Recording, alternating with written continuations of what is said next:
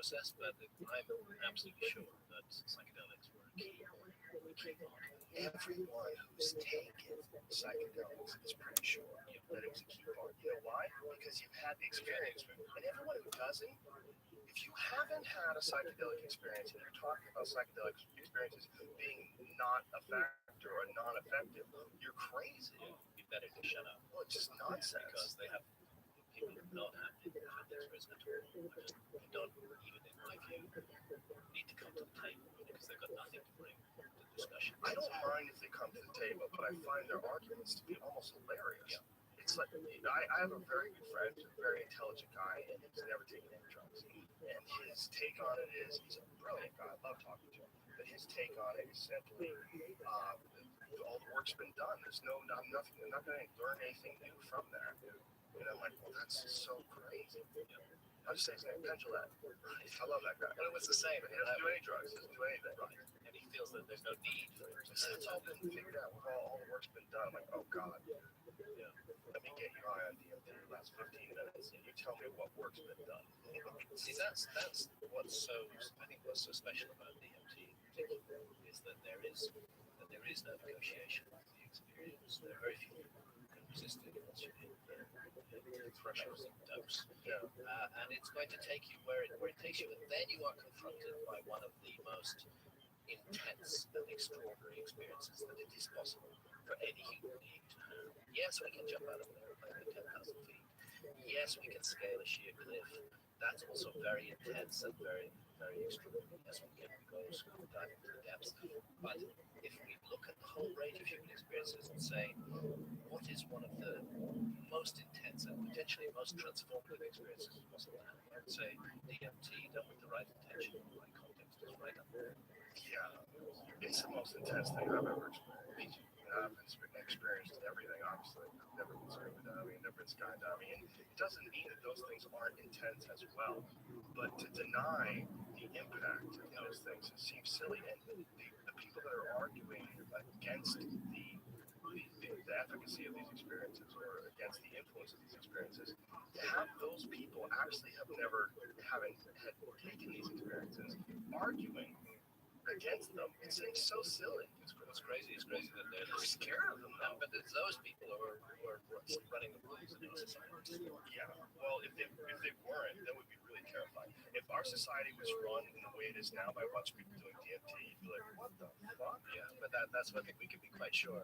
If our society was run by a bunch of people doing DMT, it wouldn't be run the way it is run. No, it wouldn't. Well, McKenna found out about DMT by a friend who was a scientist who worked at the Army Research Lab, and they had like a barrel of this stuff. They had a fucking barrel of DMT, and if anyone, DMT it's very small doses that are transformative.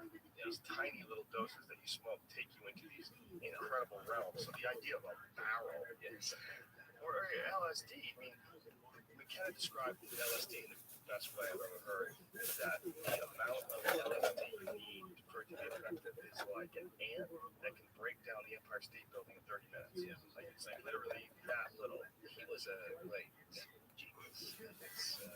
It's very fortunate again.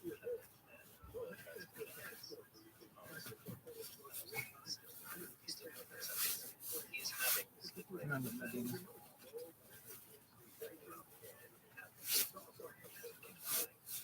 Yeah. Such a compelling way. I love this. And Bill Hicks. Yeah, they're doing it together. Sure. Just amazing. And Hicks was a huge fan of McKenna. I found out about McKenna because of Hicks. Right. Because there was a joke where Hicks said something about leaving mushrooms under the table while these people are taking. And he said what Terrence McKenna would describe as a heroic dose. I remember saying, who the fuck is Terrence McKenna? And so then it wasn't even a Google back then. I searched Terrence McKenna because of hearing about Bill Hicks. And then I got hold of some of the audio recordings. And then you listen to the guy's voice. It's like, oh, what a weird guy. What a weird, interesting, compelling way of communicating. Incredible use of language, which just makes you think all the time. that's the service he's providing for us. So, Yeah, I mean, he missed the mark on that December 21st, 2012. Sure. But everybody did. Sure, everybody's going to miss the mark. He was also a guy who used to get high a lot and come up with cool theories and things to think about. And when you're postulating and thinking about the future, here's the thing about thinking about the future. No one's ever got it right. No one's ever figured out the future. There's not a single fucking person that's ever sat down. Anybody to get it right. Nobody got it right. The future is indeterminate. Yeah. It's interesting.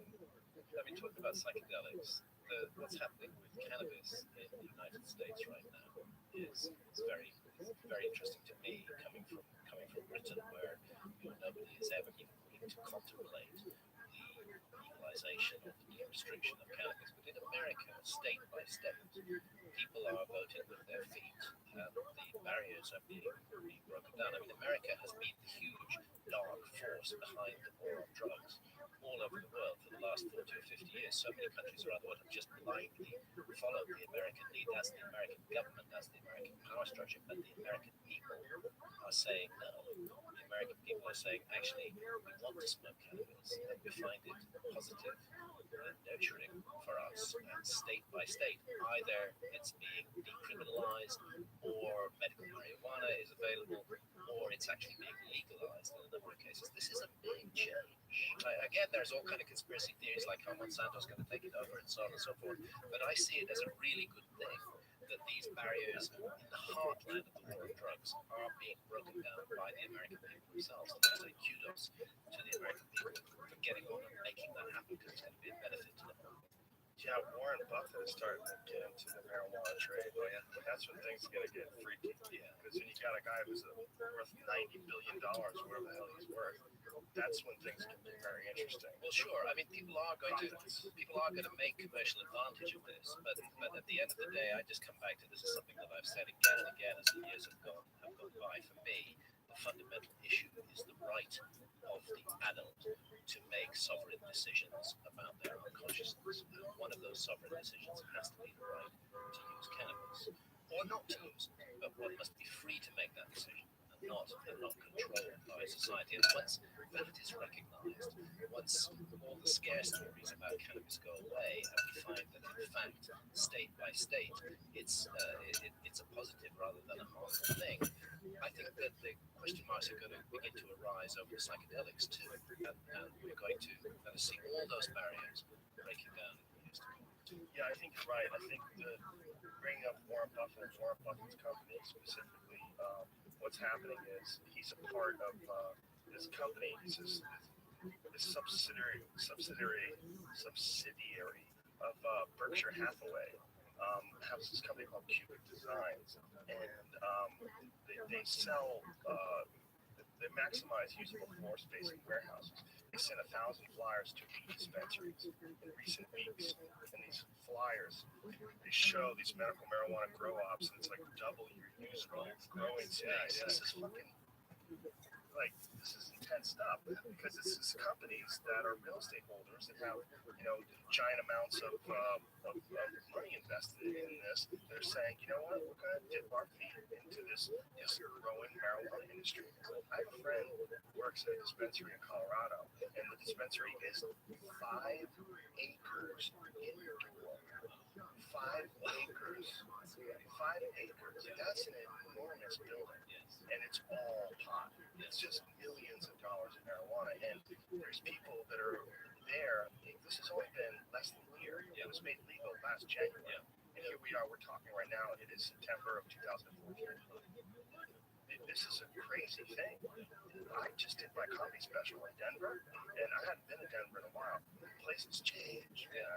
It's like marijuana is a huge part of the culture now. People are moving. There's marijuana tourism. People are moving there for marijuana. They're moving there to be part of the marijuana business, because you can get really fucking rich right now. Because there's a lot of people that are not sure what's going to happen federally. It's still illegal federally. So they're not sure whether or not they want to dive into it yet.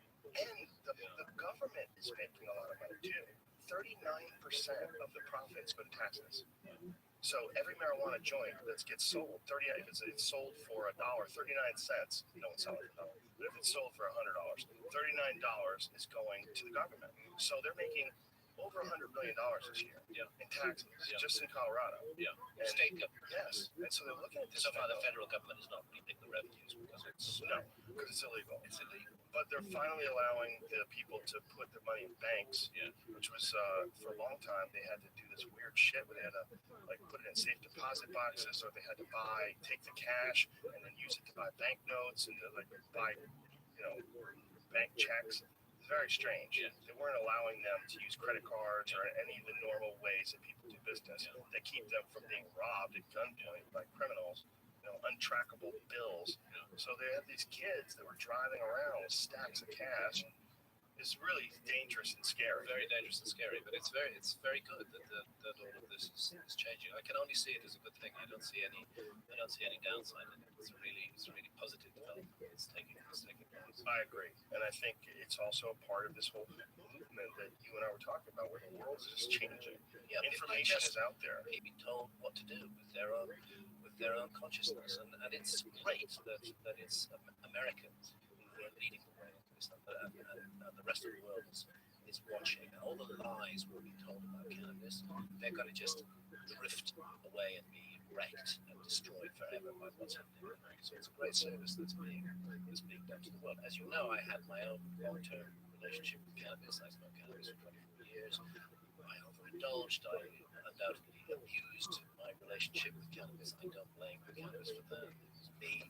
I was just crazy. I was crazy. A little crazy. I mean, it's very crazy to smoke it from 9 in the morning until 2 o'clock the next morning, 7 days a week, or rather vaporize it as I did. And I reached a point, thanks to a series of ayahuasca journeys in October 2011, where I made the decision that I wouldn't smoke cannabis. Now, it's 3 years have come since then, but I want to live in a society where I and fellow adults are free to choose either to use cannabis or not to use it, without any state agent sticking their nose in our private business. This is our private business, what we do with our own consciousness. Yeah. And it's incredibly encouraging to see that the Americans are taking that power back and showing the rest of the world how to do it. And also, anti-pot doctors are being exposed. It's really fascinating. All these doctors that are anti-pot doctors being paid off, and all of the leading anti-pot doctors, all of them are taking big pharma's money. Oh yeah, all of them. Why am I not surprised? Well, it's interesting that guys like Sanjay Gupta, who used to do that, who used to be on board with that, now has stepped come out in a huge way.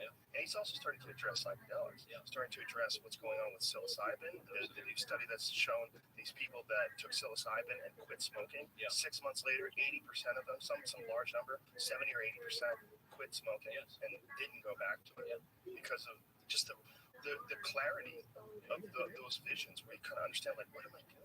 Really get that perspective on yourself here, and that's the big news.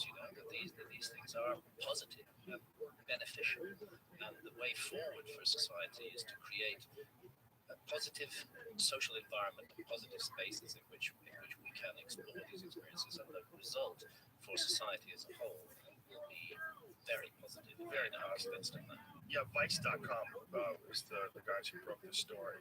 It's incredible, and it's all these different doctors that have been. Like, here's one, Dr. Herbert Keebler of Klepper of Columbia University. He's been impeccable academic credentials. He's been quoted in the press in academic publications warning against the use of marijuana, which he stresses may cause wide-ranging addiction. That's my favorite. Wide-ranging addiction and public health issues. When he's writing his anti-pot opinion pieces for CBS News, or being quoted by NPR and CNBC, what's left unsaid is that Kleber has served as a paid consultant to leading prescription drug companies, including Purdue Pharma, the maker of OxyContin, Reckitt Benckiser, the producer of painkiller called Nurofen, and Alkermes, the producer of a powerful new opiate called Zohydro. How do you say that? Zohydro, I guess. It's a cunt. That's what He's a professional cunt. And what you say is what he's been hiding and covering up is that all this stuff he's pushing, that's the real addictive Yeah. drugs. Painkillers cause 16,000 deaths a year. It's a multi-billion-dollar business. Absolutely. It causes 16 deaths a year just in this country. 16,000 deaths. 16,000 deaths a year. Stunning. Yeah, Stunning. 16,000. And doctors are on the take to keep promoting that, to stop us exercising our free choice as adults to manage our pain in other ways, for example, with cannabis. And even if it was just 16 deaths, obviously. I agree. 16,000.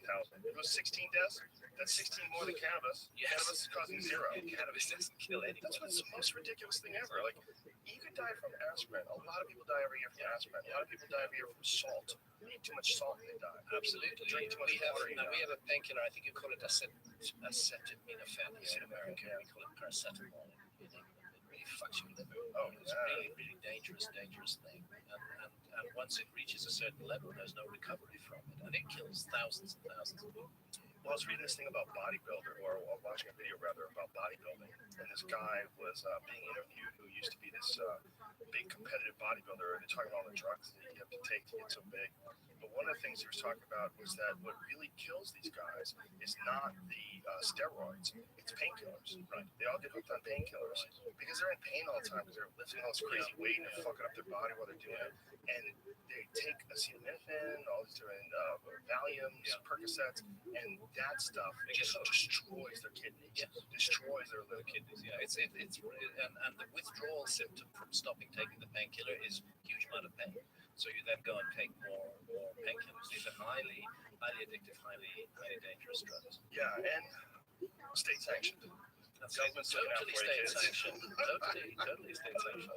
So I'm wondering now, 3 years after I gave up cannabis, whether I just dip my toes back in the water in a respectful way, not do it every day, have some sacred moments. I value the sensual side of it. I don't know.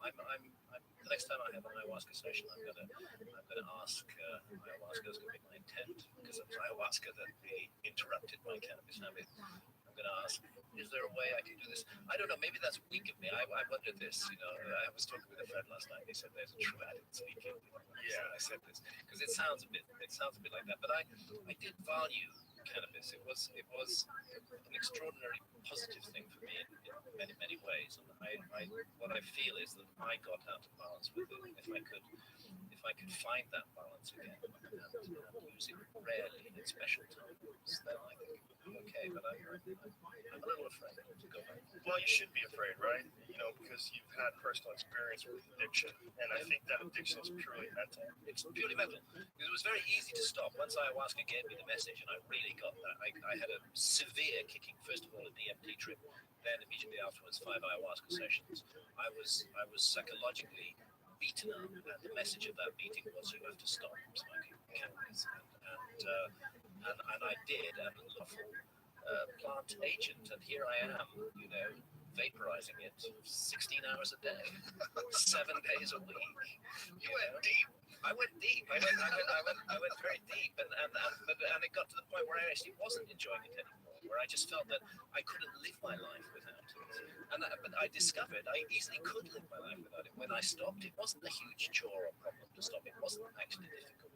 And in that sense, I definitely was not physically addicted to it. Right. Yeah, that's the thing, is that I think there's some people that do get physically addicted. I'm not, I used to say marijuana's not addictive, and I don't think it is with most people, but I think biological diversity, like biodiversity in human beings is such that, like, there's certain folks that have weird reactions to all kinds of different things. Cats. Some people around cats, like my friend Gary, he can't even come over my house. Right. So I have 2 cats. Okay. If he walks in the door, he was talking about he gets wheezing. Yeah. He can't breathe. Yeah. Like, he has to get out of there. You can kill him. Kill him with cats. Yes. But then I got my friend Joey Diaz, who has 11. I think he has 11 cats. Yeah. This motherfucker has 11 cats. Right. His house is 7.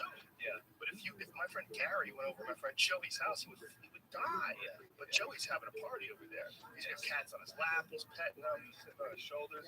Yeah, that's just we're all different, and what works for one person doesn't work for another. Yeah. And that's again why why this issue of adult sovereignty, of us having the right to make our choices about our own bodies, is fundamental. And actually, with the psychedelics and the cannabis issue, that's just the tip of the iceberg of the whole issue of health, of personal health, and how our society is working to take away our choices over our personal health and to turn us into robots who consume the products that are pumped at us by the big pharmaceutical companies, or inventing every year, this unholy alliance with psychiatrists inventing every year new mental conditions for which new pills will be dosed out.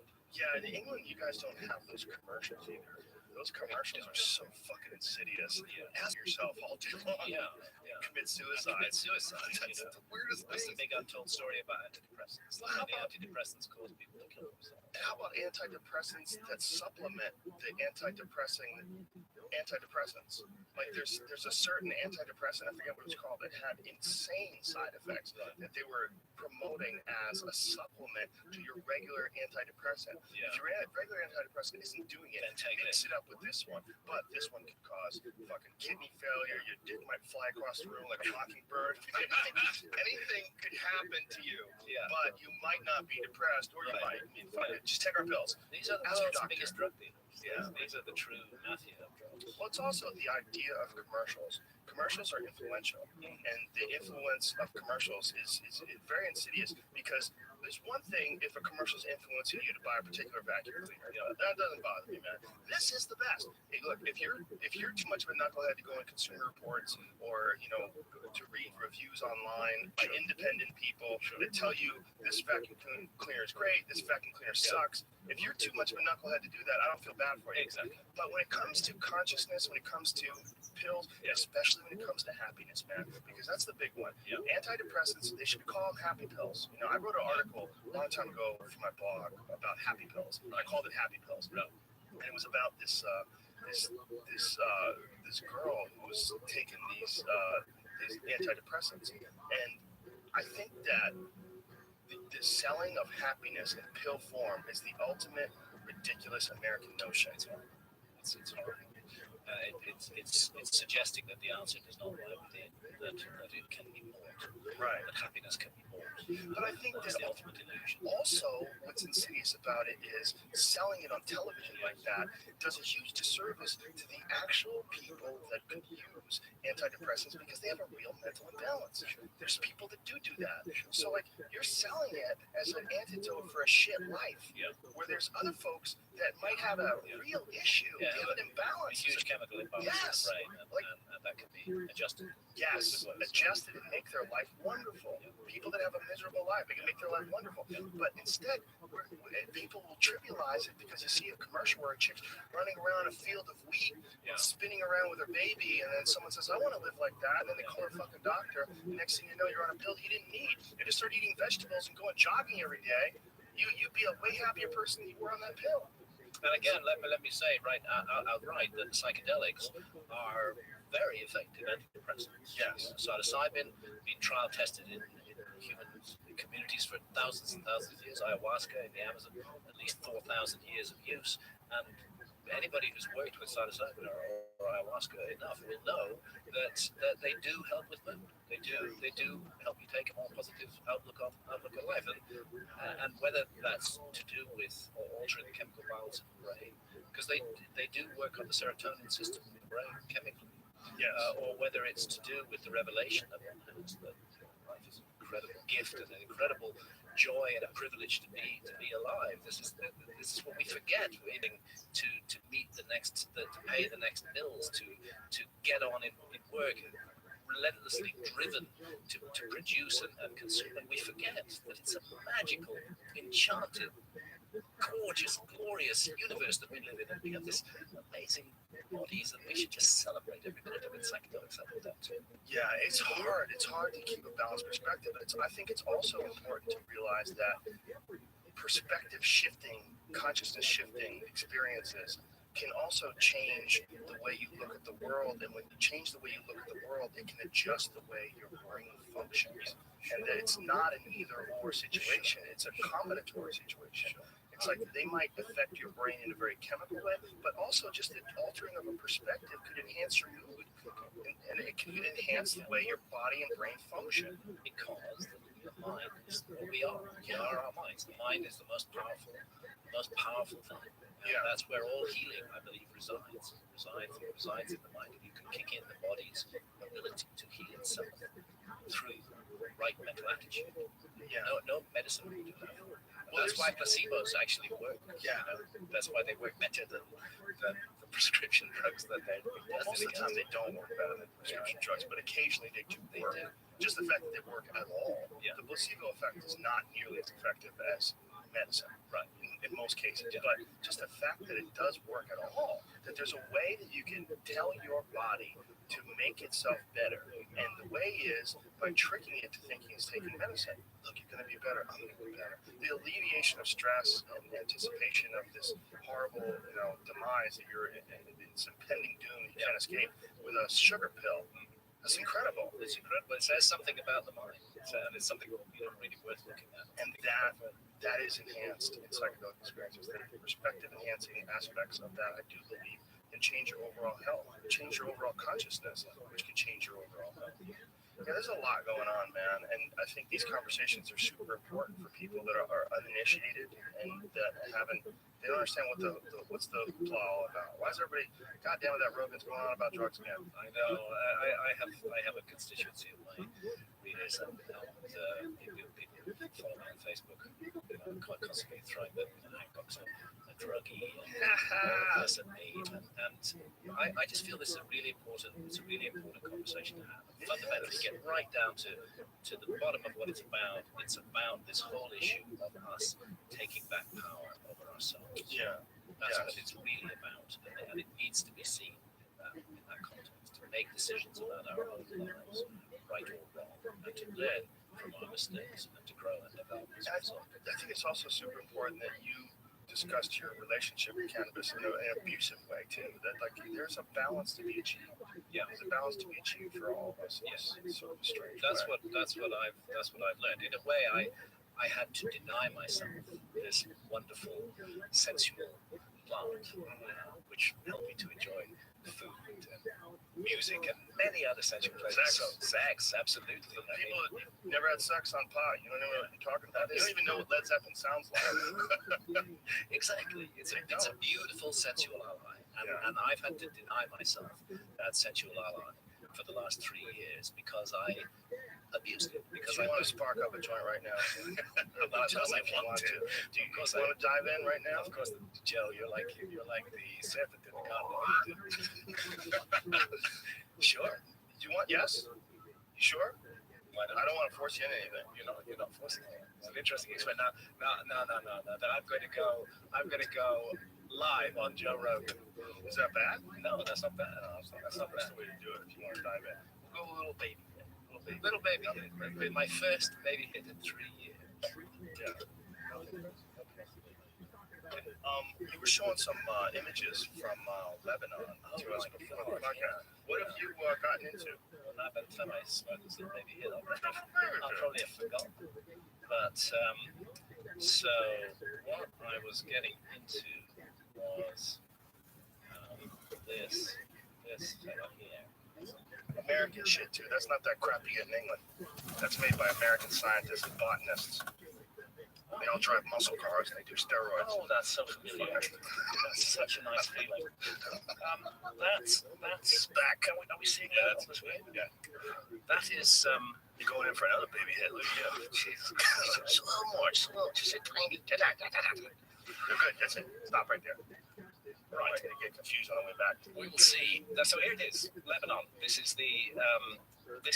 what is called the stone of the pregnant woman. Whoa.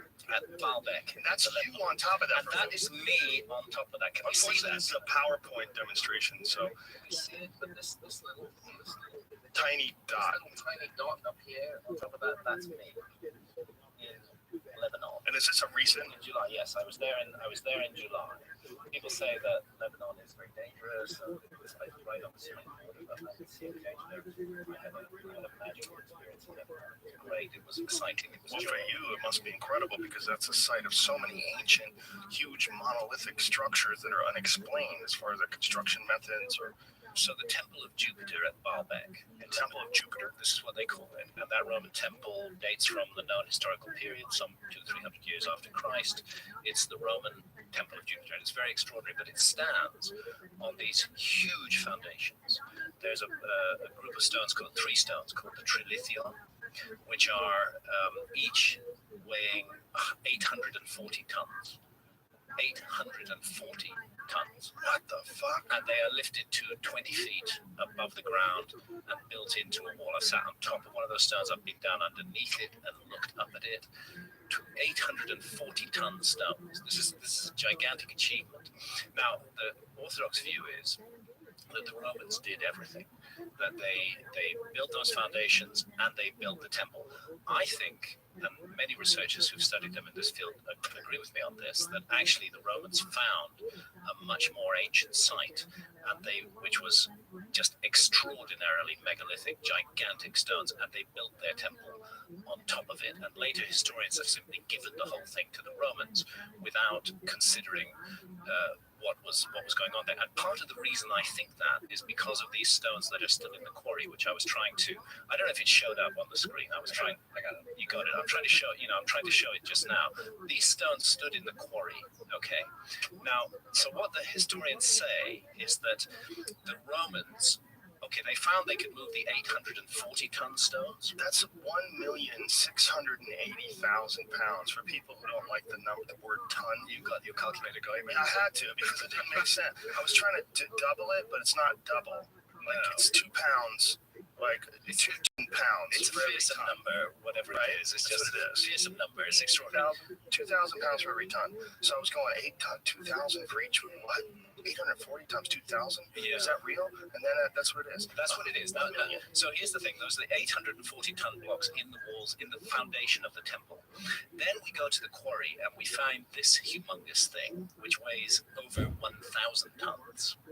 And there's another one on the other side of the road, which weighs 1,200 tons. 1,200 tons. 2,400,000 pounds. Yeah. So here's the theory. Okay, the Romans found they could move the 840-ton blocks, and they did. This is the Orthodox theory, and then they built their temple on top of it. But they found they couldn't move these 1,000 or 1,200 plus ton blocks. And by the way, this one is completely separated from the bedrock out of which it's been cut. They couldn't move them, so they left them in the quarry.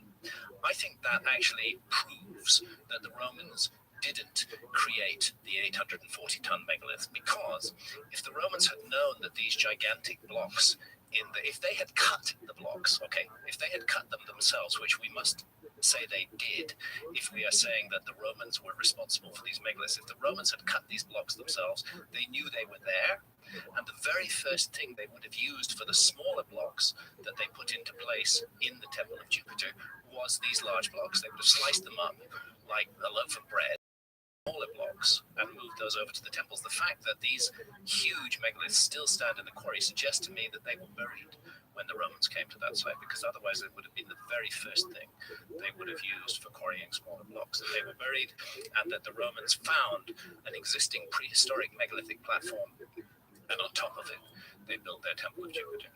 That's a fascinating theory. It seems like open to interpretation to me. Sure. Because especially, because you're looking at, regardless of why they built the 1 million? Jesus Christ, 2,400,000. It's freaky when you do it in pounds. That's insane. Yeah, when you do it in tons, it's abstract. 1,200 tons. Okay, what's that mean? It's hard for my head. Well, let's consider an average vehicle, which might weigh. Let's push its weight up. Pounds. So it's about 2 tons, right? Is that about the weight of an average vehicle? So 2 tons, divide 1,000 by that. So you're looking at 500 family-sized cars in 1,000 tons. 1,000 tons. Oh my God!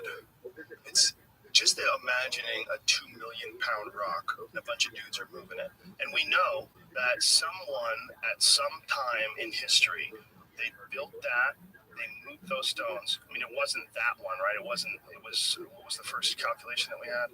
Would it we say it was? 640 tons? Is that No, there's 3 blocks of 840 tons each, joined so closely that you can't slip a sheet of paper between them. I mean, they've not been just roughly levered into place. They've been set down with perfect precision. Yeah. So someone did that. We know someone did that, and there are plenty of people arguing that the Romans did it. I feel, along with other researchers who've approached this subject, I want to look at alternative possibilities for what these megaliths are all about, and that's one of the things I've been doing for the last year, is traveling around the world, looking. I feel so lucky to have the opportunity to do this. Looking at just amazing archaeological sites. And one of the countries that I visited, and I want to really mention this, is Armenia, where I have seen incredible stone circles, just wonderful.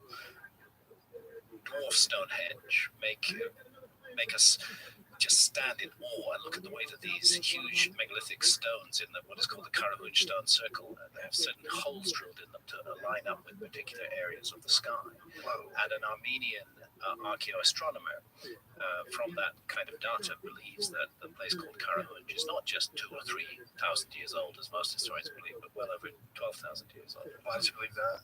Because of the astronomical alignments. The positions of the stars in the sky change very slowly down the ages, that the alignment to the solstices changes because there's a slow nod on the axis of the Earth, very, very slow, over tens of thousands of years, which means that if the sun rises at a certain point on the horizon on the summer solstice today, in 2,000 or 3,000 or 5,000 years' time, that point on the horizon will have changed. You wouldn't notice it in a lifetime, you wouldn't notice it in 10 lifetimes, but if you stay long enough, you'll note that actually the sun isn't rising in the same place on the horizon anymore. When do we confirm? That's called the precession of the equinoxes, right? Well, actually, no, that's a second matter. That's the changing tilt of the Earth's axis, which there's a wobble and nods back. There's a wobble and there's a tilt, and then there's actually a tilt within the tilt. No way. Yeah, this is the view. But the effect is, because the Earth is the viewing platform from which we observe the stars and from which we observe the other celestial bodies such as the moon and the sun,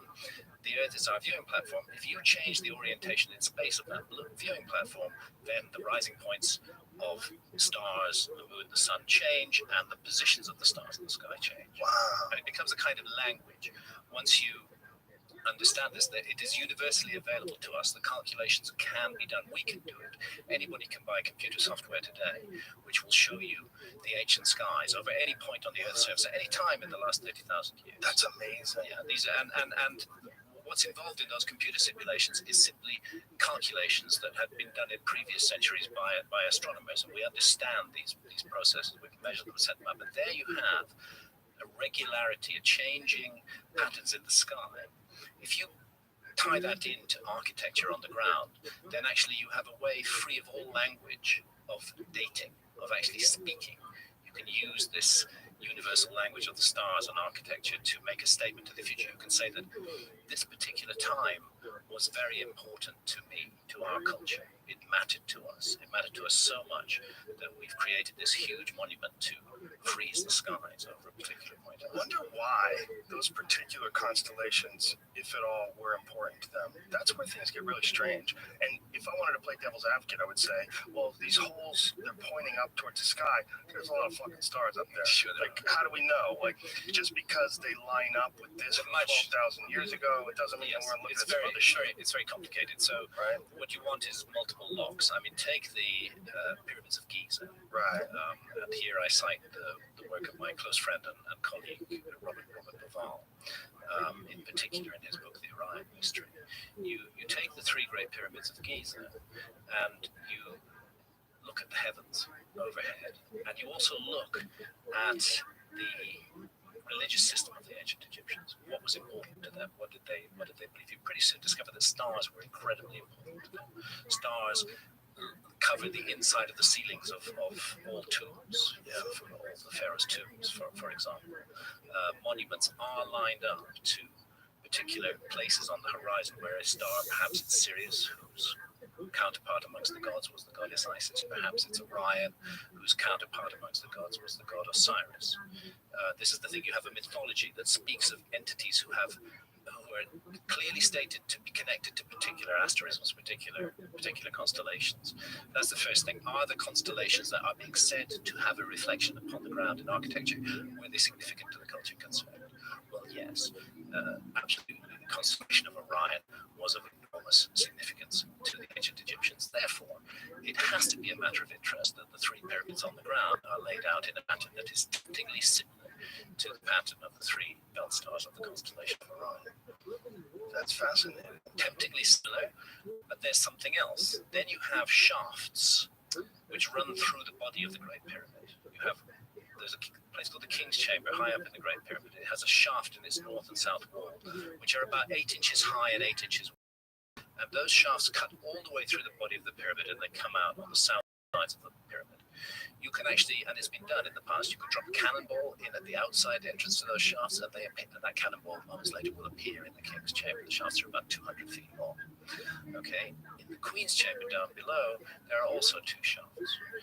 These shafts do not exit on the outside of the pyramid, which creates a mystery of its own, of great interest. What is at the other end of those shafts? But they do have very definite alignments. And what Robert was really the first to show, some archaeoastronomers were onto this as well in the case of some of the stars, but what Robert was really the first to show is that in 2500 BC, the epoch in which Egyptologists say the pyramids were built, all of those 4 shafts that shoot up out of the King's Chamber and the Queen's Chamber all targeted very significant stars in the sky at that time. Like, for example, the southern shaft of the Queen's Chamber targeted the star Sirius at exactly the moment that the star crosses the meridian. That's the north-south line that divides the sky above our heads. At exactly the moment that the star crosses that line, the shaft targets it, and you could fire a laser beam up and you'd hit that. In theory, you'd hit that star. The alignment is that great. So they're locking the pyramid in the epoch of 2500 BC to 4 significant stars in the sky. Another one of those stars is the lowest star of the belt of Orion. That tells us that this is a dating mechanism of some kind. And it can't be an accident that that's the case. And once you understand precession, you understand that these alignments will change. So it therefore becomes very interesting to discover that the orientation of the pyramids on the ground is, which Robert argues are the terrestrial reflection of the 3 stars of the belt of Orion, that the orientation of the pyramids on the ground, because of precession, shifts very slowly down the ages.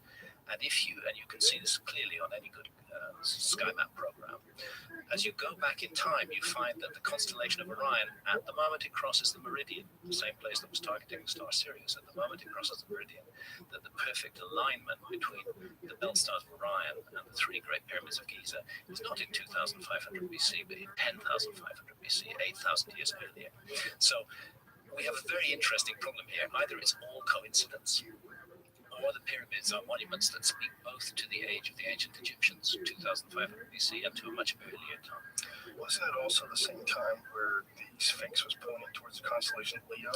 Well, that's, again, the third part of the lock, and Robert and I looked at this in depth together in our book called The Message of the Sphinx. And so we have the Giza Plateau, we have the 3 pyramids laid out on the ground in the pattern of the belt of Orion in 10,500 BC.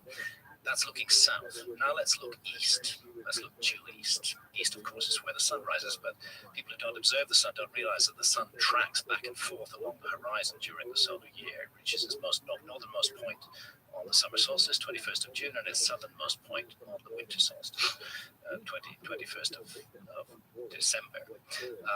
On the equinox, the day that night and day are of equal length, the sun rises directly perfectly due east. That's actually how you define an equinox, because the sun is rising perfectly due east. And looking at it is the Sphinx, aligned, gazing directly, perfectly at the point of sunrise. Now we have to consider what's behind the sun then. What is the constellation of the zodiac that the sun is rising in? Because that's what the zodiac is. It's a group of constellations that by chance the sun passes through during the course of the year. But the constellation that the sun rises against the background of is also affected by precession, the wobble on the axis of the Earth, and that changes.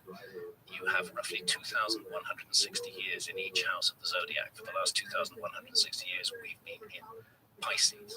As I often say, it's not an accident that the early Christians used the fish as their symbol. Before that, it was the constellation of Aries, the ram. Rams were incredibly important in the years from 2000 down to the time of Christ. Just look at the biblical stories. Anyway, to cut a long story short, the Great Sphinx is a lion, admittedly with a human head, but that head is rather small, and we think that the head almost certainly was recarved in a later time. Probably the whole statue was originally a lion, crouching there on the horizon, gazing due east at the rising sun on the equinox and at the constellation behind the sun. And that constellation is, in 10,500 BC, the constellation of Leo. As above, so below. Leo speaking to the Sphinx, Orion speaking to the pyramids, locking in to a date that is far before any civilization began. I know I'm on a long rap here, it's awesome. But just at that point, when the Egyptologists say, well, it's impossible for there to be anything like a civilization at Giza 12,500 years ago, just when they're very happy saying that, and they're telling us that no other monument can be found anywhere in the world which is 12,500 years old on this scale, lo and behold, up pops Göbekli Tepe in Turkey. Göbekli Tepe in the area of Turkey that, by the way, was once historic Armenia. Göbekli Tepe pops up. It's dated by the German Archaeological Institute. They discovered that this huge complex of stone circles has been deliberately buried 10,000 years ago. And the carbon dating, because you can't date stones, you have to date organic materials. The carbon dating of organic materials found with those stone circles puts their age back to 12,000 years or more. For you, that must have been like Christmas. It was like Christmas. It was like Christmas. It was like a gift. I don't want to.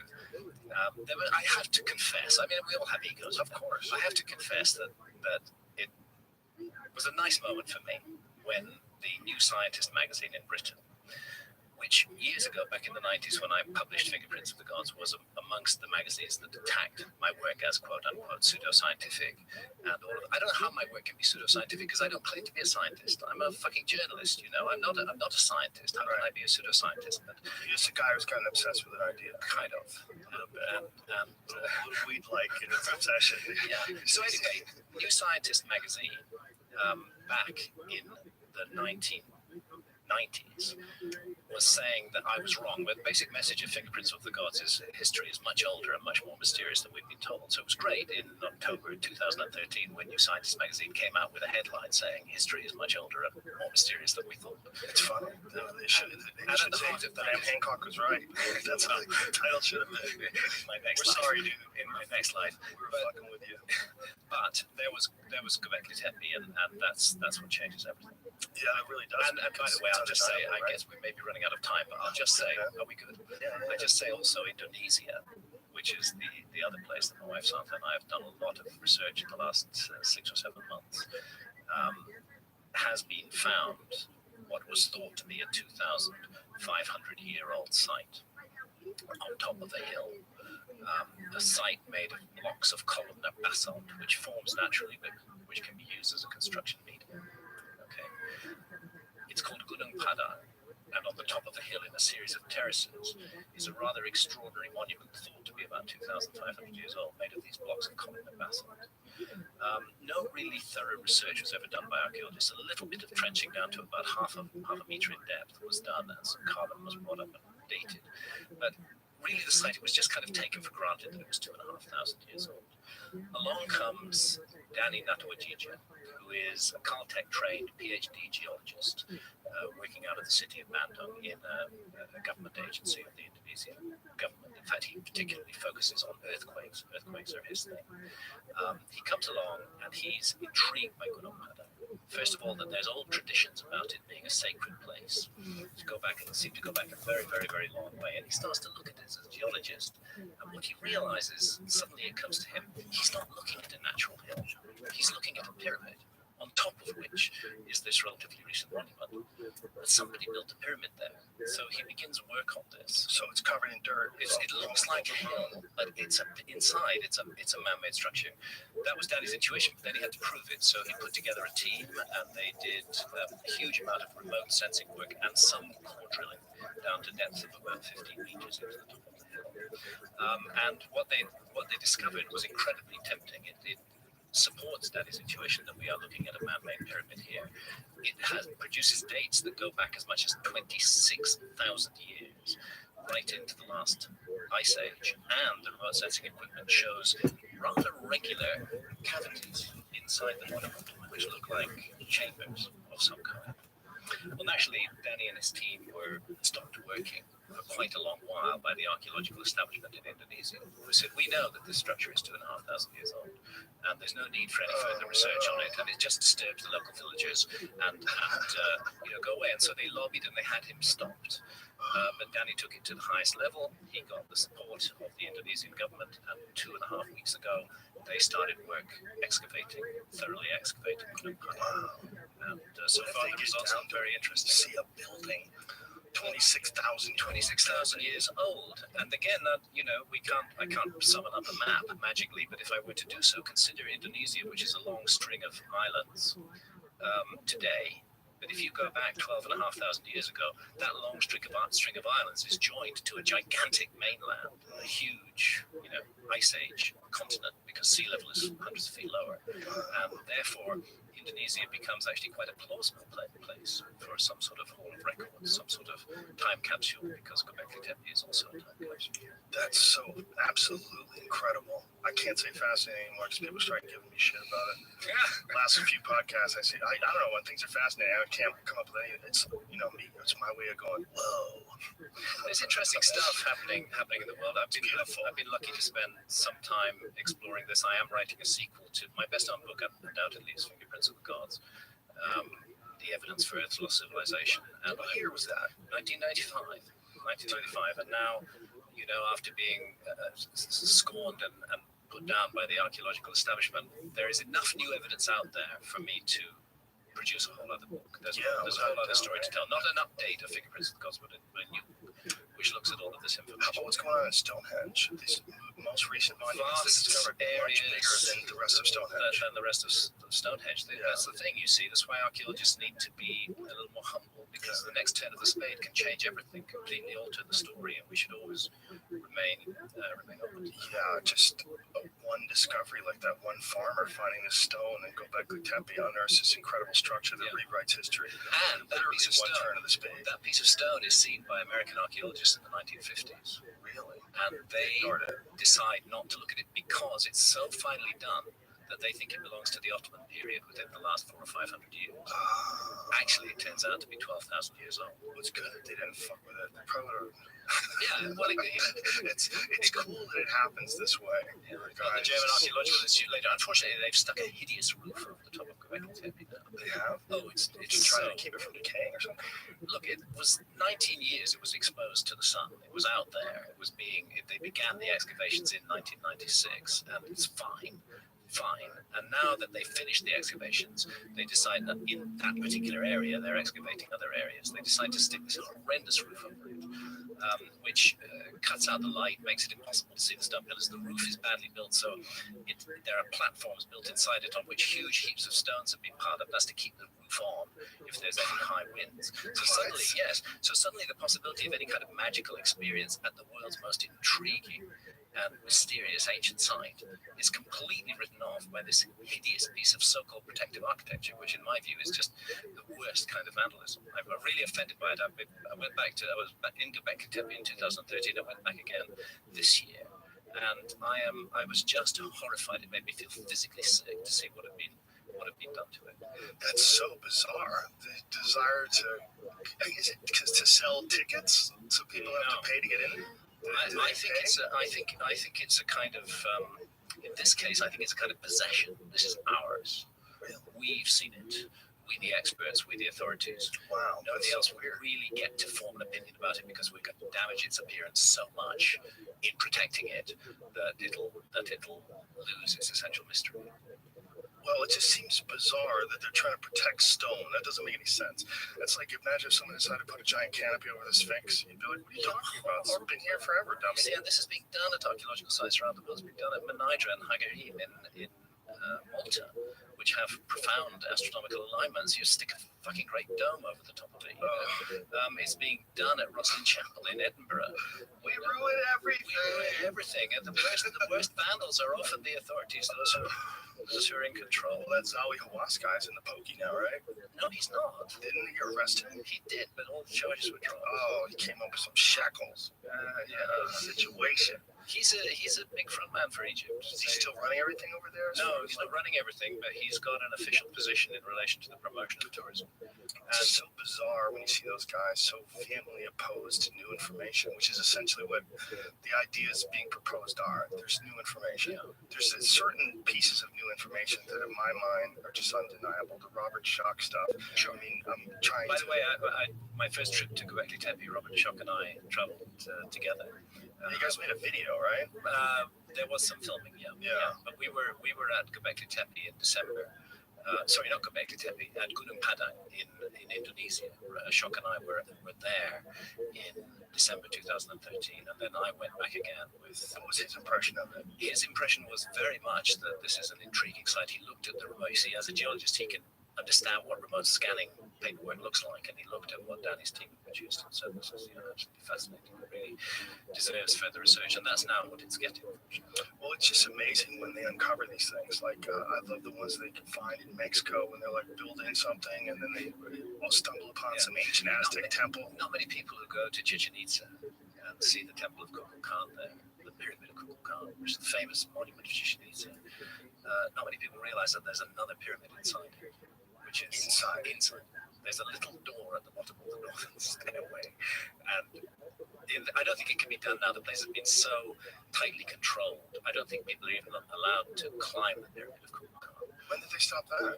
I believe that stopped in the last 2 or 3 years. I was there. It may be a little longer. The last time I was there was in 2010, and then it was stopped. Well, they say you were seeing erosion at people's feet. I don't know. There may be all kind of arguments, but the fact is, it was possible to climb it. Yeah, I did back in the 90s. Anyway, inside it is a whole second pyramid. The pyramid that we see has been built on top of an earlier one, and there's a passageway that leads up to the top of it, and there's an altar, and there's the figure of a puma or a jaguar inside the very spooky place. Wow. Yeah, that whole complex is so incredible. It's so amazing to think that, I know you scuba dive. Have you ever done those tunnels that they found? In the cenotes? Yeah. No, I haven't. Those are terrifying. Yeah. These people scuba dive and there's these Mayan tunnels that they had found that are underwater. Yeah. So you have to, but the people that are treasure hunters have gone into these things and found these incredible artifacts. Yes. But you got to be willing to swim underwater with scuba gear in a dark tunnel for a long time. Yes. They're long, like you can get a mile in. Yes. That takes tremendous courage. Also takes very special equipment. You're having to carry a lot more air with you, and it would be a very complex mixture of gases. And sometimes they have narrow passages you have to squeeze through. One of the most cave diving is one of the most dangerous things. Because I'll tell you why. Because the entrance passage can be long and winding. There can be several alternative routes through it, and it's often heavily laden with silt, with sediment. If the diver is not very experienced, or if the diver panics and starts thrashing around, that silt gets thrown up into the water and completely fills the water so that you can't see your hand in front of your face. And suddenly you're a mile in, 100 feet deep and blind. Oh, fuck. That was one of the most legitimate freakouts I've ever had on a podcast. Right there. You saying that, and me thinking that was just a tremendous freakout. Yeah, just the idea of knowing that you're going to run out of air before it settles too. Yes. Oh, yes. You're done for. Unless you can find your way, unless by some miracle you can find your way through that fog. But the very first thing, if you're going to do that you have to do is you have to calm your mind. You're freaking me out, man. Yeah. Well, let's talk about my novels then. Well, listen, those people are just brave as fuck. It's just amazing that people are willing to do that. Yeah, it's guts. It's courage. It's courage. Courage of the warrior, in a way. So, is this, how many novels have you written? So I've written 3. Is this the third? Well, I've written Entangled, which is a whole other story, Right. and then I've written Volume 1 and Volume 2 of War God. The first volume was War God Knights of the Witch. It was published in 2013. There was a big support and take up from your audience, which I'm extremely grateful for. I heard a lot of positive reviews too. People enjoyed it. Thank you. And I made an offer at that time on your show where I said that if people wrote to me at a particular address, which is wargoddedications@gmail.com, and sent me their own address and showed me that they pre-ordered the book, I would send them a signed, dedicated book plate. In other words, I would sign a label, I would dedicate it to them, I would send it to them. Little did I know that nearly 5,000 people would ask for those signed, dedicated book plates. It became a massive labor of love for myself and my wife Santa. She's doing the enveloping, I'm dealing with the correspondence, signing the book plates. We go to the post office, we're spending thousands of pounds on postage, but it was great. It was a fantastic thing, and it helped the book to get noticed because there was great skepticism about buying a second volume from my publishers unless the first volume worked. And the first volume worked enough for me to be commissioned to write Volume 2 of War God, which is called War God Return of the Plumed Serpent, and that is published on the 9th of October. And I'm making the same special offer, very limited to your read, but it's going to be a bit different first time. First off, if you go to my website, go to www.grahamhancock.com and go to the War God page. It's very easy to get there. Scroll down at the bottom of the page that shows the covers of all the editions, and you will find a statement there, and that is that if people write to me, if people pre-order, first of all, they have to pre-order, either order Volume 1 or pre-order Volume 2. Amazon don't take your money until they actually send the book, and I've got the links to Amazon.com there. I will, when I finish my travels, and I'm going to be on the road until the 27th of October, but during November, I will send out those book plates again. But what I can't do this time is I can't get into personal correspondence with people.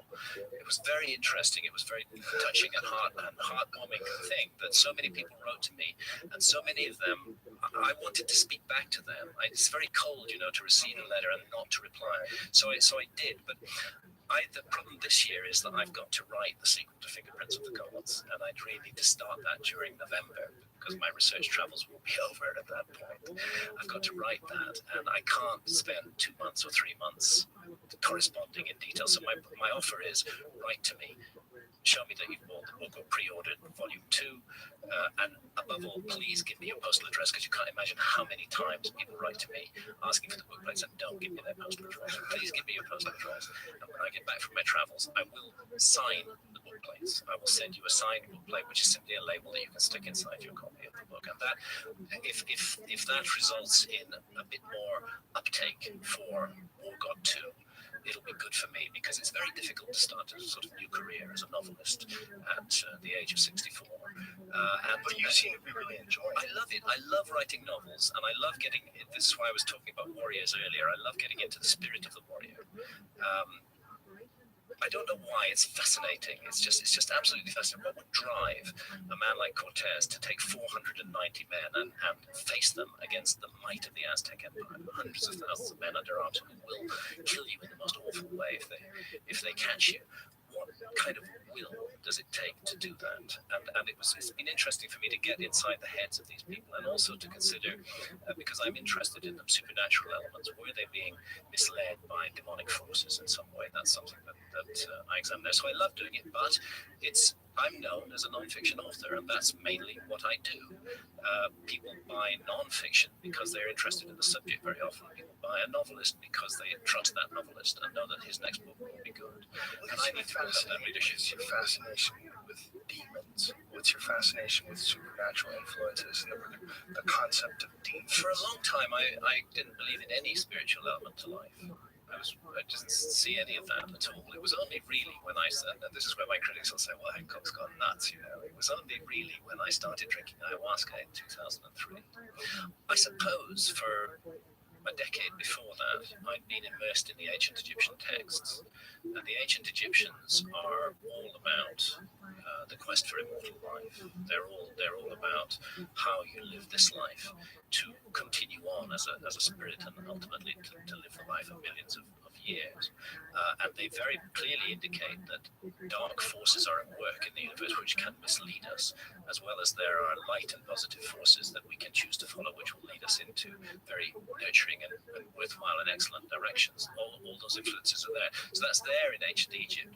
Then I start drinking ayahuasca in 2003, and I encounter seamlessly convincing parallel realms inhabited by intelligent beings, some of whom seem very dark and dangerous, and some of whom are filled with light and joy and exercise the power of healing. Now, I absolutely accept that all of this could be a projection or a creation of my own mind, that there is no exterior reality to it whatsoever. It's just that's all there is. But I don't think it's that way. I think that what happens in a deeply altered state of consciousness is that we retune the receiver wavelength of the brain and encounter other levels of reality that are normally closed off to our senses. And the first thing I would say to I know that a number of people who've worked with psychedelics in depth haven't come to that conclusion. I know that. But the conclusion that I come to, the little offering that I bring to the table and that many others have brought, is that there is a separate freestanding reality of some kind which we don't fully understand yet, and that in altered states of consciousness we can encounter, interact with that reality. That's the view that I have now. In that reality are spiritual forces, some of which seem to eat fear and energy and dark energy. They seem to thrive on anything that's miserable or wicked or cruel or thoughtless or vile about humanity. And at the other side of it are entities that glow with light and love, and that seek to show us how we may bring to light that divine spark within us, to go back to the Gnostic idea. Those you encounter in a very direct way in the ayahuasca journey, because unlike, you do encounter them in the DMT journey too, they're not quite the same, but unlike DMT, ayahuasca allows time for really processing and thinking through what you're experiencing. It's unfolding over 4 hours, not 4 or 5 minutes, and that is a huge effect, and it had a huge effect on me. And I'm not adamant about this. I accept I could be fantasizing it all. It's interesting that other people encounter pretty much the same beings and the same sort of drive to do something better than they've done before. It's interesting that there's that transpersonal side of it. I choose to believe that there are freestanding parallel dimensions, and that we are encountering them in altered states of consciousness, and that therefore there's interesting scientific work to be done, because in theory we could actually begin the targeted exploration of those dimensions by using volunteers and psychedelics. I choose to believe that that's what's going on. I could be completely wrong. It could just be the majesty of the human mind, and we just invent all these words. That's what I was going to ask you. What's the most compelling argument against it? Like, what's the most compelling argument, rather, from like a neurological standpoint? Like, has anybody ever explained to you like what's going on? There isn't a compelling argument. They don't know. There isn't a compelling argument. There's a reference frame, and this is again where I got myself into so much trouble with TED. The reference frame is the reference frame of materialist science, and that reference frame says that all consciousness is a kind of accidental epiphenomenon of brain activity. There's actually no reality to consciousness. That is not something that's been proven scientifically and experimentally. It is just the way that a large and influential group of scientists see the world, that everything can be reduced to material causes. So the changes in brain activity that accompany visions, you can measure, you can observe those changes on an MRI scanner. Those changes in brain activity are the experience you're having according to this reference frame. Your experience can just be reduced to that, and there's nothing else to it. But that's not a fact. That is a philosophical view about how reality works. We don't know for sure. It could easily be the other way around. That the brain activity is simply necessary in order for us to see something that was always there, but that was normally closed off to our senses. So the compelling argument, as far as like what's happening when you're having these extreme visual experiences, what is the argument? Has anybody ever tried to explain it? Is it just supposed to be some chemical reaction with your cerebral cortex? Well, that is the materialist reductionist view. Right. That it's just that and nothing more. But there's a whole other view on it. Rick Strassman at the University of New Mexico, you're very familiar with his work because you presented the spirit molecule. Yes. Rick Strassman does entertain the possibility that what is going on is not merely in and of our brains, but does represent stable, freestanding dimensions of reality. We have no facts in this, but we have an incredibly intriguing area to inquire into. Yeah, it's also one of those things where I feel like when you've experienced it yourself, you get a really better frame of reference as to why is this compelling at all. Because it sounds preposterous to someone who has no experience. I know. It really does. It's because And I'm going to have loads of people saying Hancock's in front of you. of course, too late. But there's that thing that people, when you want to define certain aspects of whatever the psychedelic experience is, where they seem to be almost impossible to define for people who have actually experienced it. Yes. The real problem is when someone who hasn't experienced it tries to define it. It's like, man, you can come up with a bunch of really compelling arguments from like a medical standpoint. It's like, what's the effect on the cerebral cortex? What's the effect on the visual aspects of, your interpretation of this thing is because of this chemical interacting with that. That's all fascinating, amazing stuff. But the experience... It's bad science.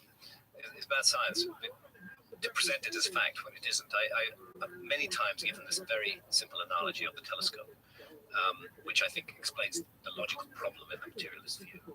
If you want to look at a distant star with your telescope, you're going to point it at the right area of the sky, first of all, and then you're going to focus it. And as you focus it, physical changes will take place in the relationship between the lenses inside the barrel of the telescope. Yeah, right. Okay. Eventually the star will come into view and you can see it clearly. You'd be completely wrong to say that the star is the physical changes inside the barrel of the telescope. Those physical changes have simply allowed you to see the star. And that's blew my fucking mind. And that's the same idea with DMT, that it's changing brain function to allow you to see something that it's refocusing the brain. Wow, that's very possible. That's Can't prove it, possible. but it's an interesting inquiry. I never thought about it that way. I don't think, not entirely. And interesting experiments could be done to test that with human volunteers. You could begin to investigate if there is a freestanding reality, then that we ought to be able to get certain information out of it. That there should be possibilities. So I always had just thought of it as a chemical gateway. Yeah. But I think this is a way better way of explaining it. The idea of a telescope having to focus in to see something, and then the chemicals focusing you in. That a chemical your own brain makes. Your own brain makes it. Focusing you in. And perhaps for some very good reason. Wow, that's amazing. I never thought about it that way before.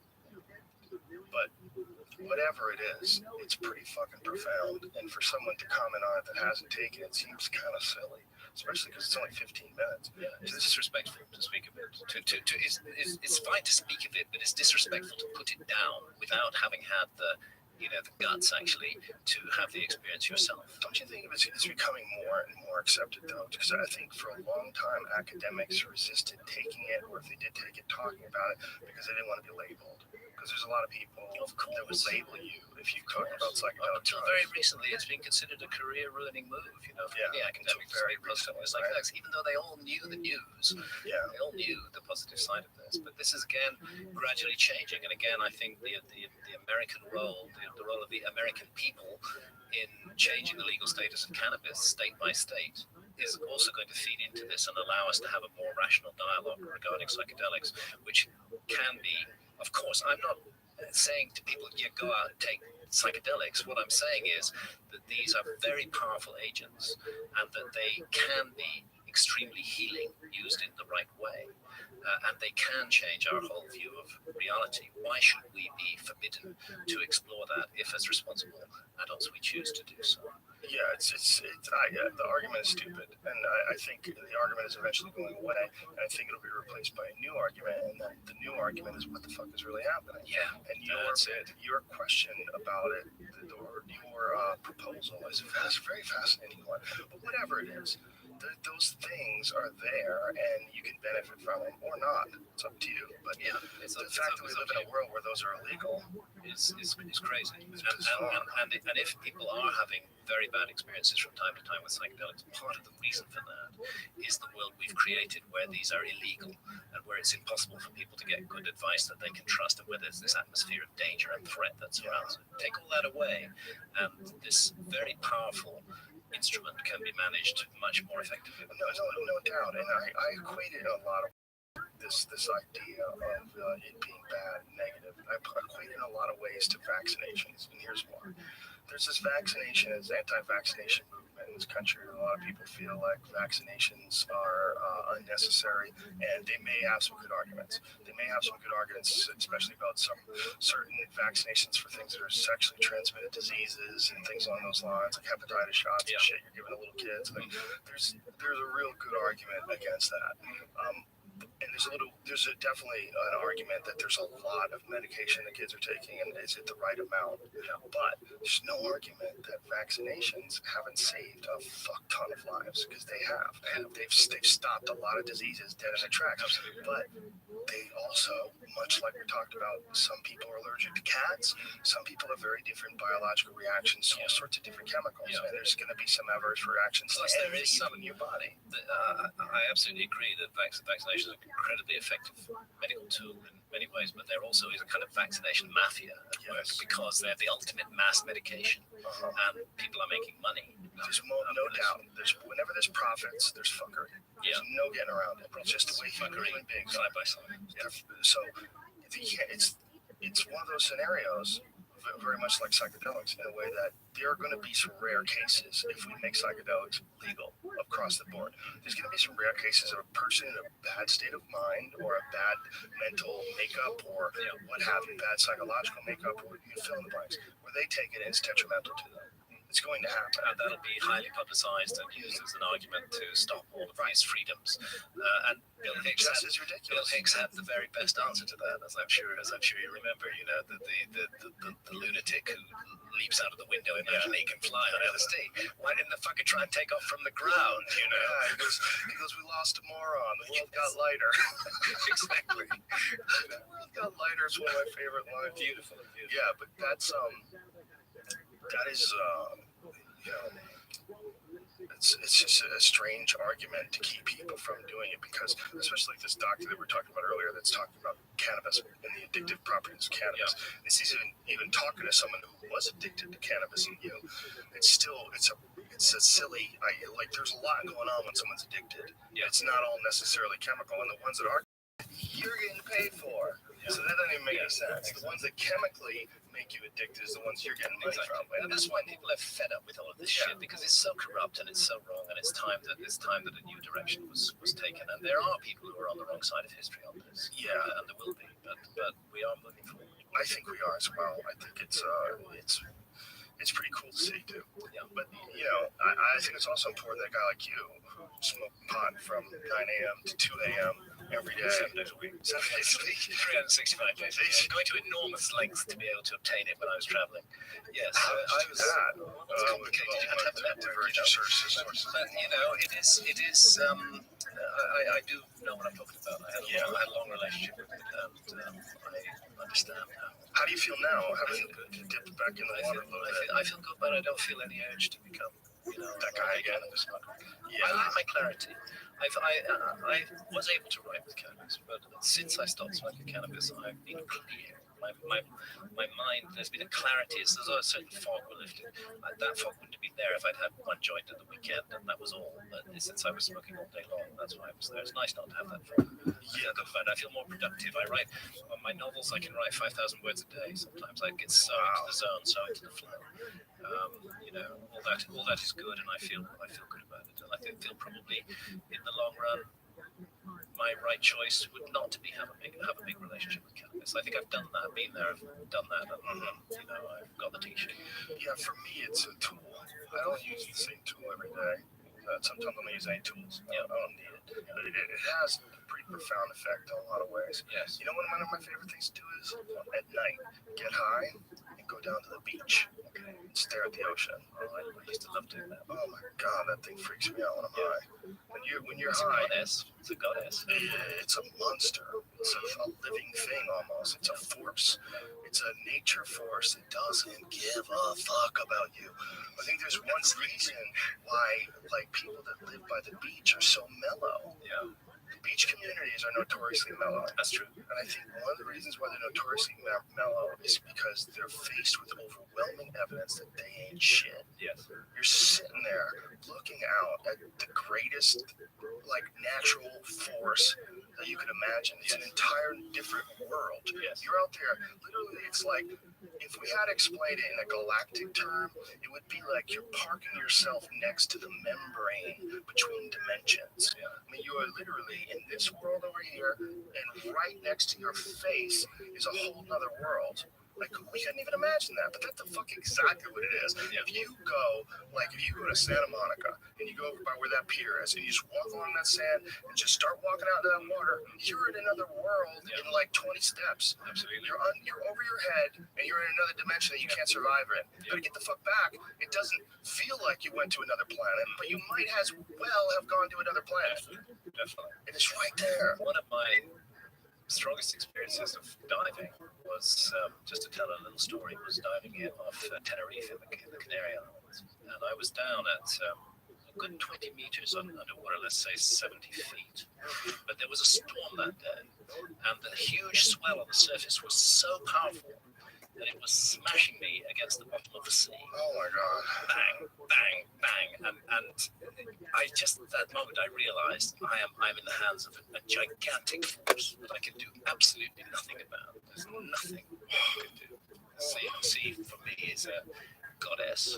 Fortunately, I got over a lip and down into deep water. It's okay. Deep water. Yeah, another 10 meters. What the fuck, man? How long did you have to wait it out? That was another story. We stayed down for about So go to getrefunds.com or download the app from the App Store, getrefunds.com. When something happens in the KFI studios, check it out on our social media. What up, Jay? KFI AM support. Somebody make us take it down. So, just about 10 CFO, KFI, AM 640 live everywhere on the iHeartRadio app. And you can hear us on the radio from 1 until 4, and then after 4 o'clock, the iHeart app with John and Ken on demand podcast. And that whole show is there. And we can hook down and digitize. They're just absorbed into that. And you can listen to that anytime you want. As much as you want. There's something that Tom Lackey was going to after 3 o'clock. One of 2 gas bolts on the public safety committee in Sacramento and Assembly. On this bill, it was classified as trafficking of a minor as a serious felony, making it a strike. And of course, that leads to life or prison time. We'll get his thoughts as he watched this unfold yesterday. This bill died because all the Democrats abstained. They wouldn't even vote. And Reggie Jones Sawyer giggled from the audience was groaning and angry. And this is about young girls.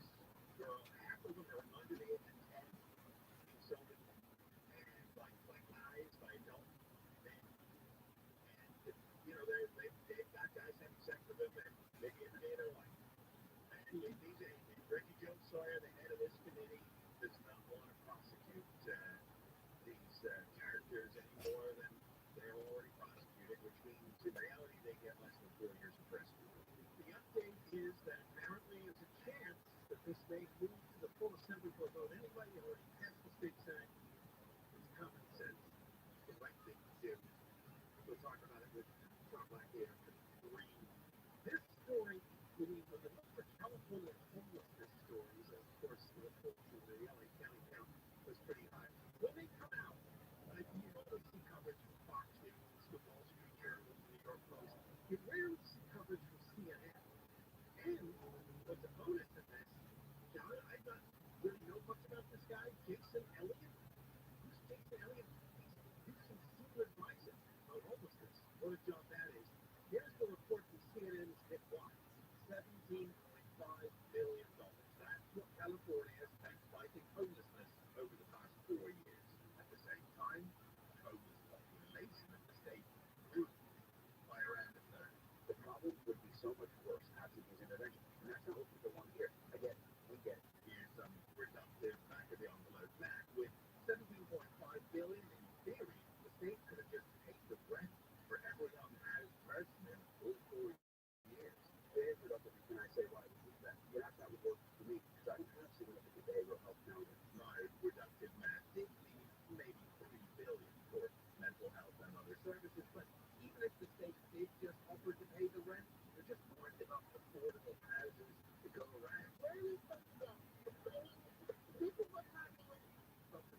official was just commissioned to find out who is homeless in California and why, in the hope that they can fine-tune the state's response. Their survey has busted some myths. Myth number one, most homeless people don't want a home. Not true. Participants overwhelmingly want permanent housing. Take Daniel and his disabled son, live on LA's Skid Row. We're taking a day off their house. Yes, I would. Yes, we would. Yes, yes. But can you stop there right there a second? What they won't take is immediate shelter. That's the problem. They won't go into a shelter because they can't do their drugs. That's a little misleading. You offer somebody a $800,000 apartment, odds are they'll say sure, as long as they can bring all their drugs and their booze with them.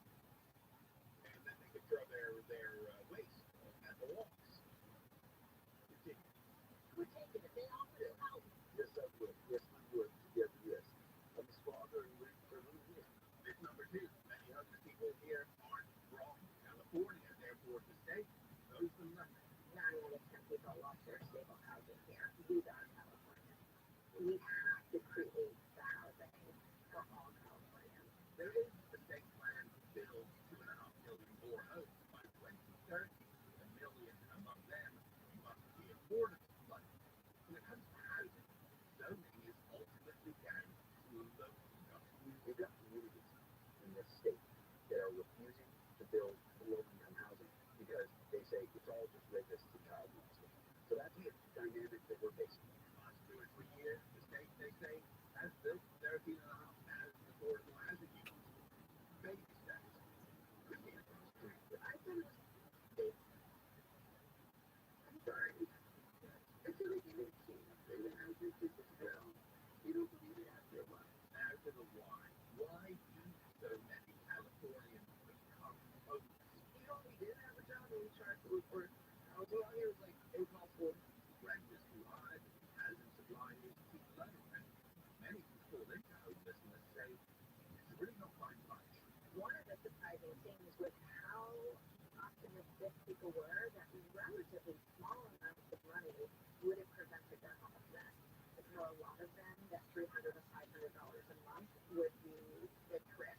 But bigger picture, longer term, at the end of the day, if we want to truly solve homelessness in America, we need to build more housing. That starts with us. You know, there's so much crap in that story. And Mark right out at the beginning of that story where they basically said there was enough money to house everybody in response. And this idiot Elliot is, well, they have a lot of mental health problems. But then the rest of the piece goes on to just talk about how it's just average people who can't afford the housing. Huge contradiction there. If somebody had mental health problems, then it wasn't the housing that was the issue. It was their mental illness. It meant they were unemployable. It meant they couldn't earn money. You're talking about as little as $300 a month would have changed their lives. It's $75 a week. You can't find a way to make an extra $75? Of course you can. That's what? A few hours of work? I've never heard such garbage in my life. In fact, with the minimum wage like at $15, that's 5 hours of work, gross. So work 7 hours to account for the taxes. You can't find a 7 hours worth of work to get the $300 to keep you in a house? That's total BS. Total propaganda, garbage, nonsense lies. There's this Dr. Margot Rochelle you heard in there. I mean, she's the director of the University of California San Francisco Center for Vulnerable Populations. So tell me the fix is in on this one. She's an advocate for the state to build free housing. You cannot build our way out of this. You cannot constantly build permanent housing for everybody who can't afford a home in California. It is unsustainable, that idea. Every town has the right to say, hey, you know what? I don't know, maybe these are rapists and child molesters. We're not taking a chance. I'm not going to trust any guy who lives 5 years up the street. And by the way, you notice they went to a woman who was capable of articulating herself. They went to a guy with like a disabled kid. Right now, did you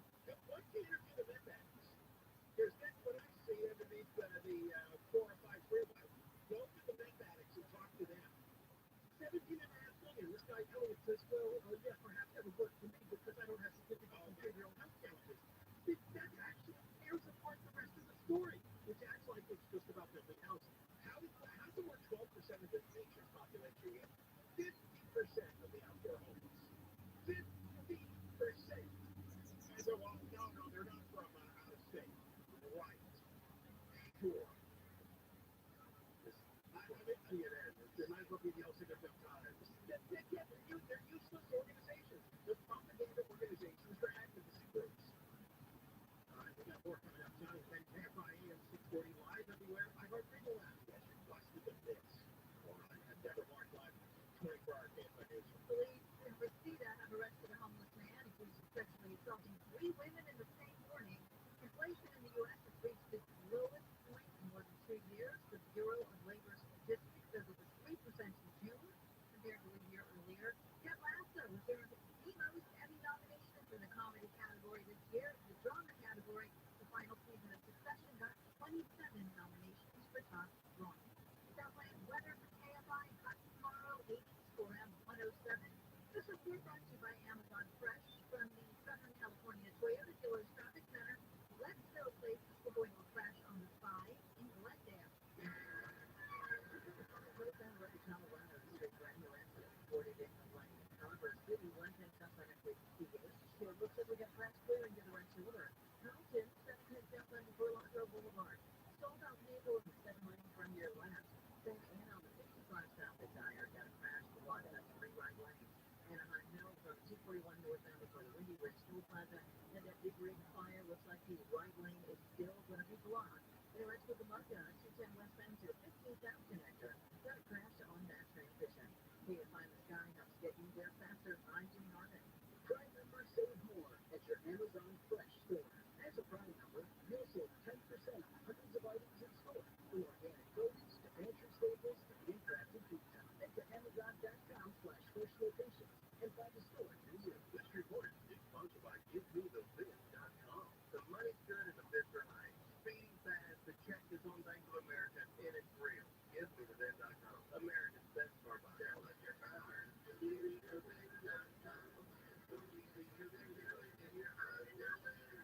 Summer is here, so have you been enjoying it from the backyard? Don't let summer pass you by. You need to create your backyard oasis with System Pavers. The experts at System Pavers can create the perfect space for you to gather with your friends, to hang out, grill, or have a fire pit night. Plus, right now, you can save up to $86 through the end of July with free demolition. The quality of System Pavers means that you'll enjoy evenings out back for years to come. And so that means no more mowing, watering, or weeding. Now that's my kind of summer. You can create your own lifeless paradise with the System Pavers Outdoor Remodel. Give them a call at 800-PAVE-004 or visit SystemPavers.com. And if you act now, you can get their free demolition offer. That's a savings of up to $8,600. Go to SystemPavers.com today. All orders must be placed by July 31st. See website for details. Contractor's license 661575. Mom, where are my pink floaties? You know I can't go to Flamingo Fridays without my pink floaties. And now the top 5 reasons to visit Morocco. Number 5. Flamingo Friday. Eat SoCal's best nighttime pool parties with DJs, food specials, and lazy river fun. Number 4. Race Week is everywhere. Get a cool dash cam when you earn 500 points on your reward card. It's 3. Mystery Bonus Thursday. Win up to $100 in match play when you're taking in quick reward cards for 8 to 11.59 fees. And the number 2. Swipe and win, so you can win up to $100 in cash when you earn 500 points on your reward card. Crazy Thursday. And the number 1 reason. Win a pair of Ray-Bans or an Amazing watch guaranteed when you earn 2,000 points on your reward card the 21st. Morocco. Good time. For everybody, man, there's biggest savings event of the year. Grab hair on with your simple 1-day treatment and save. Your own natural hair begins to regrow the very next day, and it's guaranteed to grow. Details at advancedhair.com. Advancedhair.com. I love the ocean. the ocean. So when I'm paddling, I always wear my life jacket because things can change fast. You should do the same. Associate the people that you're with. Save the ones you love. A message from California State Parks Division of Boating and Waterways. When we are new technicians of service champions, we always ask, would I trust this person to show up on my mother's doorstep? William Smith here found their service champions plumbing, heating, and AC. If a technician doesn't pass the mother's doorstep test, they'll never make it to your house. Actors have to look clean and professional, and they have to be kind and polite, and they have to treat people with respect. They have to pass the background check and the drug test. When they do show up, they'll be wearing a clean uniform and a company ID. They'll wear shoe covers in your home and clean up after they leave. You're going to love your service champions technician, because I flat out guarantee you, if I would send them to my mother's doorstep, I would never send them to your house. Our number is 833-777-7777, or find us online at servicechampions.com.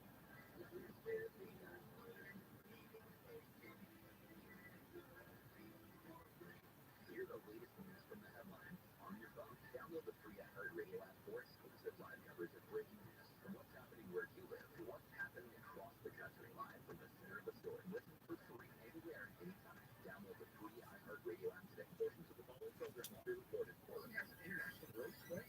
Yes, our race there. A race there, and I won it. I had no idea that you had stock car experience. But let's start over. Hi, my name is Mo Kelly. Who are you? My name is Sharon. Okay, I'm your next spot, 7 to 10 p.m. on KMI and on demand anytime on the iHeartRadio app. Got a next show time coming up. KMI, AM 645, everywhere on the iHeartRadio app. Coming up after 3 o'clock, the Assembly Member Tom Lackey will be our guest, Republican on the Assembly Public Safety Committee. Voted yes on a bill that only passed the state Senate, and that's to charge child sex traffickers with a serious crime. But despite no record with significant prison time, it died. The Assembly Public Safety Committee was all the Democrats abstained. It didn't vote. They'll give us the inside story witnessing this on the Public Safety Committee when he joins us after 3 o'clock. The bill, hosted by State Senator Shannon Grove from Bakersfield, Republican, may get new life as allegedly Nixon got involved and then they bypassed the Public Safety Committee and because of full assembly floor. Anyway, we'll see the Trumans about this too after the meeting at 3 o'clock. Well, we're talking about the Bakers again. Let me play this for you. Bill Belushi, the excellent Fox 11 reporter, now reports also for Fox News, was doing a stand-up today in Santa Monica. Now, the story was about how Santa Monica might use drones as first responders.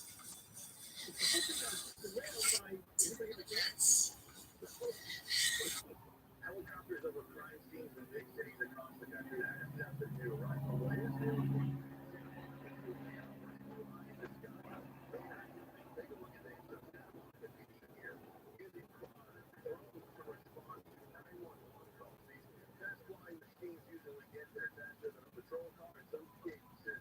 These drones are over in as little as 30 seconds. Drone operators can then see what's going on in real time and communicate with officers on the ground, letting them know about any potential dangers, like whether or not a suspect has a gun. And take a look at some of these incidents, including teams with what looked like handguns, but turned out to be BB guns. Some guys firing an air rifle, what looked like a man with a gun, but the drone and its operator were able to see it was only a lighter. Santa Monica has used the drone for some 2,500 flights over the past year and a half, and it's about 15 to 20 calls a day, and police say having this technology is a game changer.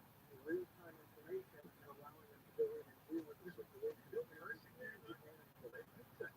Relieving that stress, giving them that situational awareness that they couldn't possibly have without this type of technology in place. They're obviously using ground policing as some about concerns about privacy in Santa Monica and a handful of other departments here in SoCal say they only use that for responded 911 calls, and they strictly prohibit the recording of video over private homes and any places where people would reasonably expect to have some privacy. Legal experts say there should be limits in how they're used.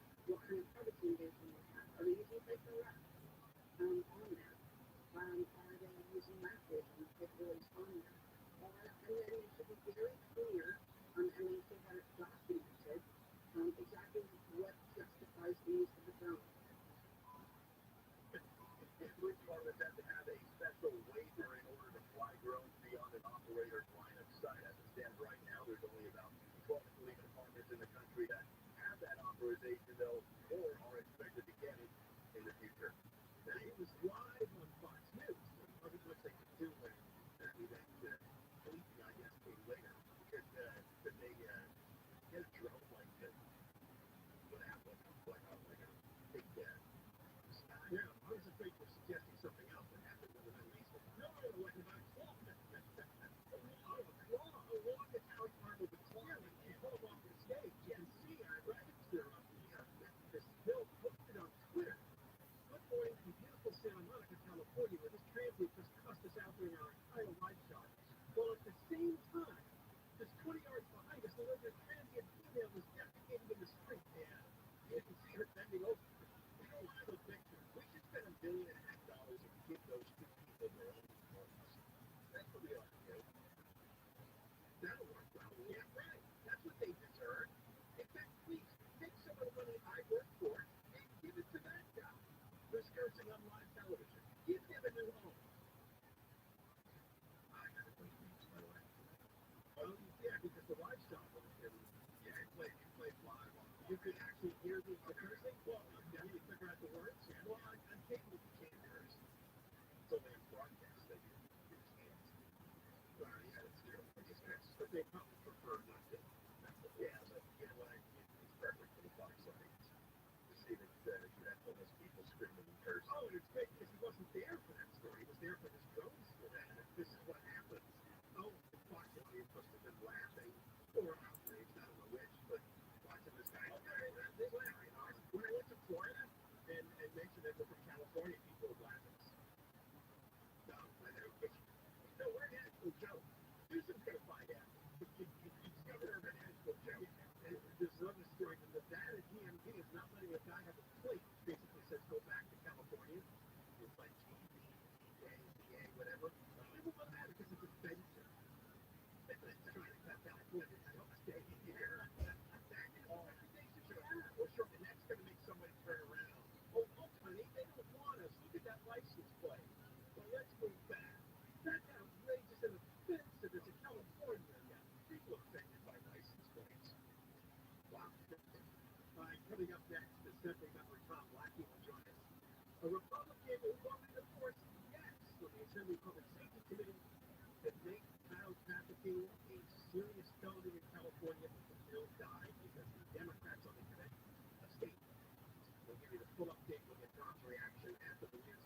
Jonathan, KFI AM 640 live everywhere in the iHeartRadio app. And Debbie Mark live at 24-hour KFI newsroom. More joining us. More KFI. KOST, HD2, Los Angeles, Orange County, live everywhere on the iHeartRadio app. Not in our backyard. I'm Deborah Mark, live from KFI 24-hour newsroom. The San Bernardino County Board of Supervisors has voted to oppose the release of sexual predators from other counties into their county. Board members say twice in the past 4 years, they and other officials have fought off efforts by the state and the courts to place sexually violent offenders into local neighborhoods. The board voted unanimously last night to prohibit the predators from being sent to the county who have no known ties to the community. Board Chair Don Rose said her county's not California's dumping ground for these people, and it's not fair to place these offenders in communities with little to no resources to take on the burden of monitoring them. The board says it will let the state know about its decision. Steve Gregory, KFIA. The news is brought to you by Serenade Resort. Police say a homeless man of Reseda has been arrested for sexually assaulting a girl and 2 women on the same morning. The man allegedly broke into several apartment units in about 30 minutes. LAPD Detective Joseph Hampton says he suspects the man tried to attack a fourth woman. Fortunately for that victim, she was an adult and screamed immediately and scared him off. The attack happened earlier this month. Police found and arrested the man in a homeless camp about a half mile from the apartment building. A family in Corona has used Uber because their son was killed on the 91 freeway. We'll take Uber to avoid driving under the influence. Lawyer Peter Corrales says Corey Hunter and 4 friends took an Uber home on Monday, but pulled over at the 91 to let someone grow up. They essentially took the Hunter from the safe location where he was picked up and essentially left him on the shoulder of the dangerous freeway. Hunter mysteriously could not be found. With the failure at some point of policies, procedures that led to the County Board of Supervisors has unanimously voted to create a right counsel ordinance aimed at making sure legal representatives representation for eligible tenants based on eviction in unincorporated areas happened. The ordinance approved yesterday would provide free lawyers based on income eligibility to people served unlawful retainers. The county will draft be back before the board in 10 months. The FBI director has told the House Judiciary Committee the Bureau continues to attract applicants in near record numbers. 18 days since you took your love away.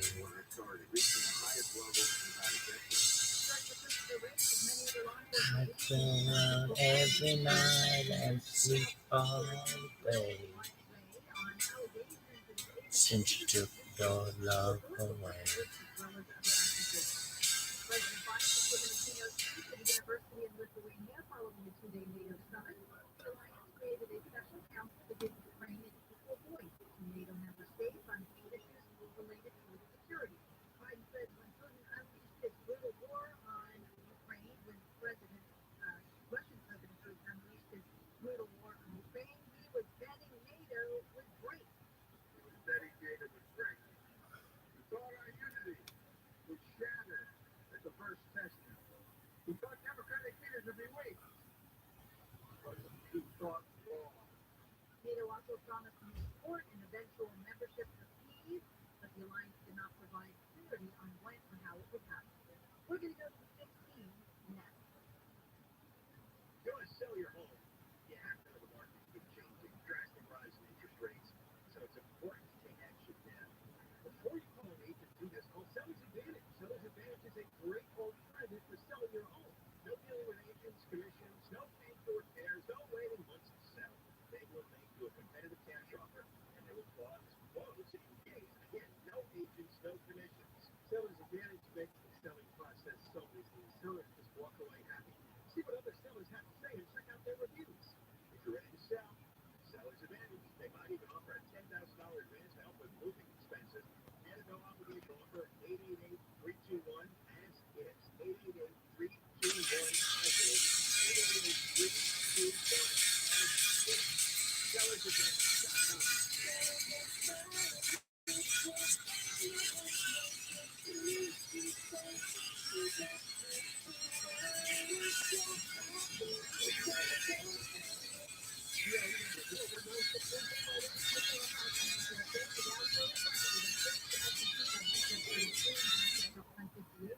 Southwest weather can pay a 5 cent and higher tomorrow. High around 56 around 90. Metro hours to the triple digits. Valley. Upper 90s go around 107 in the high desert. 70s for the beaches. 80s inland OC. Upper 90s go around 105 in the high coast. Right now 75 in Dana Point. 89 in Anaheim. 92 in Diamond Bar. 89 in Keno Valley. We had a truck fire on the 15 in the Macomb Pass. On the northbound side, before Oak Hill, now good news is that the flames have been extinguished. In fact, that truck fire sparked a brush fire that burned up the whole of it that looks like moth up is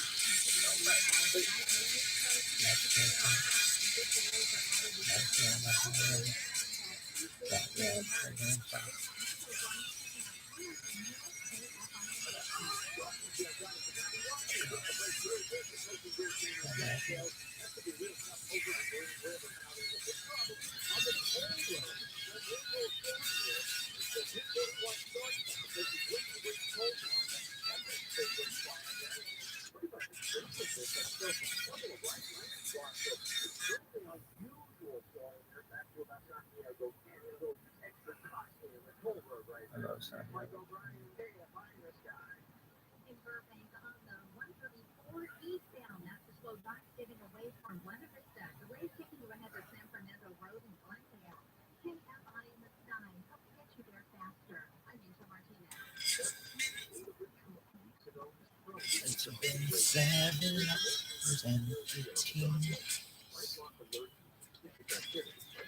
since you took your love away.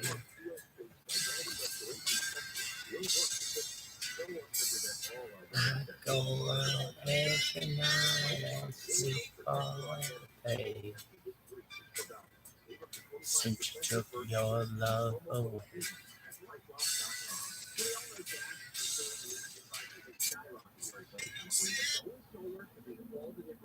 Right now, get a complete solar max system with a 10 and 8 IQ8 microinverter and a 10C grid type battery for just $99 a month. Listen, summer is here and that heat is coming, so call Solar Max now. Now, pound 250 on your second and say that keyword solar max, pound 250 solar max, or go to solarmax.com.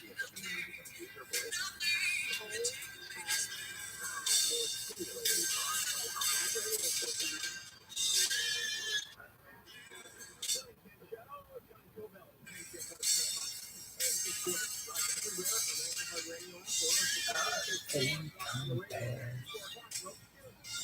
Nothing compares to you.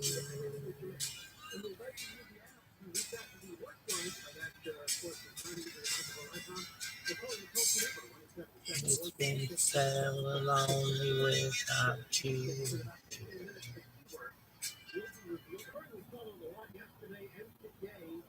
What happened in Sacramento, once again in the public safety committee, this time in the assembly, where they killed a bill that would make it a serious offense to be involved in the trafficking of minors, particularly the sex trafficking. And the problem is, the bill's main sponsor is State Senator Shannon Rowe. Repeat offenders who traffic people under the age of 17 are eligible for early release credits and are required to serve the full prison sentence. For example, someone sentenced to the maximum in a 12-year sentence for the felon, this is prison for 4 years. The right amount of good conduct credit. And you know what they're doing is selling. It's been 7 hours and 15 days since you took your love away.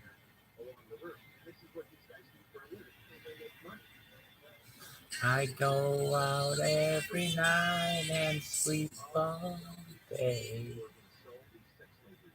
since you took your love away. This is what the girls are going through. And the perpetrator gets out in less than 4 years. Guys, actually selling these girls overwhelmingly are. Wow, it's bad. And then the Democrats representing. I can eat my dinner in a fancy restaurant, but nothing, I said nothing can take away these blues, 'cause nothing compares to you.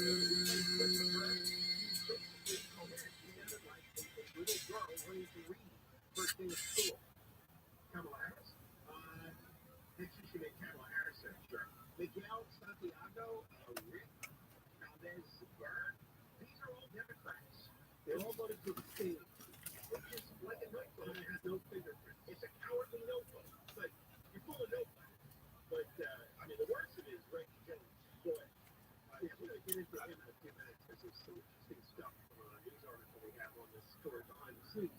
Right now, though, we're going to talk to Assemblyman Tom Lackey, who was a Republican of the committee and, of course, voted for the bill.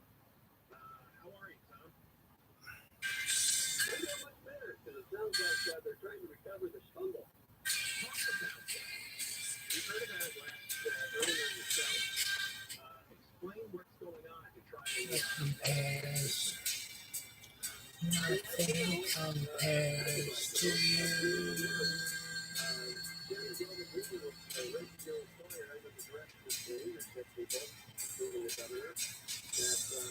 It's been so lonely without you here, like a bird without a song.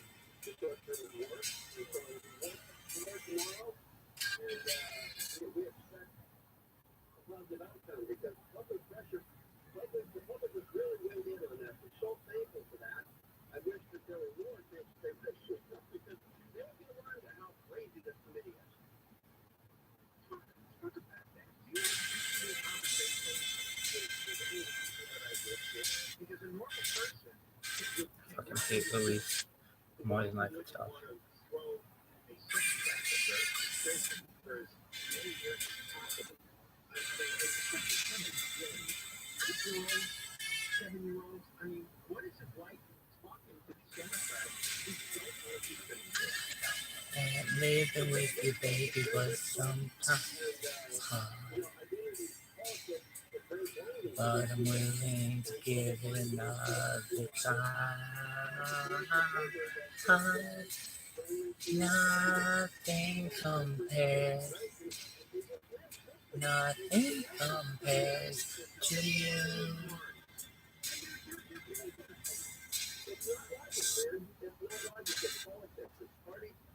Party politics that distract people from making good decisions, and I'm telling you, it's absolutely wacky. And it was so wacky yesterday. I was surprised. I was really, really surprised, especially when the Senate came out like they did. And you got the pretty wild public safety people on the Senate side that jumped on this thing. And these guys like Senator Henry reported it in the affirmative place. So I thought when it came to our committee, I knew that the chair had some reservations. However, he was fairly soft in his opposition. He basically said that he was pulling off the bill, which means he wasn't voting for it or against it. And that's a signal that other members have the freedom to do what they wish. And so I thought for sure that they were actually going to go in the affirmative, and they did not. That was alarming and shocking, absolutely shocking and disgraceful. Is the bill now going to get watered down in meaninglessness? No, it will not. It will not get changed. And that's what the meeting with Shannon Rose and Joe Sawyer is about today. But I know that Shannon will not be watering his miracles. She fought too hard, and she diligently and she Knows what you're saying, so we stop explaining. Don't tell me 'cause it hurts. Don't speak. I know what you're thinking, and I don't need no reason. Don't tell me 'cause it hurts. Morning, I can hear the kind. That's our job here. We play executive box, so to speak, so I have to be careful. So really the only real objection that these Democrats have is that it would put minority men in prison. Yeah, they're worried about the three strikes law because our be an actual strike against people, right? And potential for permanent non-release. Right, but it's little children and sex slavery. We're not ready. No. Yeah, I totally agree. I mean, there's a limit to close the prisons, and it isn't because we have less offenders, right? It's because they're becoming very, very soft and holding people accountable. And it takes usually the kind of worn out justification that when they hold people prison longer, it doesn't keep them from reoffending. Well, my whole thing is what about consequences for disturbing actions? I mean, what is this committing a sexual act with a child? How is that not offending you? How is that not respectful that you classify this as a serious? What is the explanation for that? Beat up glove, homemade bat, and a brand new pair of shoes. Well, I think it's time to give this game a rag. Just to hit the ball and touch them all. A moment in the sun. So gone and you can count that one goodbye. Oh,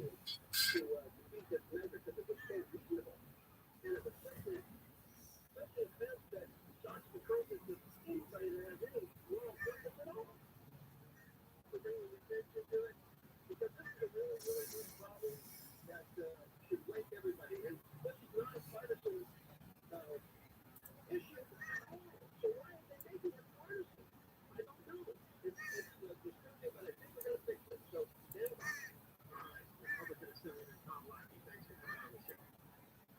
All right, thank you. We'll have a little bit more on this, including the person really behind this, who is this Assembly member from Los Angeles, Richard Jones Sawyer.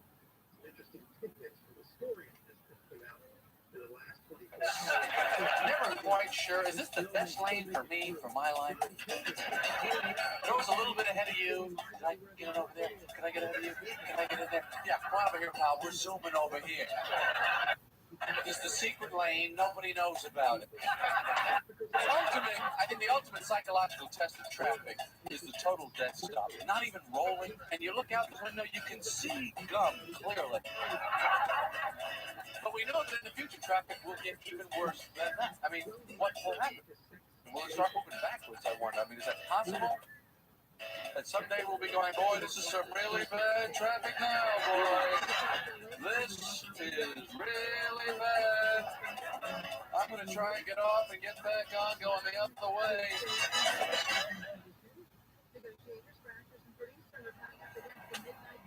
She can't kill me, right? Oh, of course not. People break up all the time. Every day. It just didn't work out. What can I do? I wanted to love her. I tried to love her. I couldn't. You tried. I'd be looking at her face and go, come on, love her, love her. Did you tell her you loved her? No, I had no choice. She squeezed it out of me. Tell me she loved me. All right. Well, at first, I just look at her. I go, oh, really? All right. Boy, that's something. Eventually, you have to come back with, well, I love you. You can only hold out for so long. You're a human being. I didn't even ask her out. She asked me out first. She called me up. What was I supposed to do? Say no? Can't do that. You're too nice a I guy. am. I'm a nice guy. And then she seduced me. We're in my apartment. I'm sitting on the couch. She's up on the chair. I get up. They go to the bathroom. I come back. She's on the couch. What am I supposed to do? Not do anything? Couldn't do that. I would have insulted her. You're flushing blood. I didn't want any of this. I met all her friends. I didn't want to meet them. I kept trying to avoid it. I knew it would only get me in deeper. But they were everywhere. They kept popping up all over the place. This is Nancy, this is Susan, this is Amy, this is my cousin, my brother, this is my father. It's like I'm in quicksand. I told you when I met her. You gotta go to my chiropractor. He's the best. Everybody's guy is the best. Yeah, I'm gonna make an appointment for you. We'll go together. Please, they don't do anything. Look, I have to break up with her in person. Can't I do it over the phone? I have no stomach for these things. You should just do it like a Band-Aid. One motion. Right off! Hi. Hi. So what are you doing? Letting you in. No, I don't want to sit back. I'll let us have a conversation. No, you won't. Yes, I will, George. I'll have to stick my chin on top of the seat. Why can't you sit in the middle? Please. It doesn't look good. Boy, girl. You're afraid to sit next to a man. Homophobic, aren't you? Is it that obvious? Hello, Jerry. Hello. You get a haircut? No, shower. No, where are we eating? Tell me if you think this is strange. There's this guy who lives in my building who I was introduced to Center years seats. ago by a friend. Why'd He's they get rid a of 'em? teacher or something. Anyway, after we met, whenever we'd run into each other in the street or Truthfully, I think in it's the because they lobby or wanted whatever, less we would stop and seating we would in chat the a little car, bit. so Nothing people would go to much. SUVs. He's a nice guy. He's got a family. But Then most after a of the while, I snack noticed there and was stuff became a thing. no more stopping, just sort of saying hello and continuing on our way. And then the verbal hello stopped. And we just went into these little sort of nods of recognition. So fine, I figured that's where this relationship is finally going to settle, polite nodding. Then one day, he doesn't nod. Like I don't exist. He went from nods to nothing. And now there's this intense animosity whenever we pass. I mean, it's like we really hate each other. It's based on nothing. A relationship is an organism. You created this thing, and then you starved it, so it turned against you. Same thing happened in the blob. I think you absolutely have to say something to this guy. Confront him. Really? Yes. Did you do that? If I was a different person. Hello? Oh, is Glenn there? I'm sorry, is this 805-555-3234? Yes, I know I have the wrong number, but I just want to know if I dialed wrong. Or...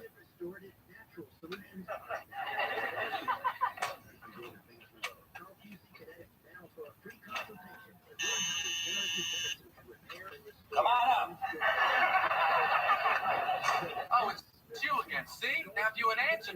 had to do this.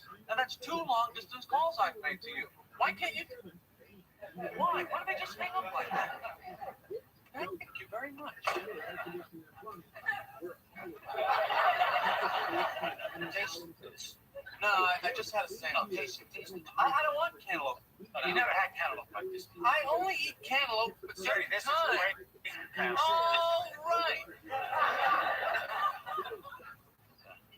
That's good. Very good. Good. I got a joke. 49 cents a pound. That's practically half of what you're paying at the supermarket. I don't know why you don't go to it. That's the bar. 3 blocks further, you can use my shopping cart. I'm not pulling a shopping cart. What am I supposed to wear? A kerchief, put stockings on, and roll them down below my knee? So the other thing is, if you don't like anything, takes it right back. I don't return fruit. Fruit's a gamble. I know that going in. Who returns fruit? Stacy Martin. There's a girl. I did it.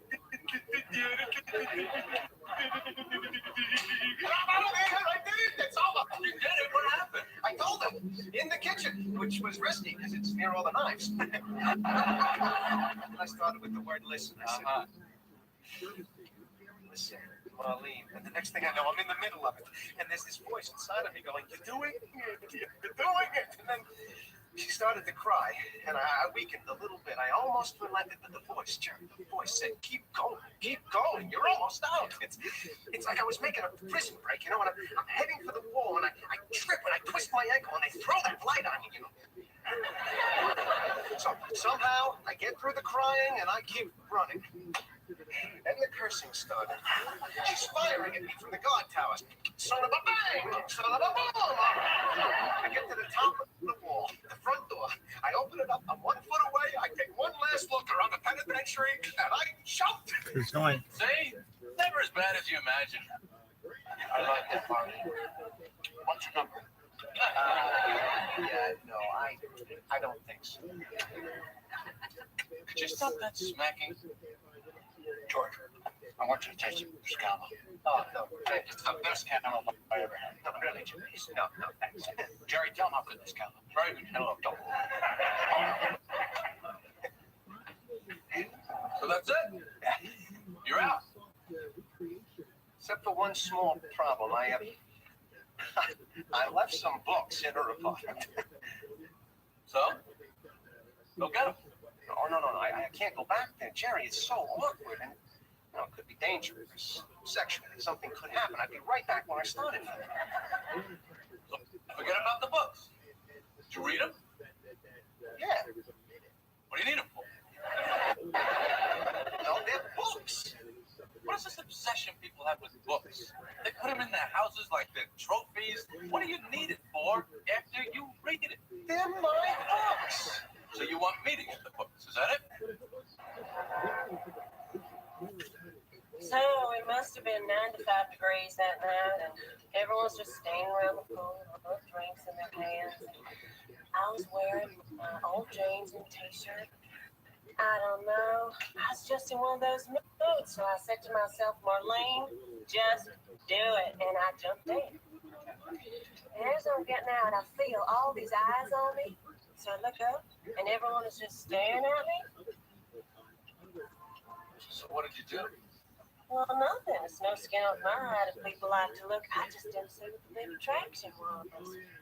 Well, I have a general idea what it was. I can take a guess.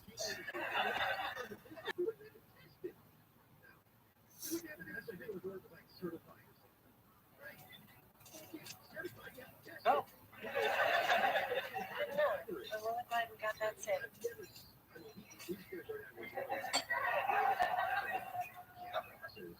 I don't know how this happened. Jeffrey, it's not my fault. No, it's not your fault. Books. I need my books. You haven't read those books yet, by the way? You know, the great thing, when you read Moby Dick the second time, Ahab and the whale become good friends. You know, it's not like Marlene's a bad person or anything, but my God, I mean, we've had like 3 lunches in a movie, and she never stops calling. And it's those meaningless, purposeless blather calls. She never asks if I'm busy or anything. I just pick up the phone, and she's in the middle of a sentence. I can't stand it. She left you one of those messages where she uses up the whole machine? Oh, it's sometimes she'll go, "Hello, dearie," and I'll go, "Oh, hi, Marlene." Sometimes. What about trying to get off the phone? Oh, man, it's impossible. There's no break in the conversation where you can go, "All right, then." It just goes on and on and on without a break in the wall. I mean, I gotta put a stop to this. Just do it like a Band-Aid. One motion. Right on! She's sexy, though. Don't you think? Yeah. Yeah, she is. Mr. Costanza. Yeah. The doctor will see you now. Yeah. I'm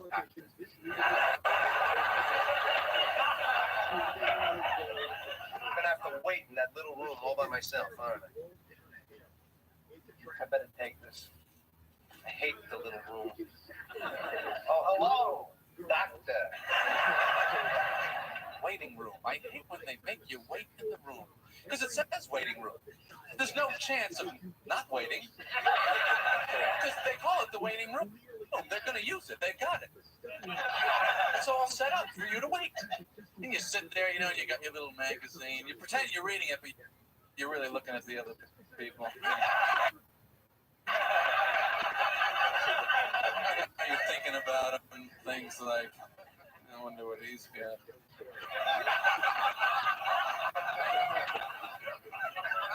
As soon as she goes, I'm getting her magazine. And then they finally call you, and it's a very exciting moment. They finally call you, and you stand up and you kind of look around at the other people in the room. Well, I guess I've been chosen. I'll see you all later. So you think you're going to see the doctor, but you're not, are you? No, you're going into the next waiting room, the littler waiting room. But if they are, doing some sort of medical thing to you, you want to be in the smallest room that they have, I think. You don't want to be in the largest room that they have. You know what I mean? You ever see these operating theaters that they have with like stadium seating? You don't want them doing anything to you that makes other doctors go, "I have to see this." Are you kidding? Are they going to really do that to them? Are there seats? Can we get in? Do they scalp tickets to these things? I got 2 for the Winslow tumor. I got 2.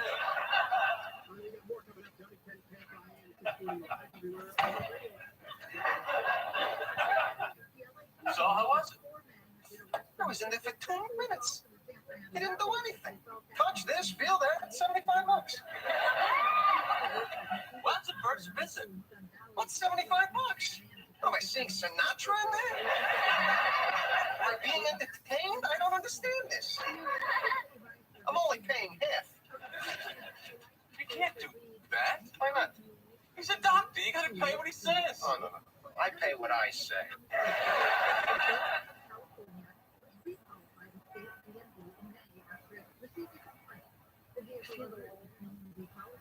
No, I'm fine.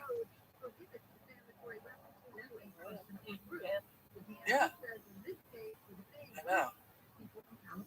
Well, you just kissed a lot. Yeah.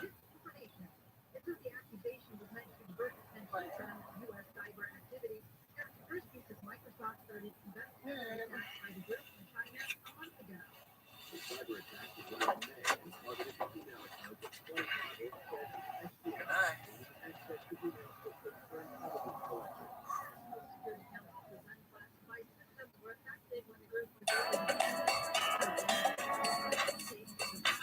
Hey, I got it. This time I got it. all right. His hips. Jeez, all in the hips. The hips first.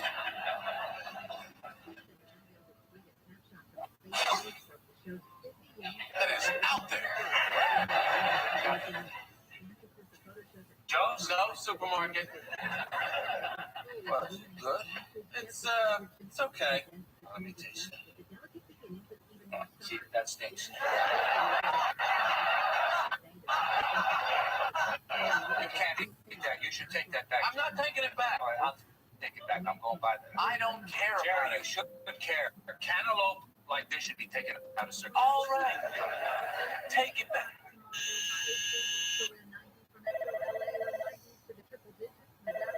No, leave it. Message, I'll call you back.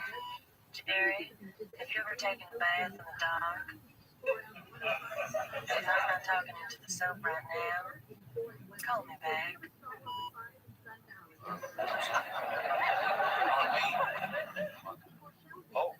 Oh, Marlene? Yeah, I took her home one night. We kind of started up a little bit in the car. I thought you were trying to get rid of her. I was. She's got me like hypnotized. George, no, I'm nuts. You okay? I feel terrible.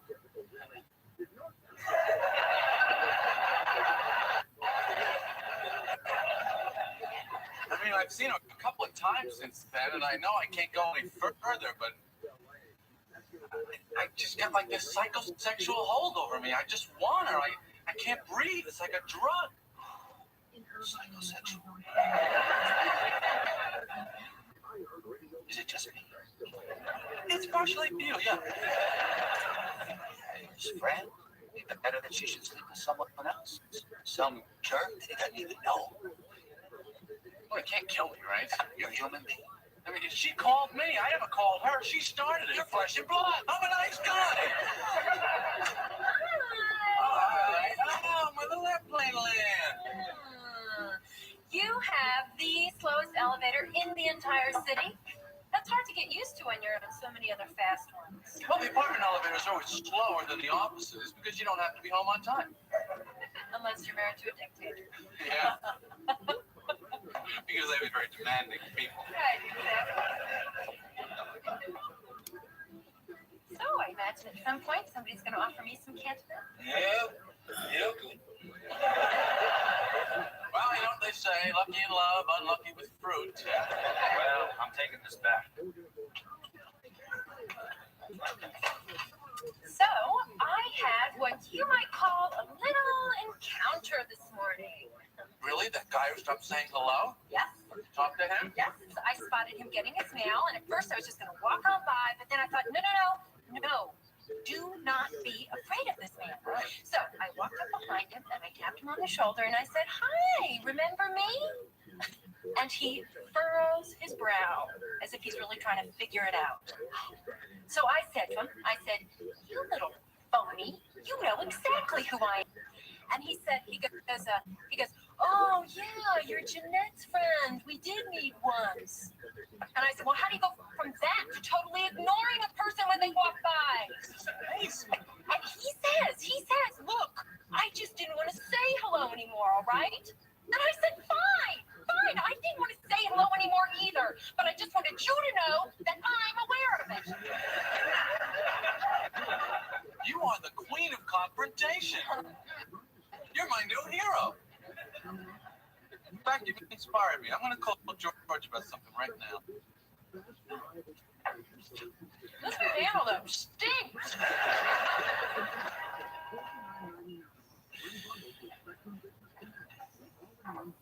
I don't care.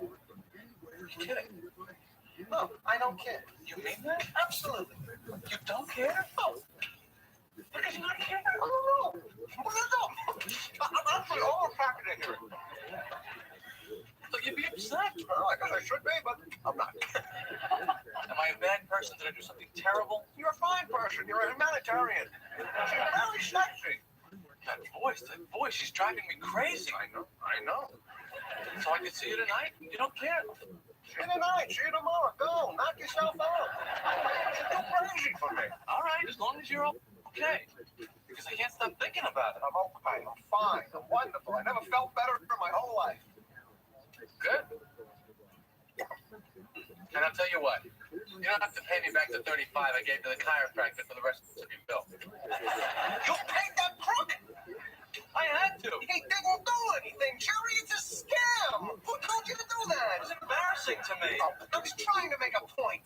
Why don't you make a point with your own doctor? What's wrong? swallowed a fly! I swallowed a fly!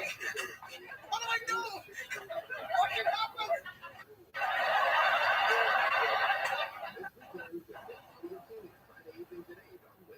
So, you want to come up for a few minutes? I'm sorry, Jerry. I just don't think it's gonna work. Really? I thought... I know. I'm sorry. Gee, this isn't expected from the way you've been acting. Wait, are you sure you want to talk about this? Because I sure don't. Of course I want to talk about it. Okay. I guess things changed for me on Tuesday night. Night? What happened Tuesday night? I saw your act. My act? What does that have to do with anything? Well, to be honest, it just didn't make it for me. It's just so much fun. I can't believe this. So what are you saying? You didn't like my act? So that's it? I can't be with someone if I don't respect what they do. You're a cashier. Jerry, you wouldn't let that humor. You can't go by the audience that night. It was late. They were terrible. I heard the material. I have other stuff. You should come see me on the weekend. Women need to like the job of the guy they're with. If they don't like the job, they don't like the guy. Men know this, which is why we make up the phony bogus names for the jobs that we have. But right now, I'm the regional management supervisor. I'm in development, research, consulting. And on the other hand, if they are physically attracted to a woman, are not that concerned with her job, are we? Then don't really care. Then I'll just go, really, slaughterhouse? Is that where you work? That sounds interesting. So what, you got a big cleaver there? You just lopping their heads off? That sounds great. Listen, why don't you shower up? And, we'll get some burgers and catch a movie.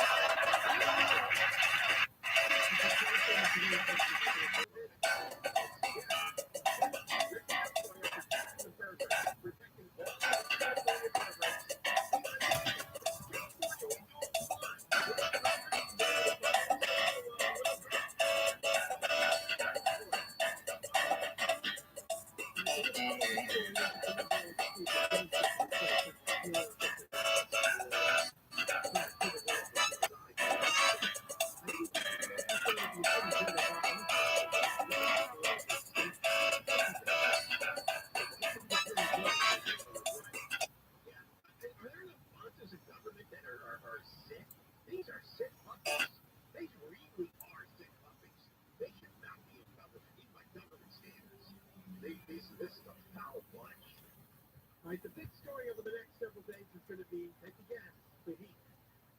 Probably by the weekend, there'll be a lot of places in Southern California will be in triple digits. We have talked many times about how hard is it to get some sort of window air conditioner, because they have all these special offices and they're spending all this money to educate people up in the heat. The Austin Times ran a story that you can get a low-cost air conditioning unit from the DWP that would basically, they'll pay for the whole thing. It's a big discount. It could cover 80% or more of the cost of a small window unit air conditioner. So when we take advantage of that, the DWP is offering a $225 rebate on portable or window unit air conditioners for customers enrolled in one of their discount rate programs. So these will be, of course, lower income ads and emails. Do you think people really have to be taught on how to handle the heat? Or is this just a vacation for some stupid agency who spend millions and millions of dollars on it? I mean, how the human race survive for 100,000 years without a government agency telling them to get out of the hot sun? DWP apparently has the cool LA marketplace where you could go and look for these air conditioners.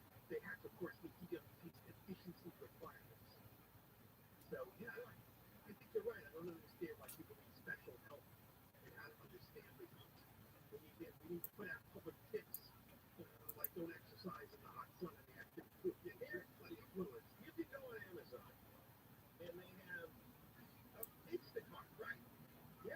grocery shopping service. You can get EG Home 5,000 BTO window air conditioner for $129. Oh, look at the time zone here. Depending on the size of your room, the weekend can cut your net cost to less than $20 for a window. Why not? And less than $70 for a portable bottle. So you're getting tax money. So everybody has $20. Right, exactly. I don't care how poor you are, you have $20 and there's your you can save your What are life. you doing, fuck? We have those generous welfare benefits in the country and the most generous food stamp benefits in the country, generous unemployment benefits. How do you not get $20 out of that and get an air conditioner? In the meantime, we have to spend millions of dollars on a government agency to tell you to go sit under a tree.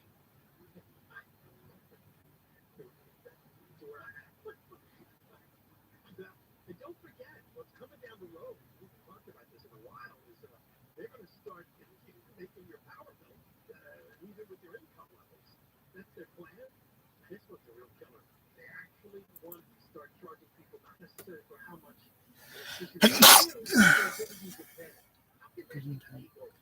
You're so good. One of the most famous things of all time, kids.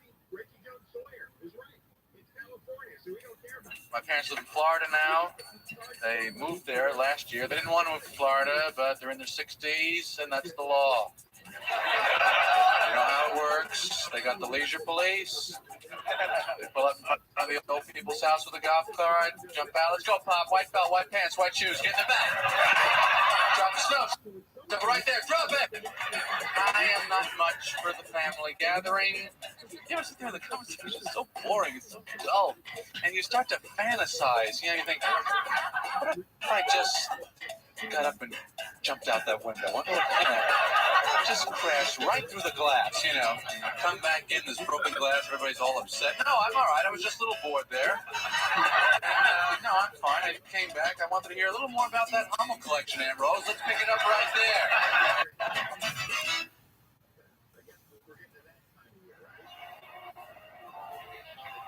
You have so many nice jackets. I don't know why you had to bring this jacket. Who wears a jacket like this?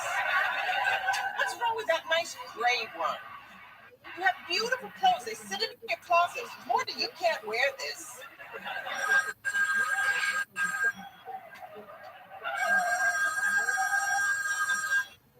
Are you getting that? I thought you were getting it. Should I pick up? You want me to get that? I'll get it. I'll get it.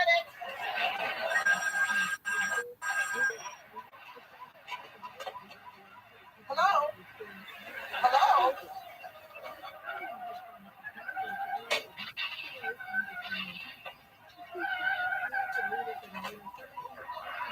Hey, did you make this thing lower? I can hear it on the screen.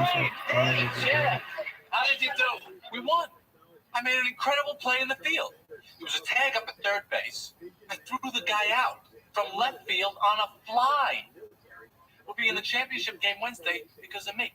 It was the single greatest moment in my life. This is your greatest moment, a game? Well, no, Sharon Besser, of course. You know what my greatest moment was, don't you? 1946, I went to work for Harry Fleming. I came up with the idea for the beltless trench coat.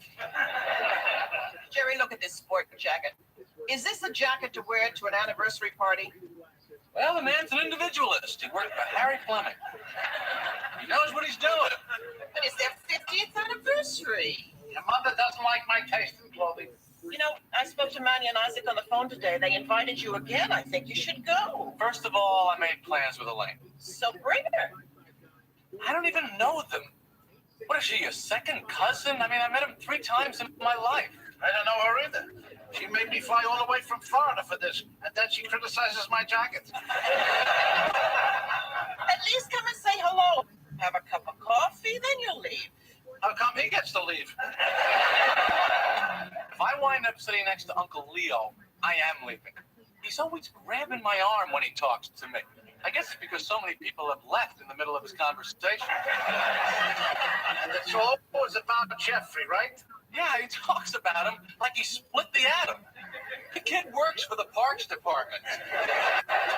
Boy, Marty, you coming in? Oh, yeah. I forgot all about it.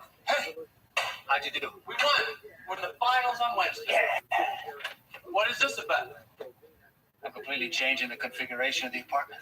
You're not going to believe it when you see it. A whole new lifestyle. What are you doing? Levels. Levels? Yeah, I'm getting rid of all my furniture. All of it. And I'm going to build these different levels. You know, with steps. And it'll all be carpeted. One of those. You know, like ancient Egypt. You drew up plans for this? No, it's all in my head. I don't see how you can get comfortable like that. Well, I'll be comfortable. When do you intend to do this? Oh, should be done by the end of the month. You do this yourself? It's a simple job. Well, you don't think I can? Oh, no, it's not that I don't think you can. I know that you can't, and I'm positive that you won't. Well, I got the tools, I got the pillows, all I need is the lumber. Hey, that's some big job. I don't see it happening. Yeah, well, this time you're wrong. I'll even bet you. Seriously? No. I don't want you betting. Morty, don't let them bet. Big dinner with dessert that I got to the end of the month. I'll give you a year. End of the month. It's a bet.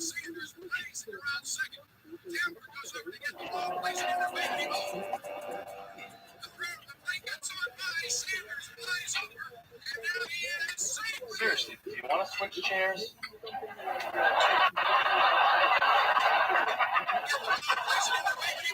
No, I'm fine. Jerry, you listening to this? Yeah, Uncle Leo. Right, the reducing of the pond scum.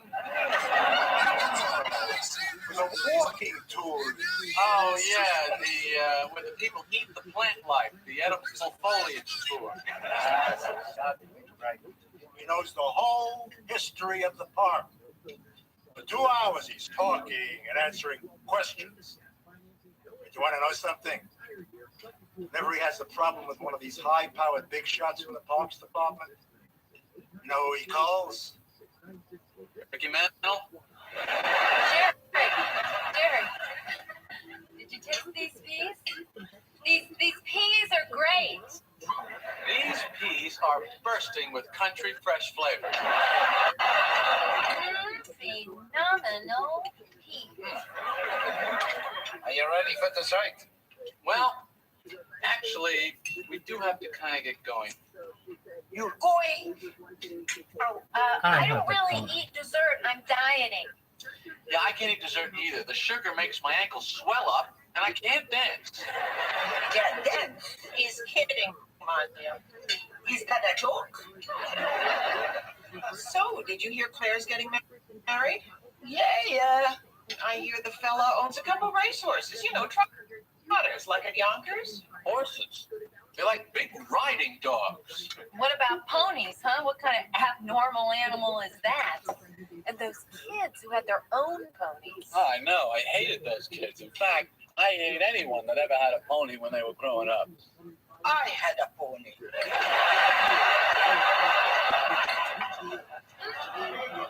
Well, I didn't really mean a pony per se. When I was a little girl in Poland, we all had ponies. My sister had pony. My cousin had pony. So what's wrong with that? Nothing at all. I was just merely expressing. Some coffee. Who's having coffee? He was a beautiful pony, and I loved him. Well, I'm sure you did.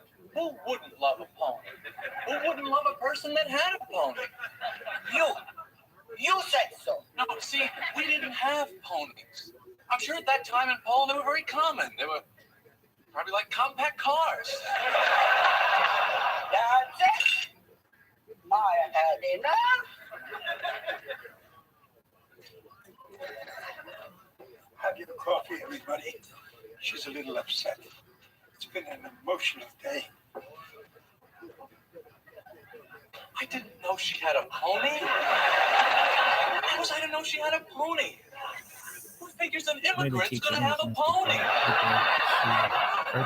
Do you know what the odds are on that? I mean, in all the pictures I saw of immigrants on boats coming into New York Harbor, I never saw one of them sitting on a pony. Why would anyone come here if they had a pony? Who leaves a country packed with ponies to come to a non-pony country? It doesn't make sense. Am I wrong?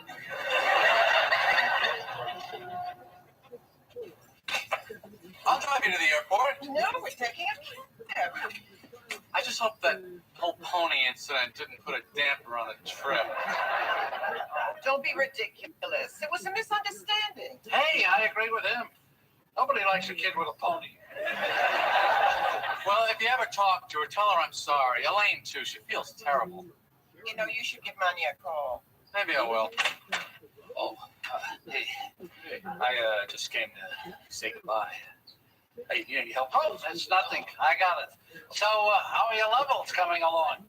Well, I decided I'm not going to do it. Really? What a shock.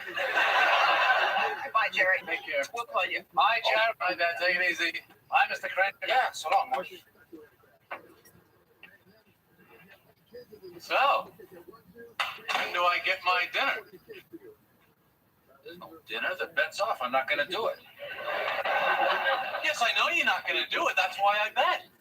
There's no bet if I'm not doing it. That's the bet. That you're not doing it. Yeah, well, if I could do it, I don't want to do it. We didn't bet on if you wanted to do it. We bet on if it would be done. And it could be done. Well, of course it could be done. Anything could be done, but it only is done if it's done. Show me the levels. The bet is the levels. I don't want the levels. That's the bet. Hello? No. Oh, hi. No, they just left. Oh, my God. Hang on a second. Maybe I can still catch it. Up here. Don't get in the cab. Anya died. Anya died.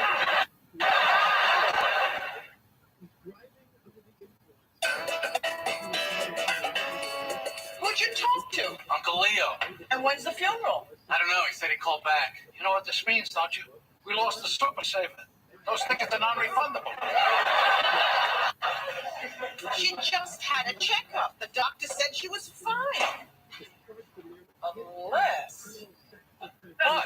What? Nothing. You don't think...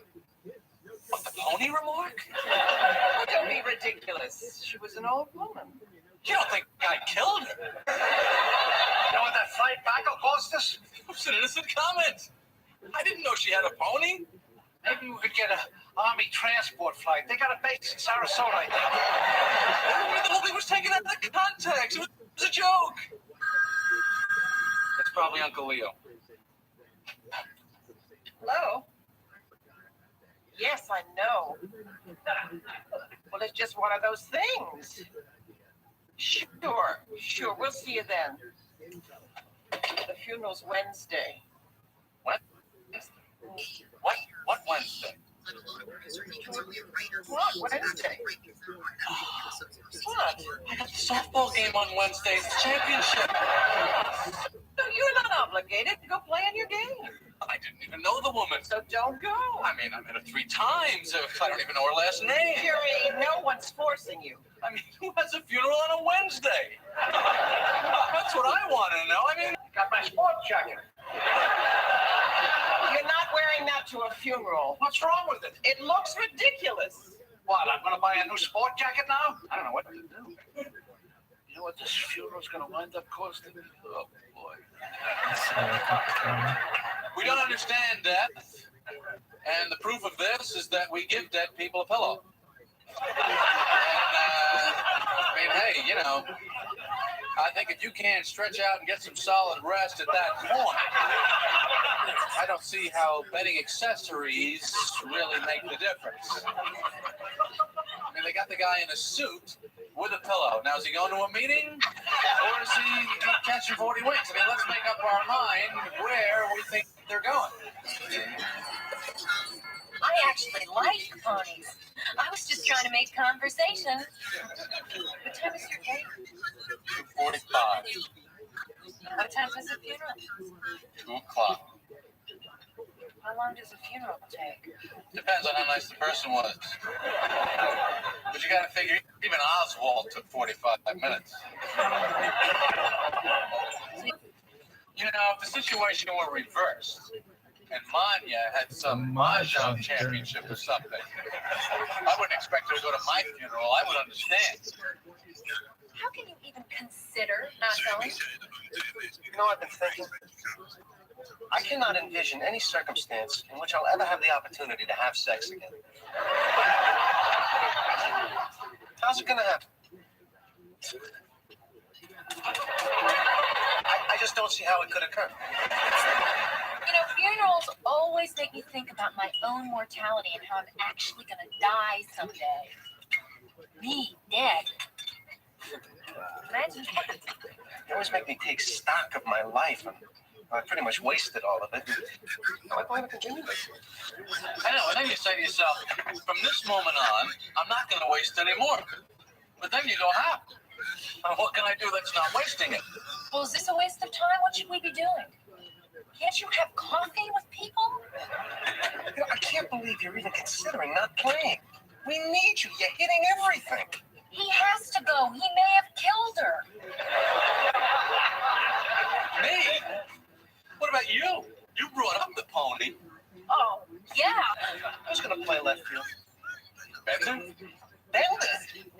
Can't play left. He stinks. I just don't see what purpose it's going to serve you going. I mean, you think dead people care who's at their funeral? They don't even know they're having a funeral. It's not like she's hanging out in the back going, I can't believe Jerry didn't show up. You're a spirit, and you can travel to other dimensions and galaxies and find out the mysteries of the universe. You think she's going to want to hang out at Drexel's funeral home on Ocean Park? George, I met this woman. She is not traveling to any other dimensions. Do you know how easy it is for dead people to travel? It's not like getting on a bus. 1 second. It's all mental. 50 years they were married. Now he's moving to Phoenix. Phoenix? What's happening with his apartment? I don't know. They've been in there since like World War II. Rent's $300 a month. $300 a month? Oh my God. Although this may seem like a sad event, it should not be a day of mourning. For Manya had a rich, fulfilling life. She grew up in a different world, a simpler world, with loving parents, a beautiful home in the country, and from what I understand, she even had a pony. Oh, how she loved that pony. Even in her declining years, whenever she would speak of it, her eyes would light up. Its lustrous coat, its flowing mane, it was the pride of Krakow.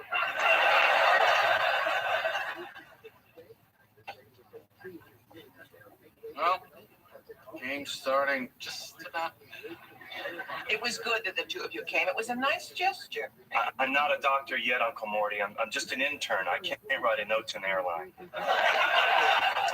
You got your degree. They don't care. They just want to see something. I just wanted to say how sorry I was. You want to hear something? Cousin Jeffrey is switching parks. They're transferring him to Riverside, so we'll completely revamp that operation. You understand? Yeah. He'll do in Riverside now what he did in Central Park. More money. So, that's your cousin. You don't understand. I've never paid full fare. Once again, I just wanted to say how sorry I am about the other night. Oh, me too. Oh, no. She forgot all about that. She was much more upset. Brother lives there. I think Manya would have liked Phoenix. Gorgeous, exquisite town. So, what happening with your apartment? Of course. It's very hot there. I'll have to get an air conditioner. Oh, you can have mine. I'll ship it out to you. But what about that big apartment on West End Avenue? Well, they say it's a dry heat. Dry, wet. What's happening with your apartment? I don't even know if I should take my winter clothing. I have an idea. Leave the winter clothing in the apartment and I'll watch it for you. And I'll live there and I'll make sure that nothing happens to it. Oh, the apartment. Jeffrey's taking the apartment. Oh, Jeffrey. You know Jeffrey. Yeah, from what I understand, he works for the Parks Department. Raining. It's raining. It's raining. Thinking it'll be postponed. We'll play tomorrow. Believe me, I wouldn't bother you if the Army hadn't closed that base in Sarasota. Here, scribble a little something here. I can't, I'll get in trouble. Oh, for God's sake. Who gets picked off in softball? It's unheard of. Never happened to me before. I remember saying to myself, why is Jerry so far off the base? I have to live with this shame for the rest of my life. Then in the fifth inning, why did you pick off on the pop fly? I thought there were 2 outs. I couldn't believe it when I saw you running. I thought maybe they had changed the rules or something. It was the single worst moment of my life. What about Sharon Besson? Oh, well, of course, 1973. Makes you wonder, though, doesn't it? Wonder about what? You know, spirit world. Me. I never saw anyone play like that. But I went to the funeral. Yeah, but that doesn't make up for killing her. Maybe Manya missed the funeral because she was off visiting another galaxy that day. Don't you think she would have heard I was there? Not necessarily.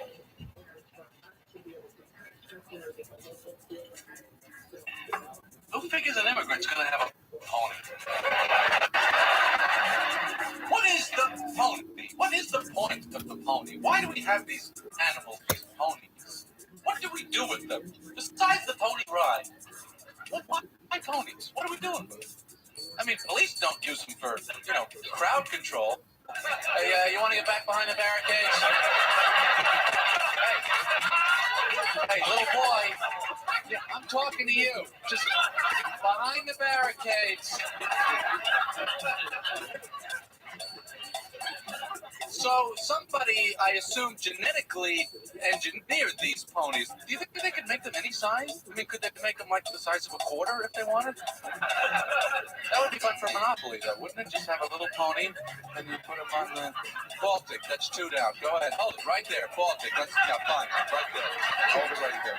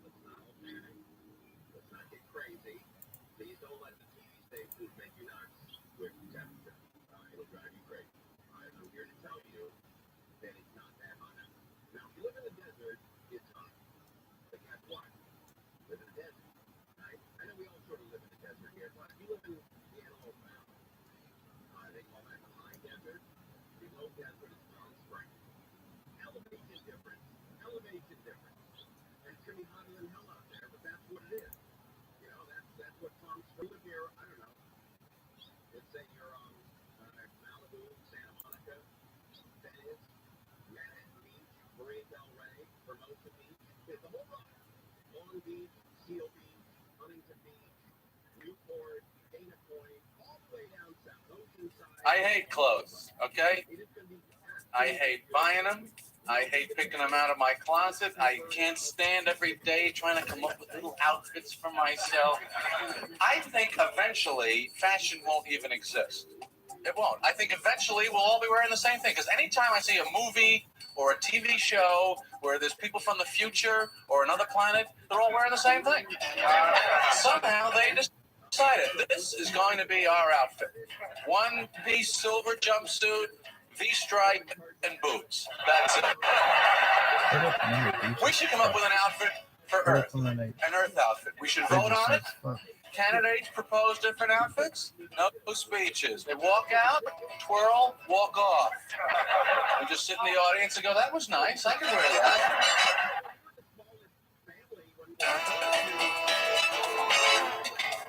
I think I've seen enough. Well, I might have something in the back. The back? I never find anything in the back. If they had anything good in the back, they'd put it out in the front. Why don't they open up an entire store for the back, call it just back? All back. No front. You walk in the front, you're immediately in the back. Look, Elaine. Thai car wash. I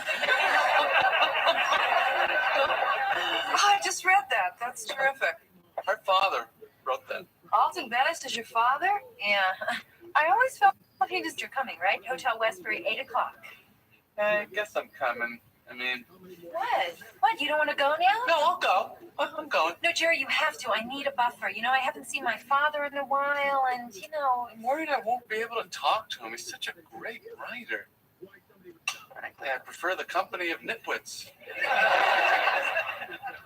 So that's why we're not together anymore.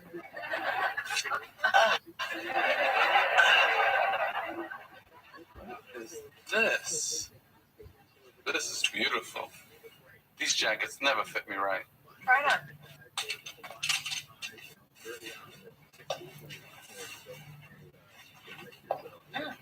Wow. This is soft suede. This may be the most perfect jacket I have ever put on. How much is it?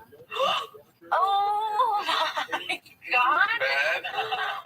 Very bad? You have no idea. I have some idea. No idea. I've got a ballpark. There is no park, and the team has relocated. That is high. Oh, man, that is a beautiful jacket, though. What's with the pink lining with the candy stripes? Oh, it's just a lining. You can always have it changed. Should I get it? I hate these moments. I'm hearing the dual voices now, you know. What about the money? What's money? It looks wonderful on you.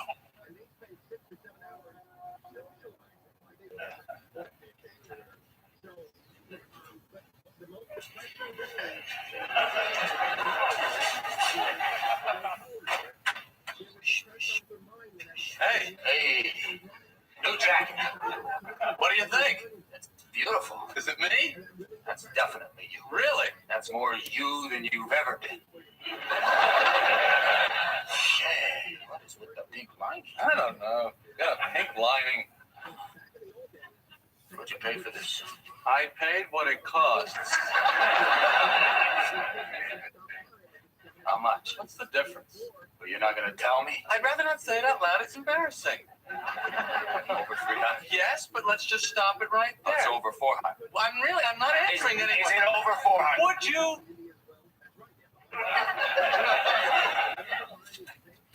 Whoa, Nelson. I know.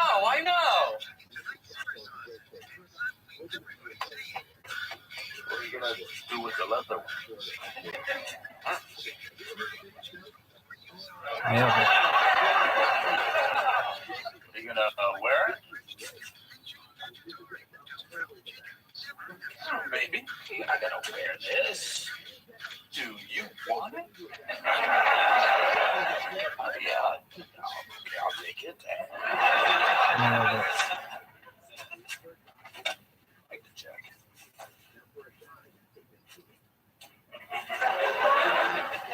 Okay, take it. Hey, good karma for you.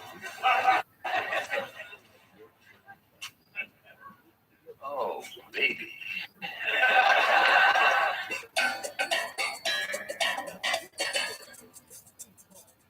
Master of the house, rolling up the charm, ready with a handshake and an open palm.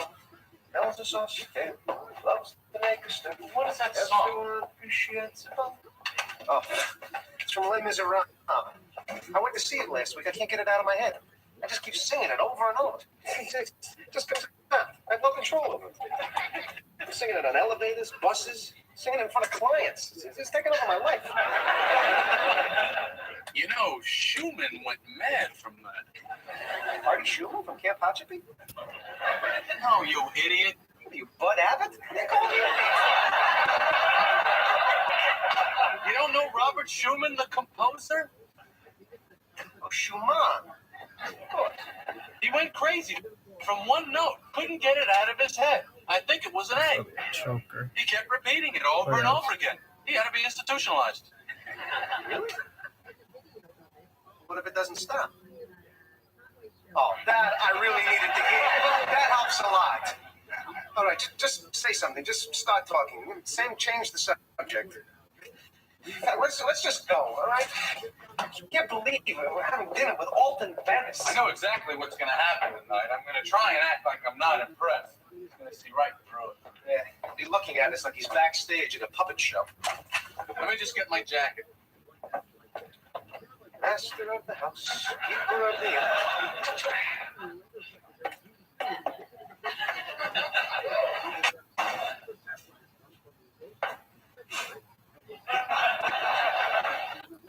This is huge. When did this happen? Wednesday. This jacket has completely changed my life. When I leave the house in this, it's with a whole different confidence. Like tonight, I might have been a little nervous, but inside this jacket, I am composed, grounded, secure that I can meet any social challenge. Can I say one thing to you? And I say this with an unblemished record of staunch heterosexuality. Absolutely. It's fabulous. And I'll tell you something else. I'm not even going to ask you. I want to know, but I'm not going to ask. You'll tell me when you feel comfortable. So what was it, 400? 500? Did you pay 500 for this? $5 for this jacket? Is that what you're saying to me? You are sick. Is that what you paid for this jacket? Over 700? What did you pay for this jacket? I won't say anything. I want to know what you paid for this jacket. Oh my God! $1,000? You paid $1,000 for this jacket. All right, I'm walking out of here right now thinking you paid $1,000 for this jacket unless you tell me different.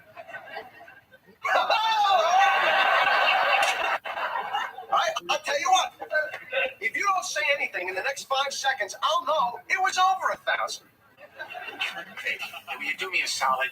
Well, what kind of solid? I need you to sit in the car for 2 minutes while it's double parked. I gotta pick up some birds. In case he asks me to take care of his doves. So take a cab. They won't take a cage full of birds. I can't. I'm on my way out. There's no way I can do it. George, do me a solid. 2 minutes. Well, I'm going with them.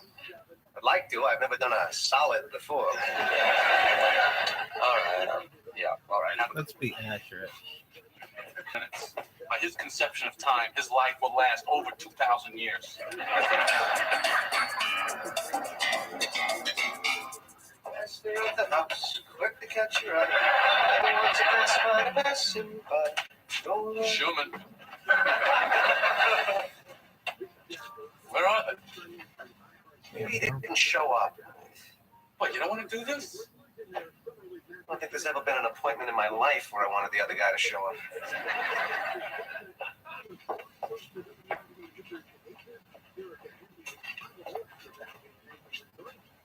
Wait a second, is that? Yeah, I think it is. There's a light. I'm nervous. Excuse me, Mr. Venice. Yeah. I'm Jerry Elaine's friend. This is George. It's a great thrill to meet you.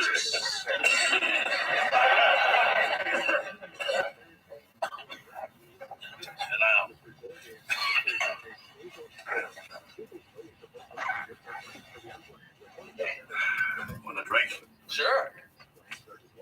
What do you have? I'll have cranberry juice with 2 limes. And I have a club soda with no ice. Have another scotch with plenty of ice. You like ice? I say, do you like ice? Like it? Don't you find that you're getting more without it? Where's Elaine? Well, we thought she was meeting you earlier. She's usually pretty punctual. Did you find out, George? Yeah, she's punctual, and she's been late sometimes. Yeah. Sometimes she's on time, and sometimes she's like, I guess today she's late. it appears that way. Yep. Looks like rain. I know.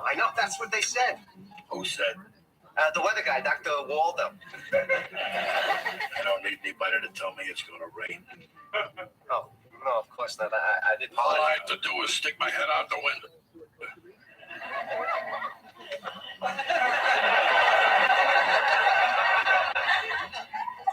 Which one's supposed to be the funny guy? He's the comedian.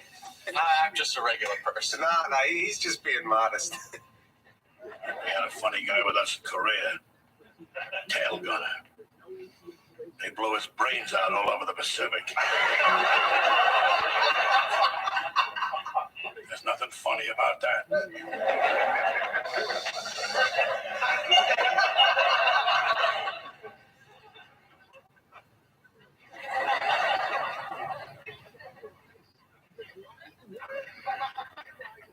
Would you excuse me a minute? I'm going to go to the bathroom. I'll be right back.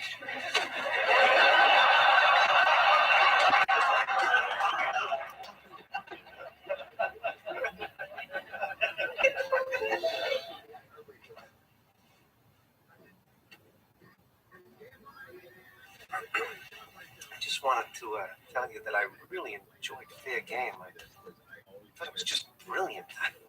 Dribble. Yeah. Maybe some parts. What parts?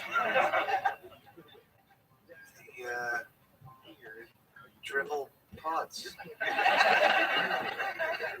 Oh my gosh! I just realized I have to make a phone call. I can't. Would you?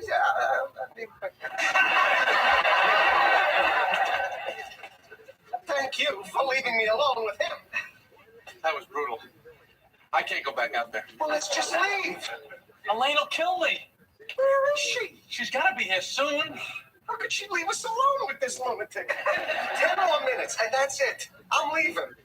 I have to tell you, this guy scares me. The waiter was trembling.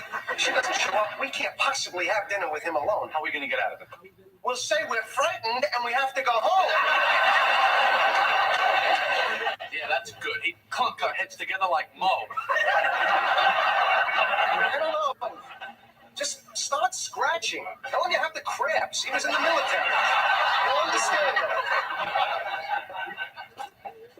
All fathers are intimidating. They're intimidating because they are fathers.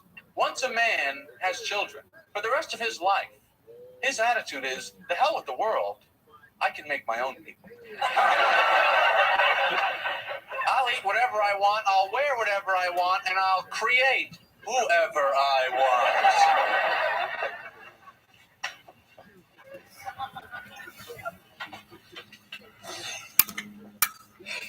Would you call? My uncle is having an operation. I just wanted to see how he was.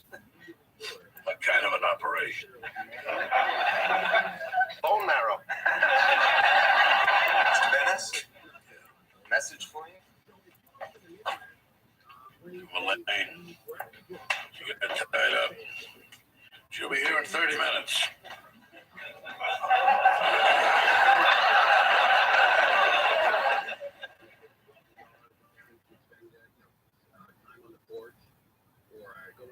Yeah, they should have taken care of Castro when they had the chance.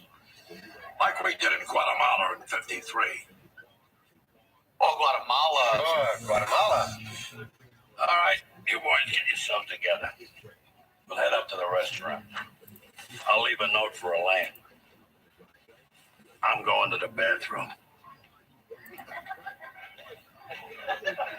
Come on, let's go. What about Elaine? Hell with Elaine. She'll be furious. We're dying here. That's her. She's here. I'm sorry. I'm so sorry. Where is Dad? He's in the bedroom. Where have you been? Kramer? That Kramer? I'm just about to leave. He calls me up. He begs me to sit in his car for 2 minutes so I can pick up these birds. Oh, you didn't. Well, he said he'd drive me here right after. So I am sitting in his car for 20 minutes. He doesn't come down. I am freezing. Then a cop comes by, tells me to get out of the car. He's a city marshal. He's towing the car away. Kramer owes thousands of dollars in back tickets. He was going to tow it with me in the car. So they towed the car. Now I am standing outside and I am freezing, but I cannot leave because I got to tell him what happened to the car. So finally, he comes down with this giant cage filled with doves. He said he was getting special instructions, that each dove has a different diet. So we're wandering around trying to get a cab when 2 of these doves fly out. Now we're running down the street after these doves. I almost got hit by a bus.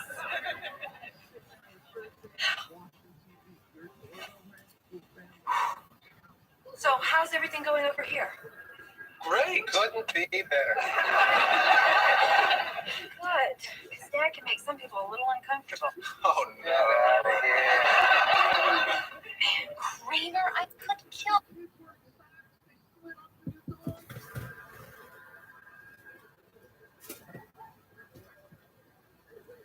Nobody looked to see who it was.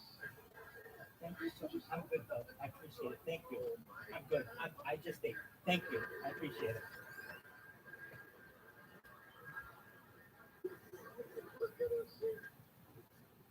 Need lamb soup.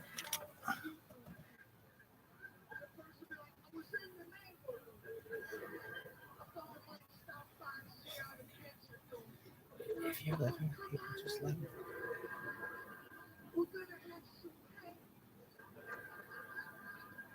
Your mother had a little accident.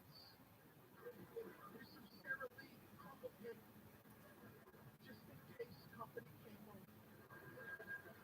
She made an announcement when she bought it. She's like, listen, nobody touch this cake. This is for company only. Those muffins, those are for you, baby. You better hope to God somebody comes over so we can cut the cake.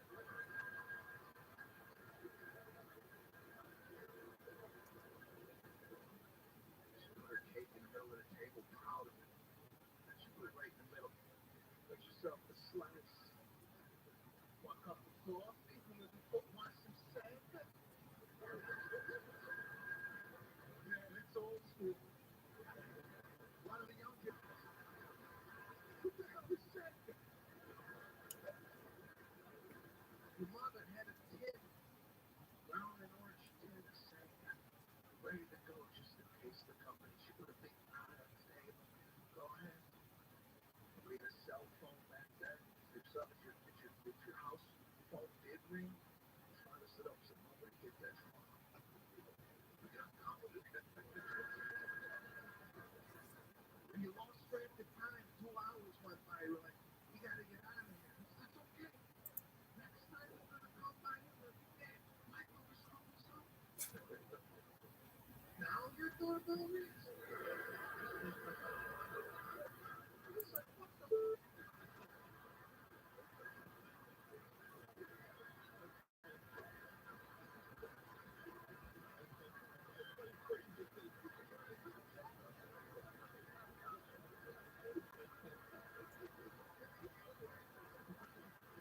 Your old mother's clothes are across the kitchen.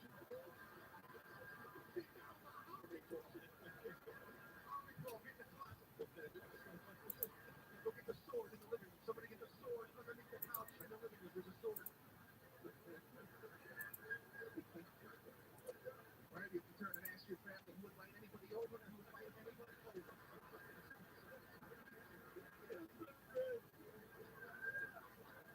There's always that person upstairs that didn't hear the bell.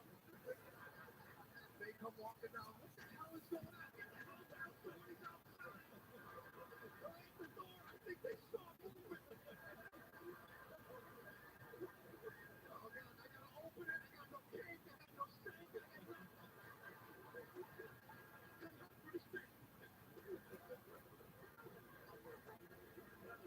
You can't stop by anybody's house anymore.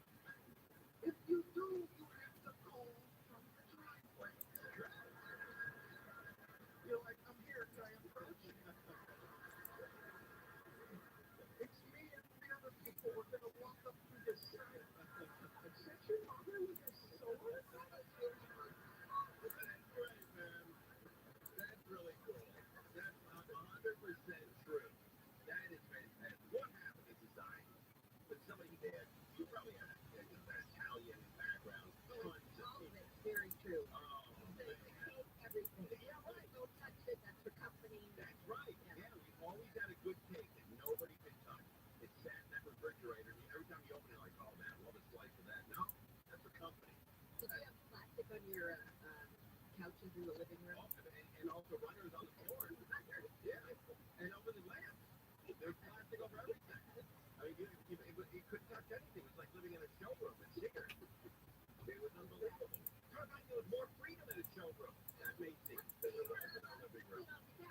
right, yeah. You couldn't touch anything. My grandparents.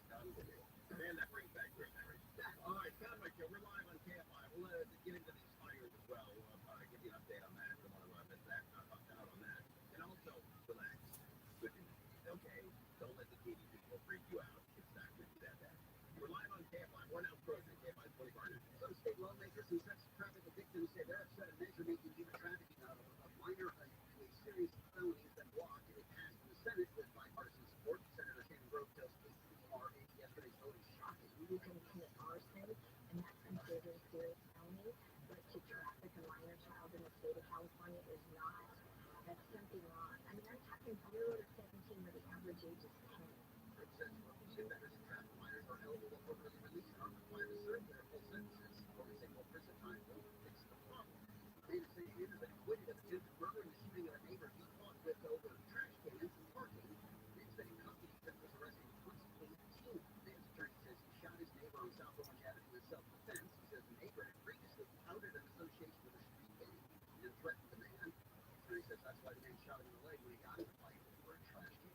FBI Director Christopher Wray has been confronted by House Republicans who outlined the list of complaints while he testified before the House Judiciary Committee. Yo, she made lamb soup. I know. Why don't you eat it? I don't want to do it.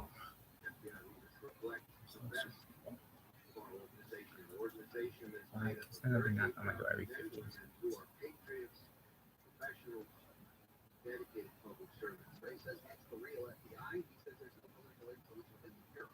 The U.S. Border Patrol officers caught a $2.5 million shipment of fentanyl coming from Mexico. Over 850,000 fentanyl pills were found hidden inside a few suits in a white cargo van last month.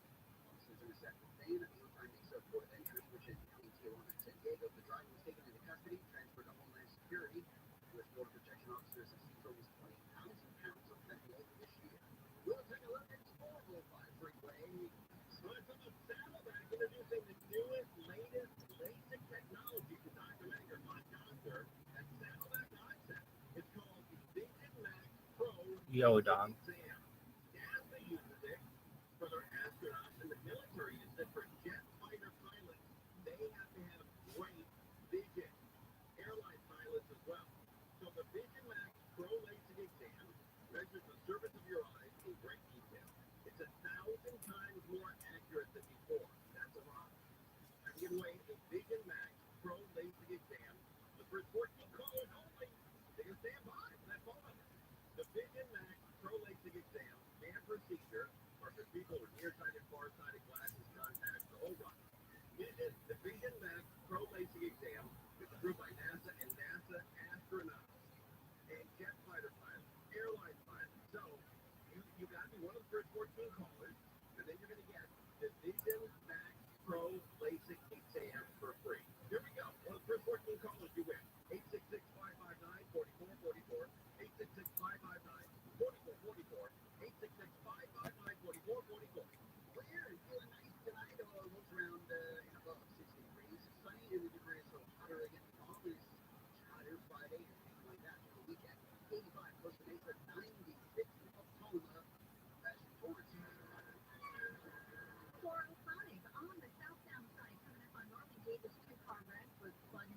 Yo, dog. Just rolled them off to the shoulder. Overall delay loading up off of the 105. We've got nice profile. You take a look at Diamond Bar, KFI in the sky. Yeah, things are heating up out this way. It's one of a series of brush fires this afternoon. This one is just off the South 57 between Pathfinder and Diamond Bar Boulevard. Looks like you're going to confine this to a couple of acres there. Looks like you started with the back of the hole, but eventually burned up the hillside. So away from the structure is the hole here. It does look like they're going to get the upper hand. Now, the southbound side of the 57 is definitely a visual 57. Pretty well tied up out of Orange County. Starting with Connor Daly. Michael Ryan, KFI in the sky. And this brush fire in Pacoima on the 118 eastbound before San Fernando Road has the 2 right lanes blocked off. And that's sent me back away from Balboa Boulevard. KFI in the sky. Let's get you there faster. I'm Angel Martinez. Look up the group site. You can push the button to the Carolina over north. Go to Carolina.com. Termite problem? Search PacificCoastTermite.com or call 800-PACIFIC. This is the Marketers Report. Today, Tim Carlton, Chief Brand Officer of Moderna, tells us about the advantages of the speed of audio production, a sports that growing sector. At Moderna, we have a mindset saying that Pivot. we pivot fearlessly. Fearlessly. And I think with audio, you can pivot fearlessly. You can go where the news is and bring in content that perhaps you didn't have a few weeks earlier. It's less 6 months in advance or 3 months in advance when you do a TVC.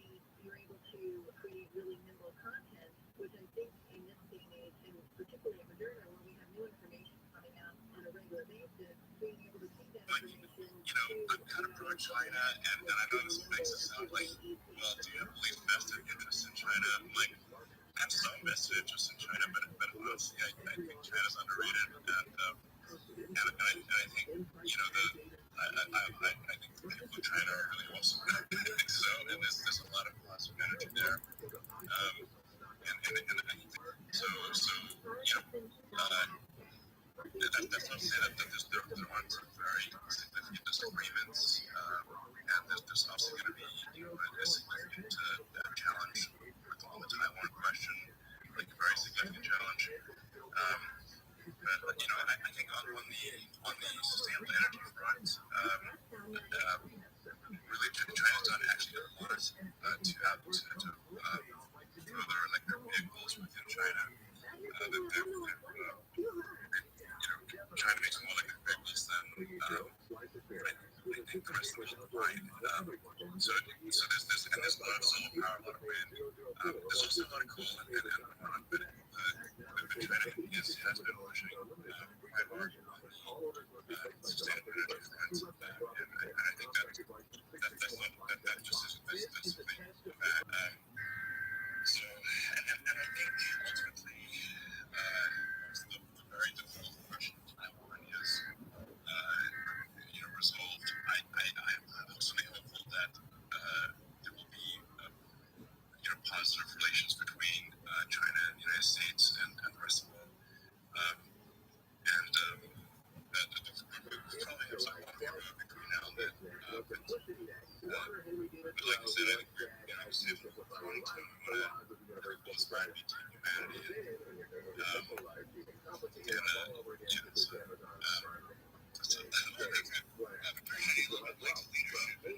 in some places, I don't think there's total divergence in it. And Mike is learning the Congress and the country about some of the things that the United States needs to do. So I've learned from him about ensuring that an invasion of Taiwan doesn't take place, whether that is making sure Taiwan has weapons, whether it's making sure that we have the right military posture in the Pacific, in effective deterrence. And I think he's built bipartisan consensus for that. And the other thing that's emerged as bipartisan consensus is that we hollowed out our manufacturing base. I know you've been a component of making things in this country, and there's recognition on a bipartisan basis that we shouldn't, I mean, steel, the top 15 steel companies, we don't have a single one in America anymore. I mean, if we're in China, we've got to bring some of that manufacturing back.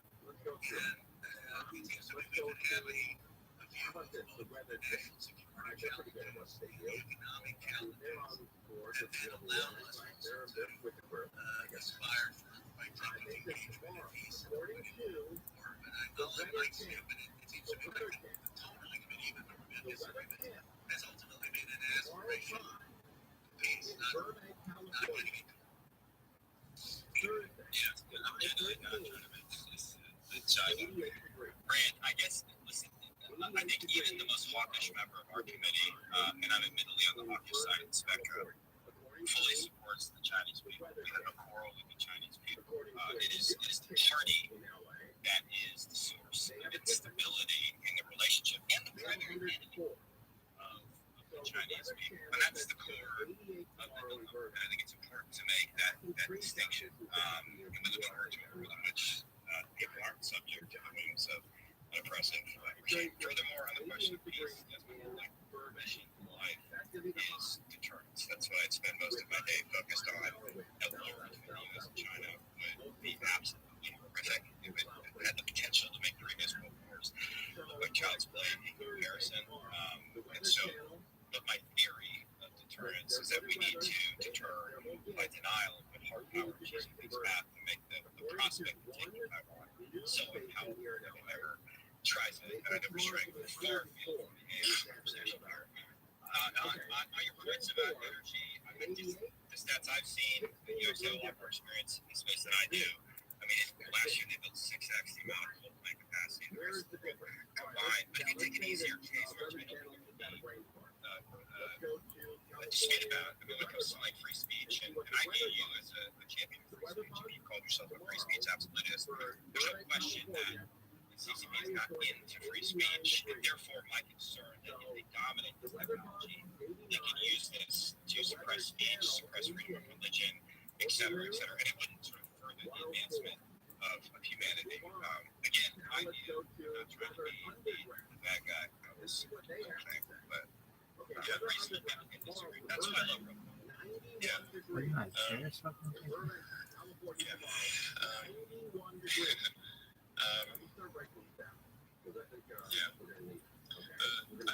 I do have this theory about prediction, which is that the most entertaining outcome as seen by a third party, not participants, is the most likely.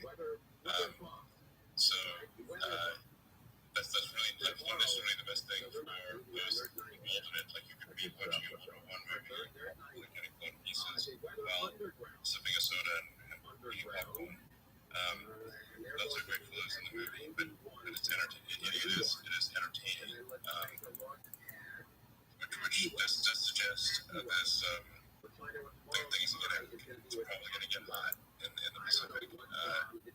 So hopefully not too hot, but it's going to get hot, and hopefully you can get past that and get to a positive situation for the world in the spirit of aspirationally or team humanity. But it's gonna get spicy. And then basically, if I were to select the most concerning thing is probably the Taiwan question over the next 3 years, and then probably 3 years after that is the I wouldn't be surprised if there is not digital superintelligence in roughly the 5 or 6 year time frame. So that's if this was a Netflix series or something, I'd say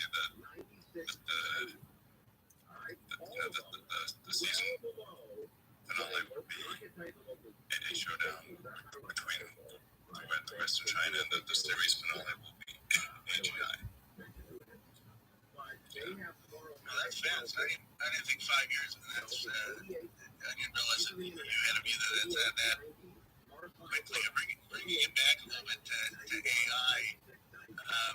I guess 2 questions. One for people, even your harshest critics, Elon, recognize that you've been one of the most successful entrepreneurs, technologists in the world. And if you're a young Elon Musk or an aspiring young person seeing the world of AI, or you're someone with a color family and you've got a kid and you're seeing AI and concerned about automation and what you should do, what would you say to them? And what would you say to someone young, 15, 18, 20, in the world that we're entering? that they should do to prepare themselves for the future economically.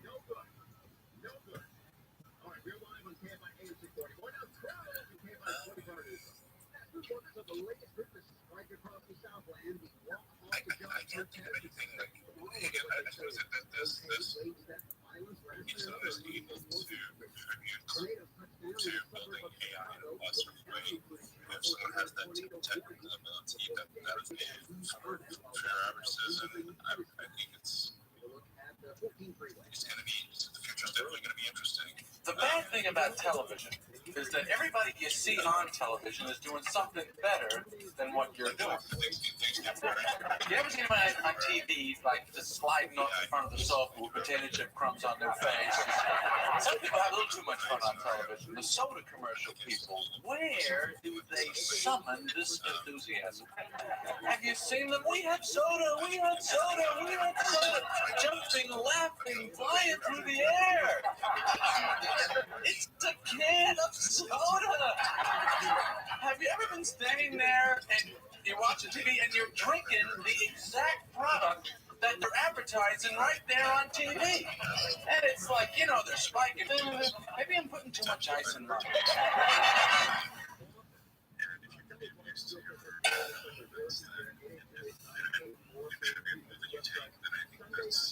That's a great thing.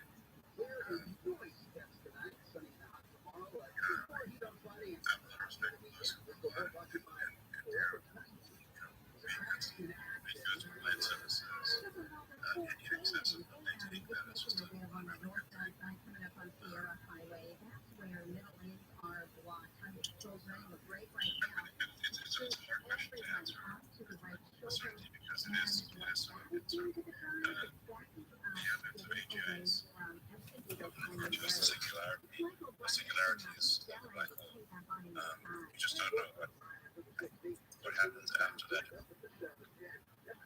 After you go into the black hole, like we are on the event horizon of the singularity of potential superintelligence. It's definitely one of the most interesting parts of history. And at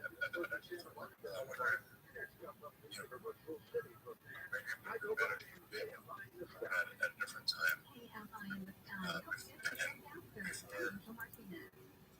For general intelligence. But then I thought, actually, you know what? even if it is, I was supposed to the conclusion I came to is that I would prefer to be alive to see it just because it's the most interesting thing in history. So even if it was a calamity, I guess I prefer to see it rather than not see it. And obviously I want to do everything possible to make sure it is not a calamity. So I guess the positive side of it is definitely what we borrow.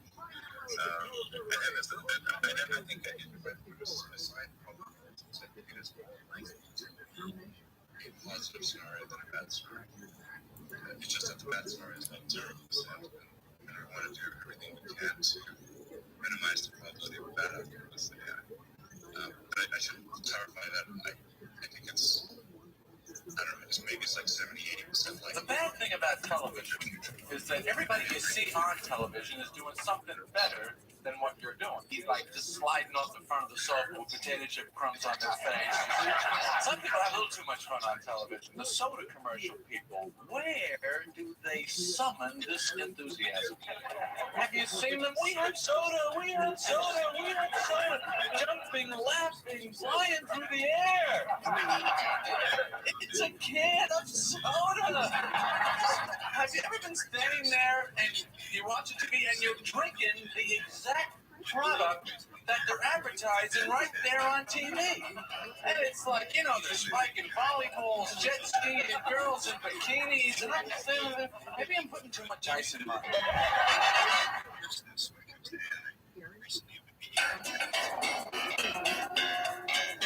John, as we were leaving, we were just kind of staring there, and she was sort of smiling at me. And I wasn't sure if she wanted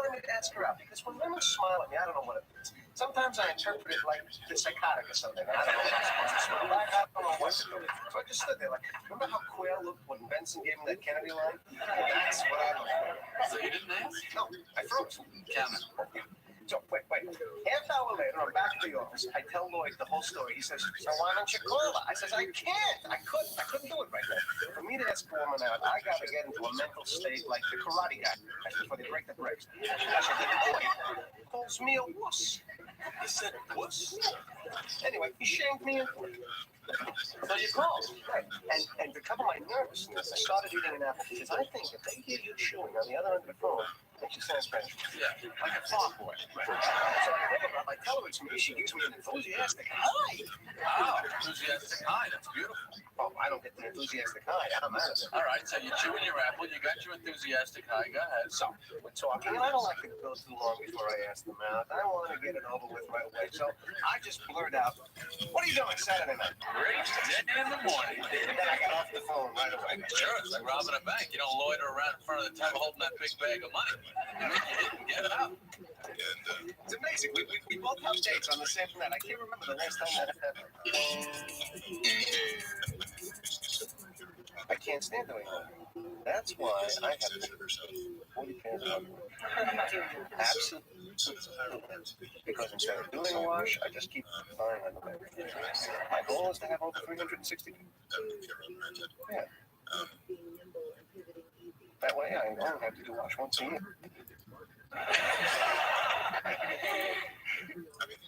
Come on, try it. Let's make you play a Scottish accent. That's Irish. Irish, Scottish. What's the difference? Slutty. So, thanks for dinner. It was great. We should do this again. Would you like to come upstairs for some coffee? Oh, no, thank you, sir. I can't drink coffee. It keeps me up.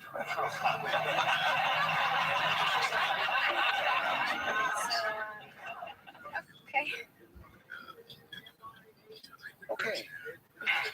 Good night. Yeah, take it easy.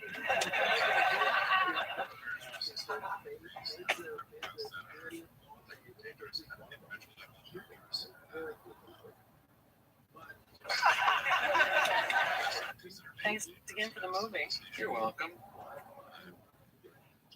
I'd invite you up, but the place is being painted. Oh, that's okay. Unless you want to go to your place. Okay, but there's no cake or anything if that's what you're looking for.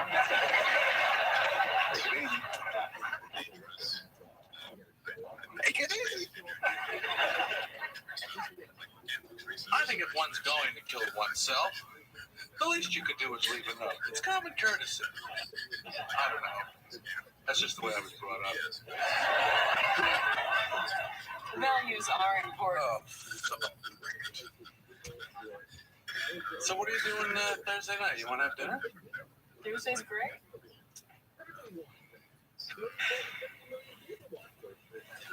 Tan pants. Why do I buy tan pants, Donna? I don't feel comfortable in them. Those cotton blockers. Oh. I can't begin to tell you how much I hate that commercial. I like that commercial.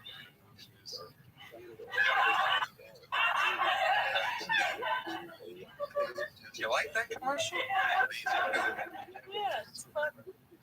Now wait a second. You mean the one where the guys are all standing around, supposed to be very casual and witty? Yeah, that's the one. What could you possibly like about that? I don't know. I like the guys.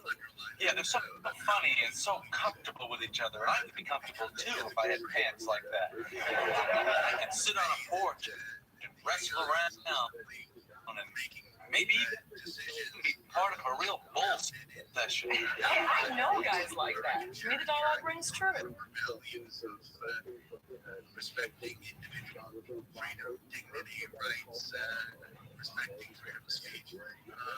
Even if the dialogue did ring true, even if somehow, somewhere men actually talk like that, what does that have anything to do with the pants? Doesn't that bother you? That's the idea.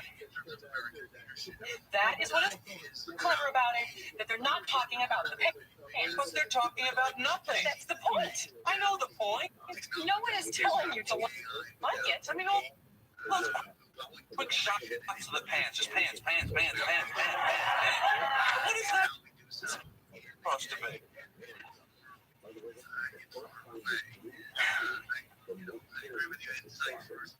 What's brutal about the date is the scrutiny that you put each other through. Because whenever you think about this person in terms of the future, you have to magnify everything about them. Like the guy will be like, I don't think her eyebrows are real. Can I look at uneven eyebrows for the rest of my life? Of course, the woman's looking at the guy thinking, what is he looking at? Do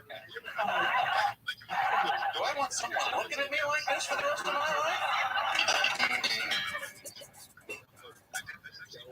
I'm supposed to see her again on Thursday, but can I go out with someone that actually likes this commercial? Adam's broke up with the guy because he didn't keep his bathroom clean enough. No kidding. Did you tell him that was the reason? Oh, yeah, I told him all the time. You would not have believed his tub. Germs were building a town in there. They were constructing offices, houses near the drain. We're going for $150,000.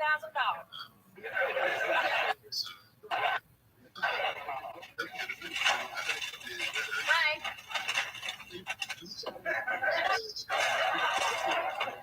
You're still thinking about this? She invites me out at 12 o'clock at night for coffee. And I don't go out. No, thank you. I don't want coffee. It keeps me up. Too late for me to drink gorgeousness. I said this to people this stupid shouldn't be allowed to live. I can't imagine what she was thinking of me. She thinks you're a guy that doesn't like coffee. She invited me out. Coffee's not coffee. Coffee is sex. Maybe coffee was coffee. Coffee's coffee in the morning. It's not coffee at 12 o'clock at night. Well, some people drink coffee that late. Yeah. People who work at NORAD or on 24-hour missile watch. Everything was going along so great. She was laughing. I was funny. I kept saying to myself, keep it up. Don't blow it. You're doing great. It's all in your head. All she knows is she had a good time. I think you should call her. I can't call her now. It's too soon. I'm planning a Wednesday call. Why? I love it when guys call me the next day. Of course you do, but you're imagining a guy you like, not a guy who's, oh no, I don't drink coffee tonight.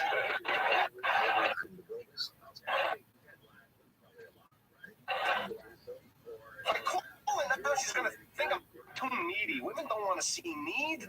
They want a take charge guy, a colonel, a Kaiser, a czar. All she'll think is that you like her. That's exactly what I'm trying to avoid. She wants you to like her. Yes, she wants me to like her if she likes me, but she doesn't like me. I don't know what your parents did to you. Hey, I just thought of a really funny thing for your act. You're on the stage and you go, hey, you ever notice how cars here in New York, they never get out of the way of ambulances anymore? Someone's in a life and death situation. And we're thinking, well, sorry, buddy, you should have thought of that when you're eating cheese omelets and sausages for breakfast every morning for the last... And you do. All right, I gotta make a call. Everybody out. Come on. Why do we have to leave? Because I can't call a woman with other people in the room. Come on. Let's Oh, see, this is a problem. You're kicking me out of my house? Yes. Don't forget. Jerry, do you have any apples? Don't do the act. It's enough already with the act.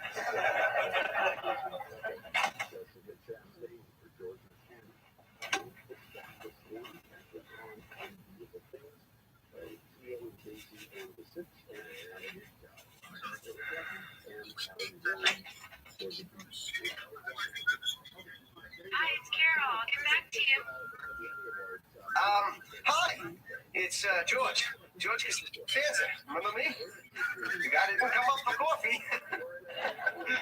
You see, I didn't realize that coffee didn't really mean, well, whatever. Anyway, it was fun. It was fun. So you call me back if you want. That's up to you. You know, whatever you want to do. Either way, the ball's in your court. So take it easy. I'm just gonna get my jacket. I'll meet you downstairs. What's the matter? Did you call? Got a machine. I'm dead. I'm a dead man. That's it. I'm dead. I'm a dead man. Dead man. What did you say? I don't know what the hell I said. I gave her an ultimatum. It's blinking right now. Come and listen to the idiot. Hey, everybody! The idiots are... After one day you try and improvise on a machine? Now I'm in the worst position of all. You know, my brother-in-law once left a message on this guy's machine, and he blurted out some business information he wasn't supposed to, and it would have cost him $15,000. So he waited outside the guy's house. When the guy came home, he went upstairs with him, and he switched the tape. Yeah. Somebody did that? She'll call you back. You're overreacting.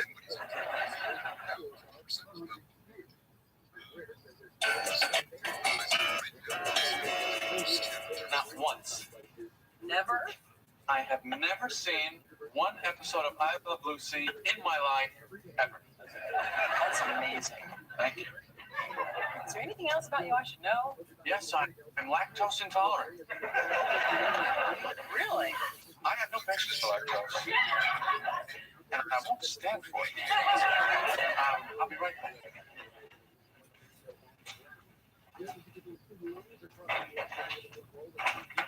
Wait till you hit this. Whoa, I'm sorry, I didn't, I had no idea.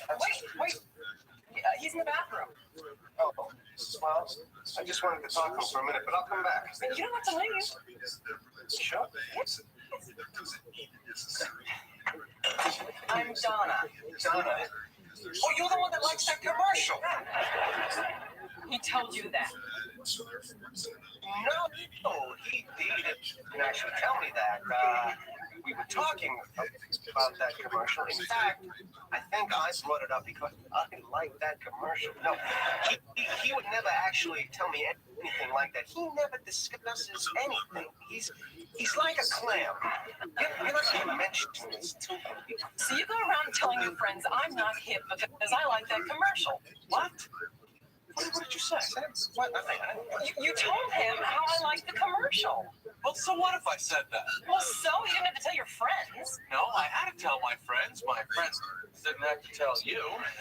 Jack, you trouble. I don't like you talking about me with your friends behind my back. Oh boy. I said I couldn't believe you liked that commercial. So what? I asked some friends of mine this week, and all of them liked the commercial. I bet you got a regular Algonquin round table there. Hey. Oh, Kramer, this is Donna. Dockers. All right, we should be going. Come on, where are we going?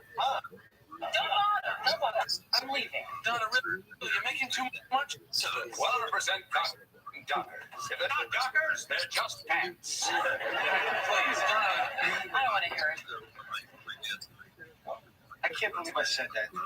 You know me, I'm a fool. Don't worry about it. It wasn't working anyway. What happened there? I'll tell you later. You are not going to believe what's going on with this woman. Okay, so you remember I made the initial call Sunday. She doesn't call back. I call again Monday. I leave another message.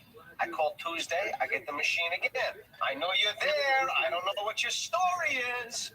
Yesterday, I'm about to end. I try one more call. machine comes on, and I let fly like Mussolini from the balcony. Where the hell do you get the nerve? You invite me up for coffee, and then you don't call me back for 4 days? I don't like coffee. I don't have to come up. I'd like to get one more shot at the coffee just so I could spit it in your face. You said that? I lost it. I can't blame you. I can't believe she never called you back. She did. Today. What? She called my office. She said she's been in the Hamptons since Sunday. She didn't know if I was trying to get in touch with her. The machine broke, and she's been using her old machine, and she doesn't have the beeper for it. So she didn't get the messages. Exactly, but they're on there waiting. She said she can't wait to see me. We're having dinner tonight. She's supposed to call me as soon as she gets home. But what about the messages?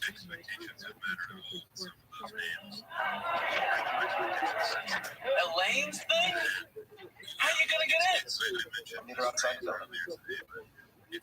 But you know, as soon as she gets in the apartment, she's going right for that machine. She goes for the bathroom. That's my only chance. Who am I kidding? I can't do this. I don't even know how to work those stupid machines. There's nothing to it. You lift the lid, it comes right out. You do it for me. What? Come on, it'll be so much easier. How are you gonna get me up there?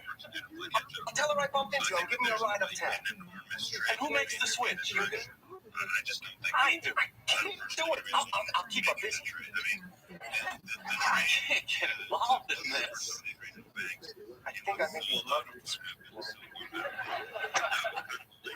What if she sees me? Oh, you are such a wuss. A wuss?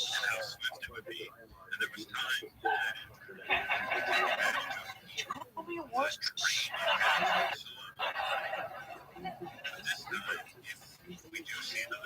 Well, there's traffic. I take it till 8:15.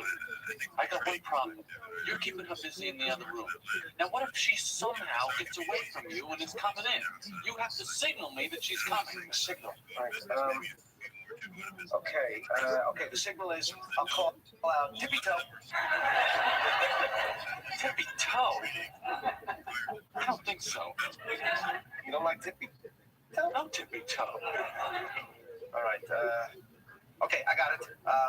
I'll sing. What song? How do you solve a problem like Marie? What is that? Oh, it's a lovely song. How do you solve a problem like Marie?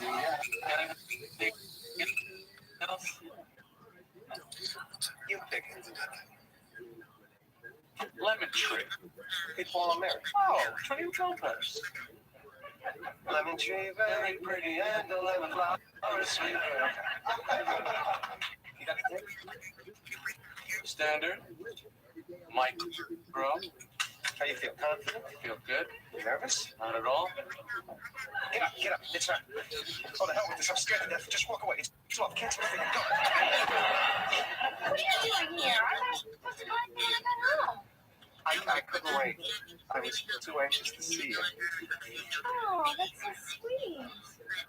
Oh, this is my friend, Jerry Seinfeld. I just bumped into him around the corner. Isn't that a coincidence? The funny thing is, I see him all the time. All the time. Nice to meet you. Hi. So I'm starving. Where are we going to eat? Well, you know, we could go uptown, and that way we could give Jerry a ride home. Okay, let's go. Oh, I'm ready. Where'd you park? Don't you want to go upstairs first? No, what for? I'll just give my bag to the doorman. You know, I really need to use the bathroom. Oh, well, there's a bathroom in the coffee shop just next door. Yes. But I have to make a call, so. Well, they have a phone.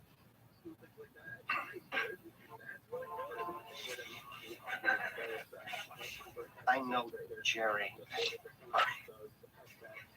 He has this phobia about public toilets. I think we lose you. You know, I think I will go upstairs. I can check my machine. Right.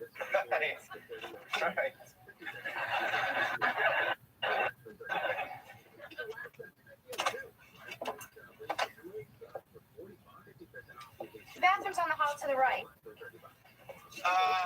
You know, why don't you go first? You just had a long trip. No, I'm fine. You know, it's the damnedest thing. That's weird. No, that can happen. I've read about that in medical journals. It's a freak thing. Well, let me just check my messages and we'll go. Carol, can I talk to you for a second right now? Sure. Please, this is very important.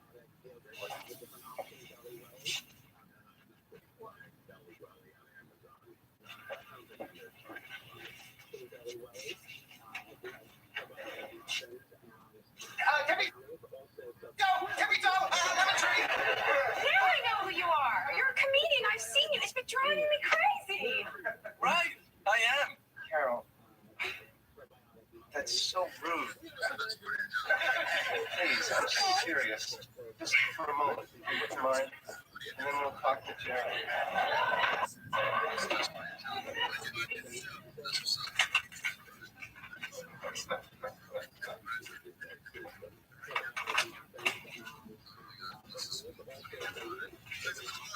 Hey, you two, I'm ready to go.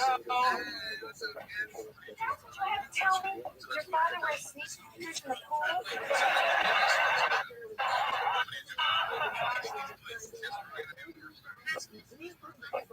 Find that strange? Yes? Well, I'll just check my machine and we'll go. No, nothing here. Let's go. Oh, I forgot to tell you. After I talked to you today, my neighbor called me and played my messages to me over the phone. Oh, You're hilarious. We were both cracking up. I just love jokes like that.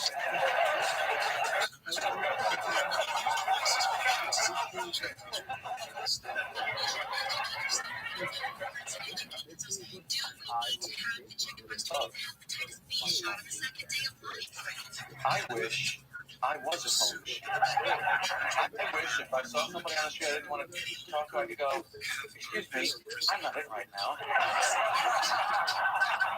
So you could just leave the message. I could walk away. I also have a cordless phone, but I don't like that as much. Because you can't slam down a cordless phone. You get mad at somebody on a real phone, you can't talk to me like that. Bang, yeah. Cordless phone. You can't talk to me like that.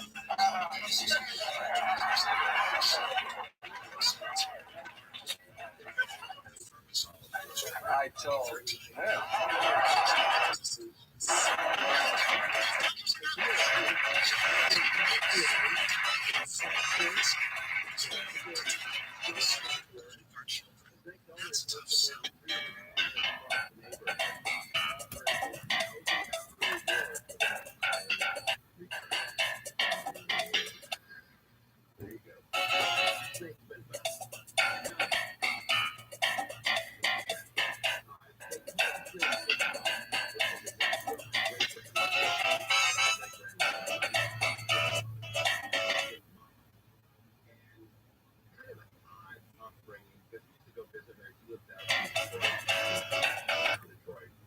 She lived in one of these old houses that sort of didn't hold up.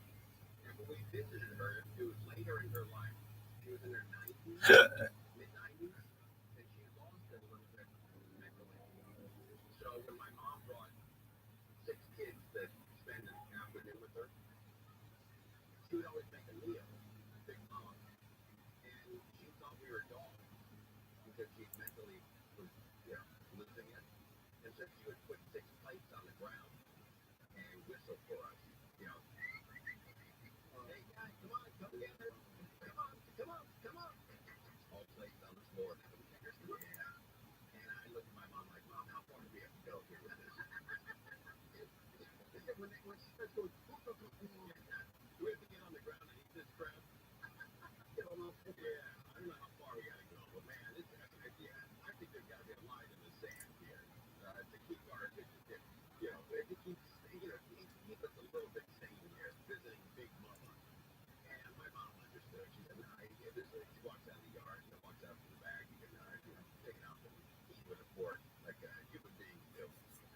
Stay right here. We're live. We're going to cover this news conference at 6. It's the LA Sheriff's Department, and this LA Sheriff's deputy that's in trouble, some hot water, over the treatment of a suspect. That's all we know so far, and we'll get more at 6 o'clock. Satellite show, we're live on KFI AM 640. We're not crowd. KFI 24-hour news. The Cal State University System has named Mildred Garcia as its new president. Garcia is the first Latina to hold the position and will lead the 23-campus system beginning in October. Some Democratic lawmakers in Congress say tax preparers each of our Block Act and Tax Slayer gave extraordinarily sensitive information on tens of millions of taxpayers to Facebook and Meta over the last 2 years. We're going to tell you about it. Keep an eye on it. At least 2 tornadoes now reported on the ground in the heavily populated area in the suburbs of Chicago. One of them apparently just passed through the O'Hare International Airport area, damaging some warehouses there. Second is on the west side of Chicago, County. We'll give you more info coming in. It's also storming really heavy. We'll take a look at the 118 freeway. Well, we always ask what are the top reasons for choosing advanced care. I'll share with you, right? And get this. Their once-a-year summer savings event is going on right now. All right, first off, advanced hair stands by the results that I'm living through. It's guaranteed. With advanced hair, your hair is naturally guaranteed to grow starting the very next step. So advanced hair combines comprehensive decisions with modern technology, creating a concierge quality experience that blew my expectations. It's fantastic. Now, advanced hair's advanced depth treatment, it's summer schedule. We're waiting for this. This is a great opportunity. It's here. The summer savings event. It's low bang for your buck. So for details and a free consultation, call them up. 844-333-HAIR. 1-day treatment, life-changing results, and your new hair is guaranteed to grow. AdvancedHair.com. That's AdvancedHair.com. Clear and coming temps tonight, sunny and hot tomorrow, and a little bit more heat Friday and through the weekend. This report brought to you by Waterboy Whole House Filtration Systems from the Southern California Toyota Dealers Traffic Center. Let's go. This is the Class Mission Hills. This one is along the 118 at Eastbound past the Colorado Boulevard. Carpool pull-up lanes are blocked. There's some delays right now that are backing up away from South Boulevard in this building. We've got Michael Ryan, KFI in this time. Just open the 91. If you get the freeway, 91 eastbound, you're going to hit the brakes in just about at 1, right off the 110. And from there, that first step can be over to Lakewood Boulevard. Now, you get a nice gap there, and then I'll be back on through Santa Ana Canyon. Most of that's from Weir Canyon, from Scales over the Green River. You got a gap up again, and then back on to the 71 in Corona. And that'll be pretty steady most of the way to Riverside from there. Mike O'Brien, KFI in the sky. Now, let's check out the time on the 22. This is making their way along the eastbound side. That's where traffic's pretty slow moving right now, getting away from Harbor Boulevard and on the bridge to the 557 split. KFI in the side. Let's get you there faster. I'm Intro Martinez. The Waterboy Whole House Filtration System brings fresh, clean water right to your tap. Call 1-800-WATERBOY now. Clean water for drinking, showering, cooking, laundry, and more.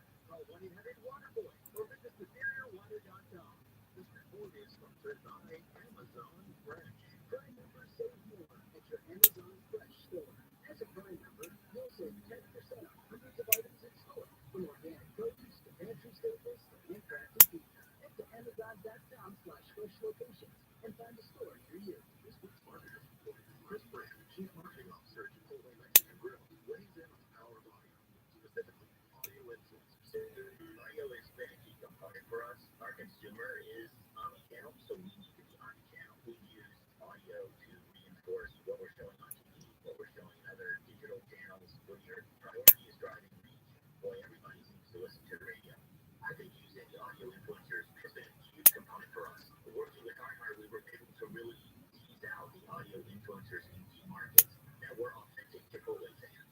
And because it's authentic and because they're seen as trusted friends by the customers and the listeners, it's really been an effective strategy. As the #1 audio company, iHeartMedia gives marketers access to all, from national to local. Every audience, live conversations, trusted influencers, insights, and data you need to grow. Not just a media company, iHeartMedia is your access company. If you're a marketer, go to iHeartMedia. This is Rabbi Rothschild. Hey, Steven Sharp. Now is the perfect time for that new Well. kitchen, because the best place for kitchen cabinets in all of Southern Oh. California, the Kitchen Store, is having a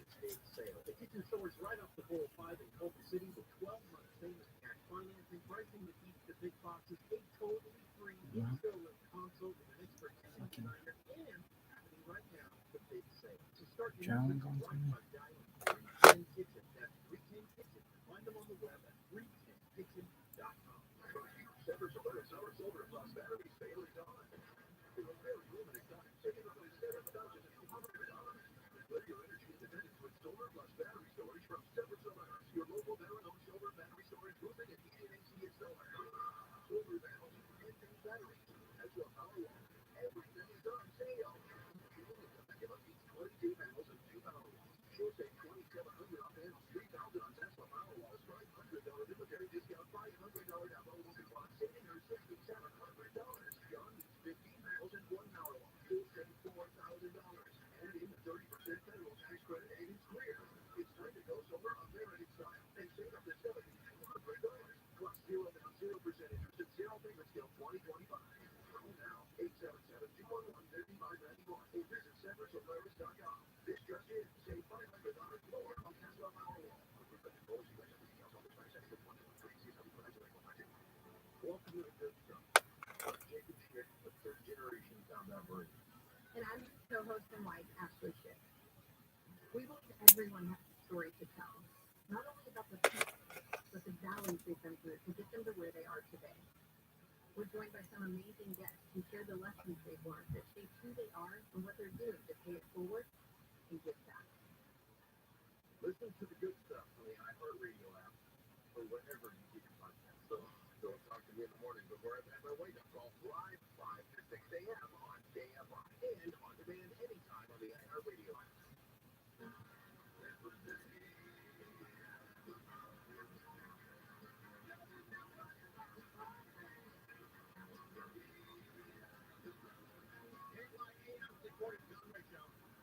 The lottery is growing and growing, but you have a better chance of winning $1,000 from iHeartMedia than winning that lottery. And joining and trying to get the $1,000 is free. Here's how we do it. Your chance to win $1,000. Just enter this nationwide keyword on our website, Bills. That's Bills, B-I-L-L-S. Enter it now at AFIAF640.com/cash. Powered by Sweet James Accident Attorneys. If you're in an accident, winning is everything. Call the winning attorneys at Sweet James. 1-800-9-MILLION. That's 1-800-9-MILLION. Or sweetjames.com. Keyword Bills. Bills. B-I-L-L-S. Go to AFIAF640.com/cash. Free to join. And you can win $1,000. We get email all the time. Hey, thanks for turning me on to this contest. Love it. Sure, email, but sweet. Roger, can I ask you a favor? Please. I'm having a very difficult time. We're going to do this story on Powerball.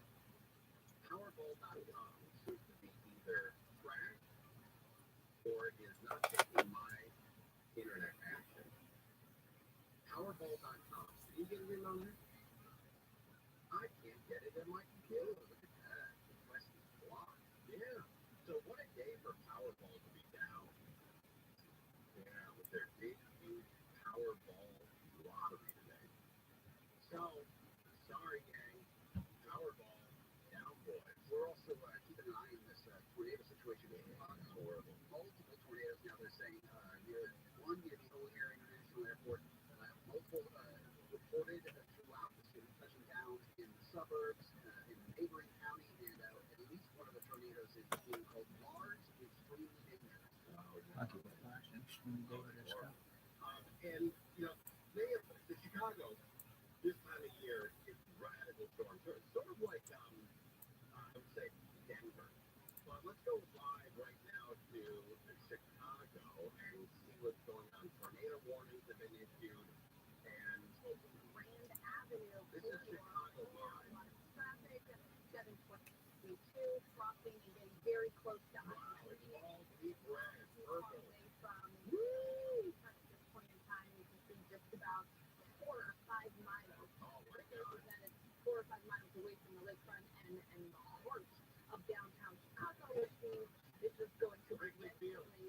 come to an end of the Right to bullseye here. across the city. But as of now, we still have that warning in effect until 7:45. Evanston as well continuing to monitor the situation up there, where we're also finding still the potential of some spin. So from Evanston down towards Ocean Street, Pratt Boulevard there, Northridge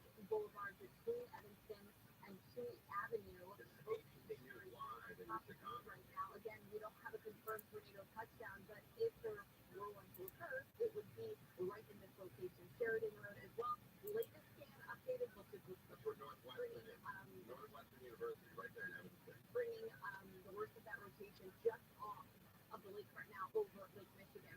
Still downtown Chicago, right along that Grand Avenue, crossing over I-90 at this point, North Elston Avenue, Division, just now to the east of Milwaukee Avenue, North Grand Street, Clyburn Avenue, Cortland, we have the Home Depot, we have so much in this location, Armitage Avenue as well.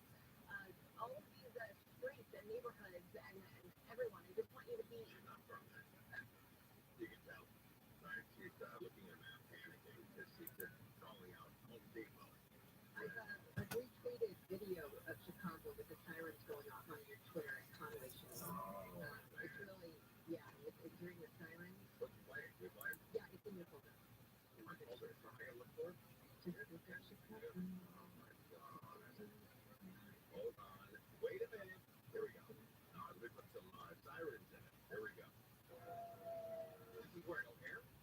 This is the Chicago. Just the whole,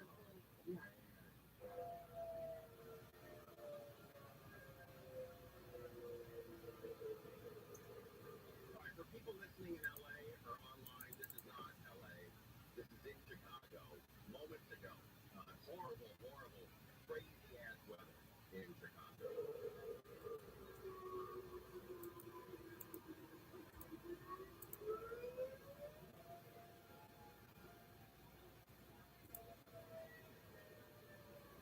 There's no update on that, right? No update on that siren in the last 900 years. Right? That's the same siren that we used to listen to here in elementary school every Friday at 10 o'clock for the nuclear bomb drill. Did you have that in Belleville, in Denver? Every Friday you have to get under your desk? No, we have every Friday, man. Under the desk for a nuclear attack. I live in Kansas. You have any school drills yet? Yeah, that's wild, huh? Yeah. I mean, that's in our lifetime that was going up. Yeah. The people are like, oh, we gotta get under our desk. Why? Russians, the Soviets were bombing us. You know what they did for us is they made us go outside and go under a tree. Is that right? Yeah, we didn't. There's no basement, no inside or anything like that. Not during the storm, though. No, during the drill. Oh, okay. Well, that's easy. So, okay, kids, why don't you wander outside? We're gonna sit under a tree during this lightning storm. There it is. All right, it continues in Chicago. Massive storm in Chicago. Let's go back to ABC 7. What's going on there? Possibility here of a new warning to develop or pop up is not out of the question. And then Northwest Indiana, you've had a few cells developing here. A flush cloud or two not ruled out. And then as this activity here in parts of central Cook County continues to now, what's going to happen is this storm is it's leaving Chicago. It's a very fast-moving storm. It's leaving Chicago. It's going over Lake Michigan. It's now it's moving out towards Lake Michigan. And so if it crosses Lake Michigan, and Lake Michigan this time of year, temperatures are pretty warm. And it could go right into then Next Harbor and South Haven, which is I believe part of Michigan, and Michigan City. Yeah, so the west coast of Michigan is in the full time of this thing, and then it'll go right into right across Kalamazoo, Battle Creek, Ann Arbor, Lansing, and then right into Detroit possibility as well. And the storms aren't that unusual, especially in that area. No, you're right here. Like this is a little unusual. These are not regular tornadoes that we're reporting on right now. Right, and they're hitting at a major population center too. I mean, there's tons of people that live inside of the warning area right now. National Weather Service says has confirmed. They say this tornado has been touching the ground intermittently so far, east with additional circulation along the line south of O'Hare Airport. Oh man, rough day for Chicago. All right, we'll keep an eye on that. We're live on KFI AMC Sports Conway Show. More now from KFI 24 News Story. The San Bernardino County Board of Supervisors is opposing the release of sexual predators from other counties into their county. Board members say twice in the past 4 years, they and other officials have fought off efforts by the state and the courts to place sexually violent offenders into local neighborhoods. The board voted unanimously last night to prohibit the predators from being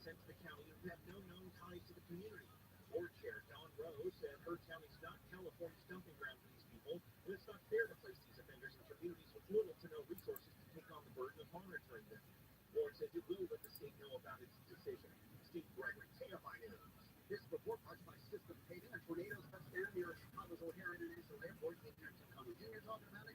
The National Weather Service in Chicago says tornado warnings are in effect for most of the city. It says a few other tornadoes touching down in one of Chicago's southwest suburbs in Neighboring County. Today, one of the tornadoes large and extremely dangerous. Officials in Vermont are focusing on recovery as floodwaters are receiving rain. They've had people in their homes, closed roadways, and filled streets and businesses with mud and debris. Give lives in Londonderry, Vermont. It is a little scary to stand there and watch the river rise and the roads disappear and the water under the dam just start to really roil and get violent. So it is very scary to be here and watch that happening. Montpelier got up to 8 inches of rain overnight. Yesterday, by winds, swiftwater teams rescued over 100 people.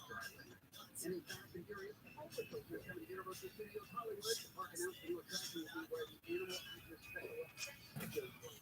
Say that you are mine. Till the end of time, don't got to let me know. Should I stay or should I go? Say that you are mine.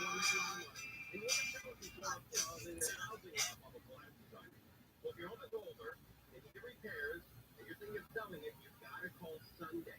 Yes, that's the move. Sunday's real estate market's the way to sell your home as is and get the highest possible price. If you say that you are mine, I'll be here till the end of time. Plus, they have 30 years local real estate experience, and the best part, no showing, no repairs, no clean, no cash. So plus, you guys pay 0 fees for Sunday. You can close as quick as that's right. Or 60, 90 days. It's your house, you get paid to close. They're great. You get great feedback in Sunday. Sunday.com/offers. The phone up real fast and well. 825 offers. 825 offers. Sunday's licensed real estate for real life for the business over 88298. The walking away, please visit the website. Sunday.com/well. Overnight goes around and above 60 degrees, sunny and a degree or two hotter tomorrow, and then a little bit hotter on Friday, and then something like that for the weekend. 92 will Sunshine, 86 in Liberty L. Things are slow in Irvine. Right now? The northbound side with the lane leaving Irvine Center Drive, it's very slow all the way. 60 Beach Boulevard in Seal Beach. Check out the drive in Pasadena. Well, I painted my apartment again. I've been living in this apartment for years and years, and every time I paint it, it kind of gets me down. I look around and I think, wait, but I'm aware of it. It just keeps coming in and coming in. Every time I paint it, it's closer and closer. I don't even know where the wall outlets are anymore. I just look for like a lump with 2 slots in it. It kind of looks like a pig is trying to push his way through from the other side. That's where I plug in. My idea of the perfect living room would be the bridge on the Starship Enterprise. You know what I mean? Big chair, nice screen, remote control. That's why Star Trek really was the ultimate male fantasy, just hurtling through space in your living room watching TV. That's why all the aliens are always dropping in, because Kirk was the only one that had the big screen. They come over Friday nights, playing on boxing. Gotta be there.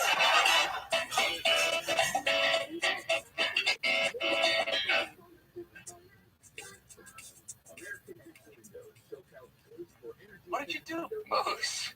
I moosed up. I guess you know, I should have done this years ago. I mean, I feel like I've had this lives. And now I've been the Casbah. Have you ever seen a better looking guy? Looks, Jack. I don't mean to interrupt or anything, but on Sunday, my friend is having a brunch for the New York Marathon. Oh, I keep forgetting to enter that. She lives right above First Avenue. She said she has a perfect view of the race, and she said I could invite some friends. Maybe. No, I'm not going up there. Ese piso se pertenece a ti, no me eches muerto a mí. Man. Oye, tú eres el amiguito de la vieja. Tú le comías los cheesecakes, los churros, los cookies, toda esa Boys! From Jerry! I slid the wrench under your door, Hal. Did you get it? Yeah. Hey, Jerry, would you like me to take from Miss Hudwalker's apartment? Tú eres bobo. Esas cosas no son tuyas. I was only joking. He thinks I'm going to give you Miss Hudwalker's things. Se las ofreciste. We have to go up there now and clean the apartment. It's a good thing her rent was overdue. She'd be rotting up there for a month. She died? Mrs. Walker died? 94 years old. I found her yesterday. She didn't have a wig on.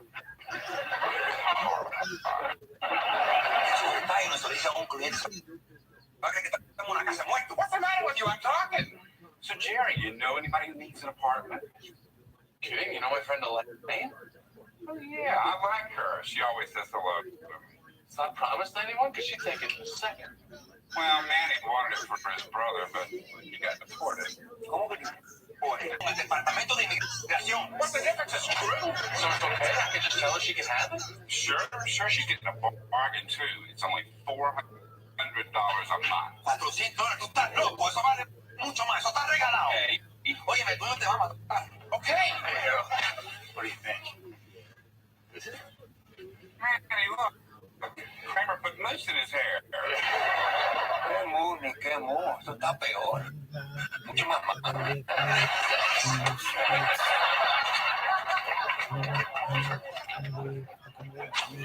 In the streets. What was that all about? Ain't nobody.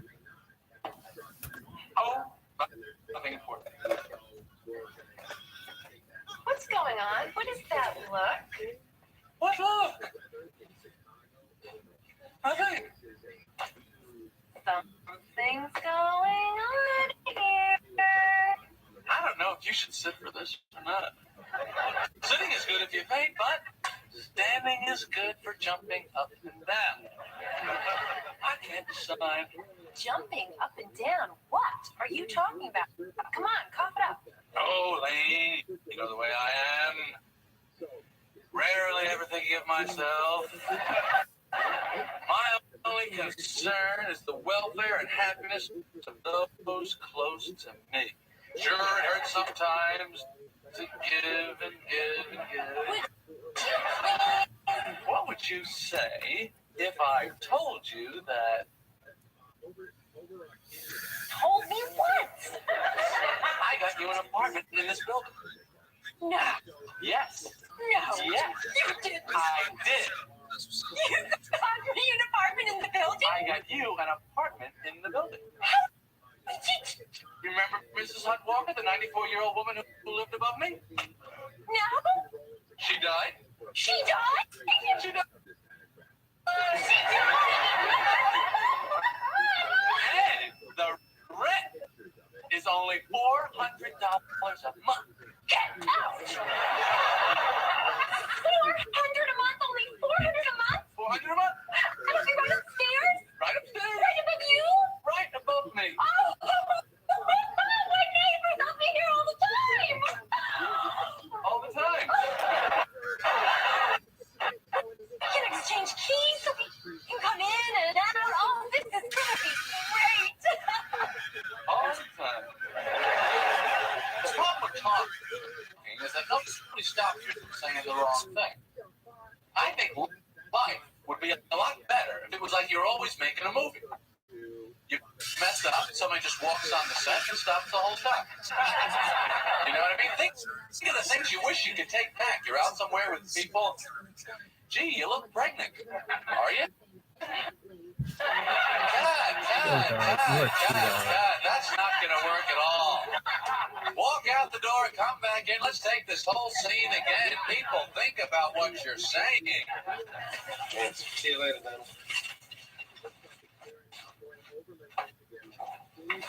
What happened to you? You can't believe what I just did. What? What did you do? I can tell you what I did, but you won't believe it. It's not believable. What did you do? How could I have done that? Done what? I told Elaine about an apartment opening up in my building. Like she's going to move in. Elaine's moving into your building? Yes. Right above me. Right above you? You're gonna be neighbors. I know, neighbors.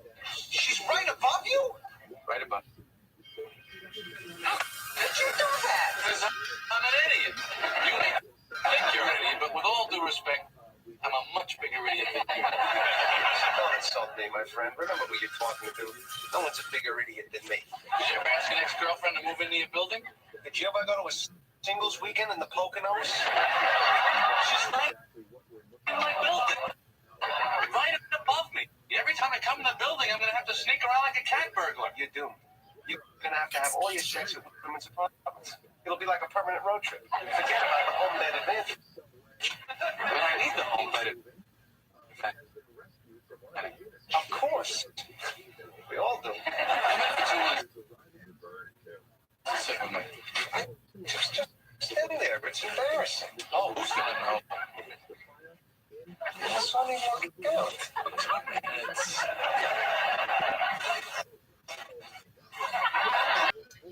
My censoring system broke down. Well, You know that little guy in your head who watches everything you say, make sure you don't make a mistake?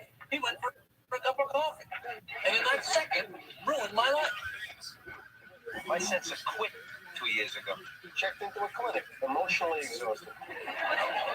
Sir, is there any way out of this Elaine thing? You know, the water pressure's terrible in my building. She loves a good shower. I've never heard of anyone turning down an apartment because of a weak shower. They were fanatic about showers then, Mike. For that rent, she'd take a bath in the toilet tank if she had it. Look at this woman. Greasy, disgusting coffee shop corned beef hash. Isn't that child abuse? I'd like to have a kid. But she has to have a date first. Remember my friend Adam from Detroit? Yeah, the guy with the flat head. He's a cube.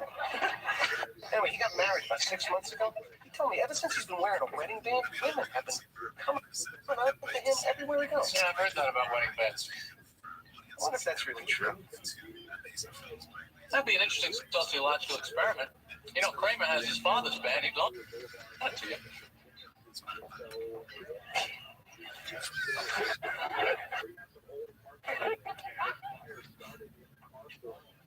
Hey, thanks a lot. I'll give it back to you in a week. You know, I don't even know why you're fooling around with this ring. I've been telling you, get yourself some plugs or a piece. I'm not doing that. You know you're crazy. You're a good-looking guy. And what do you want to walk around like that for? I'll put a half a can of moose in my head like you.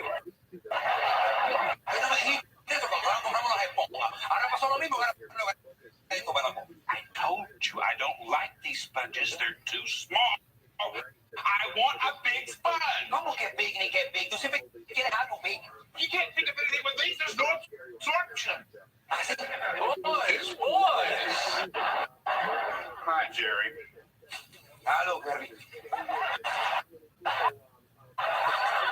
Dile lo que decidimos. Okay. Dile lo que decidimos. Okay. Your friend can't have the apartment, Jerry. What? Because somebody offered Manny $5,000 for the apartment. I don't want to do it, but Manny wants to do it. Ah, sí, pues echándome la peste a mí. Because it's true. Why shouldn't I do it? Hey, I understand. You're a businessman. Okay, me puede decir que si su amiga tiene la plata, que le damos el departamento. Oh. Now he says that if your friend has $5,000, we'll give it to her. Well, that's a lot of money, but if that's the way it's got to be, that's the way it's got to be. You know, I used to think that the universe is a random, chaotic sequence of meaningless events. But I see now that there is reason and purpose to all things. What happened to you? Religion, my friend, and that's what happened to me. Because I have just been informed that it's going to cost Elaine the sum of $5,000 to get the apartment upstairs. $5,000? She doesn't have $5,000? Of course she doesn't have $5,000. So she can't get the apartment? Can't get it. So she doesn't move in? No. So you see, it's all part of a divine plan. How does the baldness fit into that plan?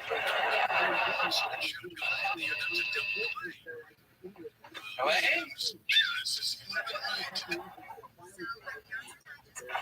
Alright.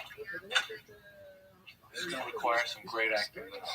I have to pretend I'm disappointed. You're going to see me really being a phony now. I hope you can take it. Maybe you should go in the other room. Are you kidding? I lie every second of the day. My whole life is a sham. Because you know I love Elaine. Of course you do. But you know, I'm a building.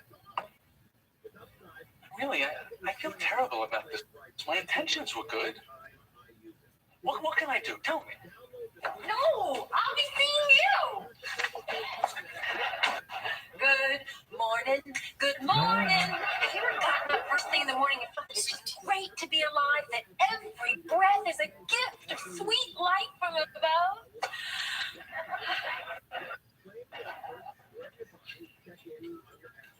Before I forget, I have the checks for the first month, last month's security deposit.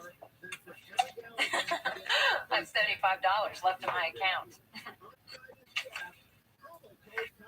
Well, there's a little bit of a problem. Oh, I know. There's a weak shower spray. I know. And I've already thought of it. I'm switching to baths. Winston Churchill said, "Why stand when you can sit?" Maybe it's going to get some rubber duckies. No, someone offered Harold and Manny $5,000 for the apartment. I'm sure they just as soon give it to you, but you would have to come up with that money. $5,000? I do $5,000. I know. How am I going to get $5,000? I have no idea. Hey! My new neighbor! I'm not moving in. What? They want $5,000. Oh, okay. What's the problem? I don't have $5,000. Oh, come on. You come up with $5,000? Jerry, you don't have $5,000 you can lend her. Yeah, well, I didn't. If that's something you want to borrow? No, that's too much money to borrow. Loan her the money. You can afford it. She doesn't want to borrow the money. Oh, come on. She'll pay you back. What? Who said there's a problem? Well, now, Jerry, it might take a while for me to pay you back, you know, maybe a few years. How do you feel about that? That's okay. He doesn't care. You know, money can sometimes come between friends. Get out of here. What do you think about it? What's it? I don't know. No, I don't know. 5,000? Let me just take one more look at it. Indiana. Going back to Indiana. Finished. 5,000. Where is she live at? She doesn't have 5,000. Clean. Come on. She's gone. Then you come in. What do you want? 5,000. What do you care? You got 5,000. Give her 5,000. You didn't want her in the building? No, I didn't. Well, then what did you loan her the $5,000? Look, maybe she won't take it. I mean, she did say that she was going to think about it. People don't turn down money. It's what separates us from the animals. I don't understand what the problem is. Having her in the building. Let me explain. You see, you're not normal. You're a great guy. I love you, but you're a pawn. Santa Claus is coming. Santa Claus is coming to town. Certain situations with the other human being. He's making a list. He's checking it twice. Because I'm a pawn. I'll take it.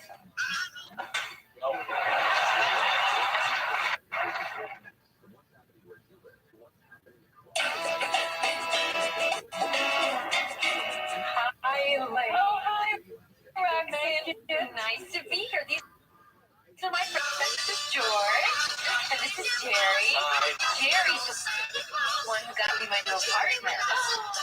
So you're Elaine's hero. That's my life's work.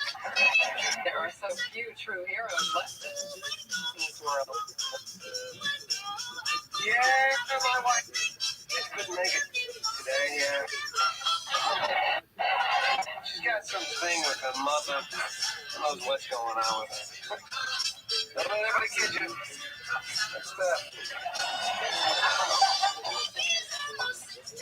Well, better load up on some carbos before the race. Well, the marathon is great, isn't it? Oh, yes, particularly if you're not in it. I wish we had a view of the finish line. Here comes ROTHSCHILD, here comes ROTHSCHILD, here comes ROTHSCHILD, 60 tall, thank you, Is she here? no, she's working. What does she do? She's an entomologist. You know, bees, flies, gnats. Yeah, what about you? I work for the director of Madison Square Garden. It's great. I can get free tickets to any sporting event in New York. Anyway, she's a very lucky woman. Enjoy. Hi, Stan. Joanne. Jerry, this is Joanne, and this is Stan. They're in my short story class. Drive Stan and me. Hey, Jerry just got me a great apartment in his building. Well, Jerry, it'll be nice to have a close friend nearby. Hey. Fantastic. She can pop in whenever she wants. She doesn't even need to knock. It's tremendous. Any time of day. Heaven. Rita, come here. This is Jerry. He's the one who got me the apartment. Oh, hi. Bob, this is the guy who got Elaine her apartment.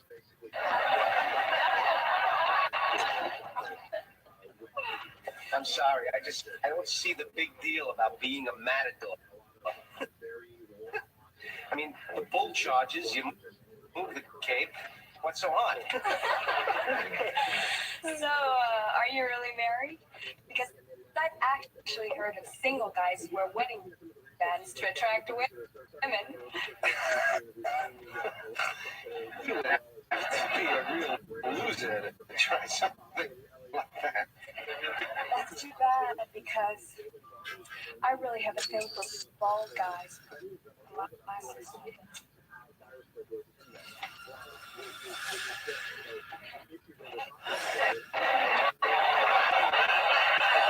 Hey, here are the runners.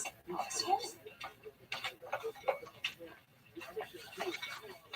So, you and Roxanne are hitting it off, huh? No, I wouldn't quite say that. Really? From a distance, you seem to be coming on to her. Oh, I'm a guy. It always looks like that. Because I was thinking, are you at all concerned that living in the same building will, cramp our styles? Because I was worried that there might be a situation in which one of us came home with somebody who could get a little uncomfortable. But as long as you're okay with it, it's fine with me. I've never been able to be with just one person. I can, however, carry on strictly physical relationships which can last for years and years.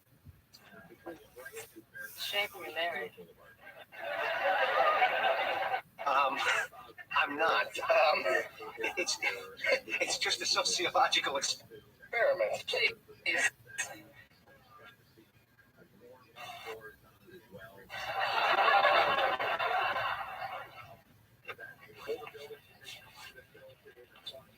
You have no idea what an idiot is. Elaine just gave me a chance to get out, and I didn't take it. This is an idiot. Is that right? I just threw away a lifetime of guilt-free sex and floor seats for every sporting event in Madison Square Garden. So please, a little respect.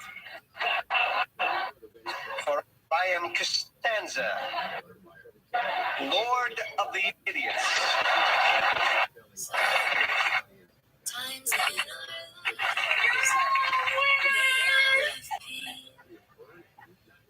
But suddenly, a new contender has emerged. George, I didn't sleep at all last night. I decided I have to tell her. I'm just going to be honest, that's all. Yeah, I'm nervous. Are you listening to me? Just put some soap on your finger. It'll slide right off. But then try axle grease. I'll call you back after I talk to her. You're not strong. Can I be your friend? All taken care I'll of. help you carry on. What's cool? Elaine? What are you talking about? I just found a guy who's willing to pay $10,000 for the apartment. You what? Get out! 10,000 cash? Who would pay that much? He's in the music business. Elaine would never borrow that much money. Kramer, my God, man. This is beautiful. I think I'm in the clear here. Elaine's not moving in. I don't have to confront her. She has no idea I never wanted her to move in. I like that.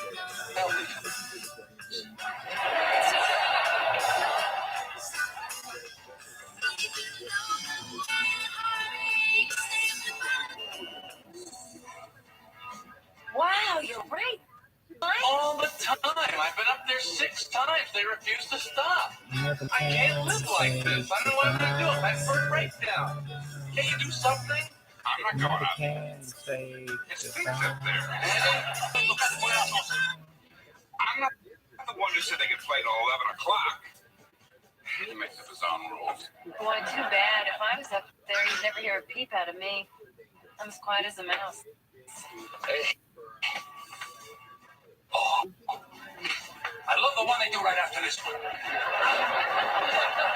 don't know, what do you do when a neighbor is making like a lot of noise at 3 o'clock in the morning? Great fucking question. I mean, can you knock on someone's door and tell them to keep it down? If you're really altering your whole self-image, what am I, Fred Mertz now? What's happening to me?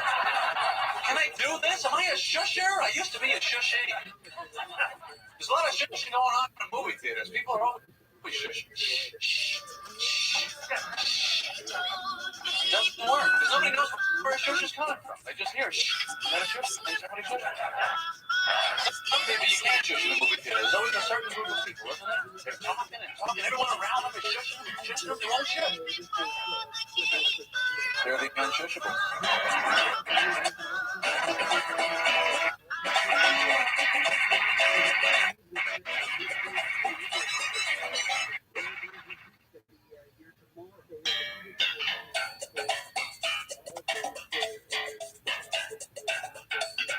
I find these gifts still bring ba-ra-pa-pum-pum. Too late before the king.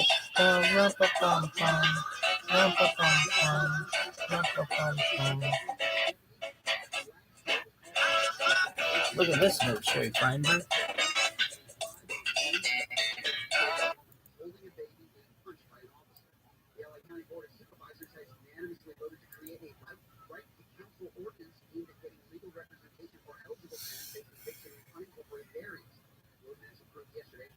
Lawyers based on income eligibility. People serve unlawful detainers in the county. Draft is due back before more than 10 months. Police in Racine have arrested a homeless man accused of sexually assaulting 2 women and a girl in the same morning.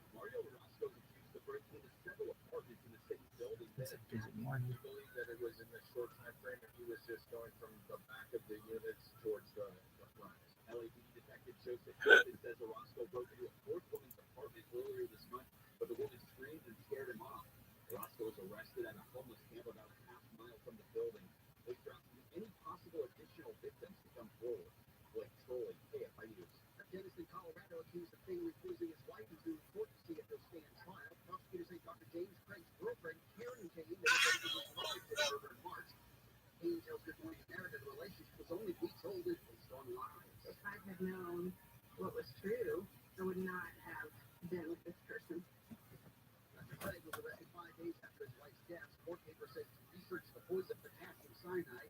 He also allegedly Googled how much arsenic it would take to kill someone and whether it could be detectable during an autopsy. The judge has approved reenactments of the 2018 mass school shooting in Parkland, Florida. It's part of a civil lawsuit against former school resource officer Scott Peterson, who's accused of hiding outside and failing to stop the shooter. We don't want to leave anything to chance and allow Peterson to escape justice in this particular case, like he did in the criminal law.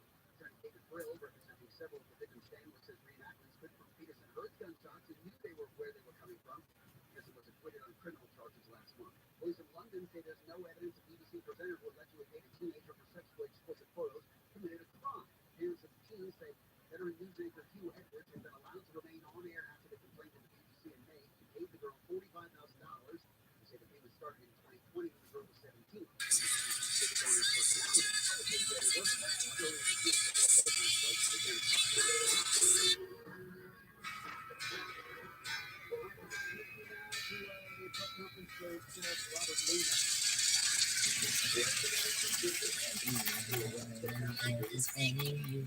You can always go downtown. I have to tell you that I did get some very exciting news recently. Traffic in the city. Yeah. Well, I will tell you what I do know so far. According to the information that I have in the envelope that I received, it seems that I may have already won the $30,000 prize. You can always Thank you go very much. Well, downtown. thank you. It's very nice to hear that. But in all honesty, I have to say, I didn't even know I was in this. Downtown, just listen to the rhythms of the traffic in the city. You know, that's annoys me about sweepstakes companies. They always tease you with that you may have already won. I'd like once for a sweepstakes company. Have some guts. Come out with the truth. Just tell people the truth one time. Send that envelope. You have definitely lost.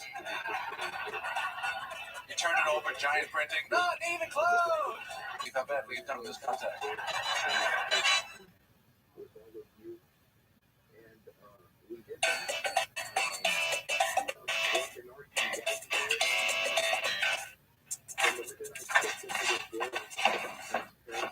To the right. Well, that took a while. Don't get up. Oh, I'd like to help, but my neck.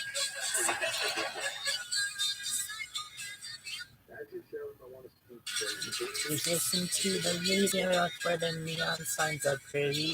How can you lose? The lights are much brighter there.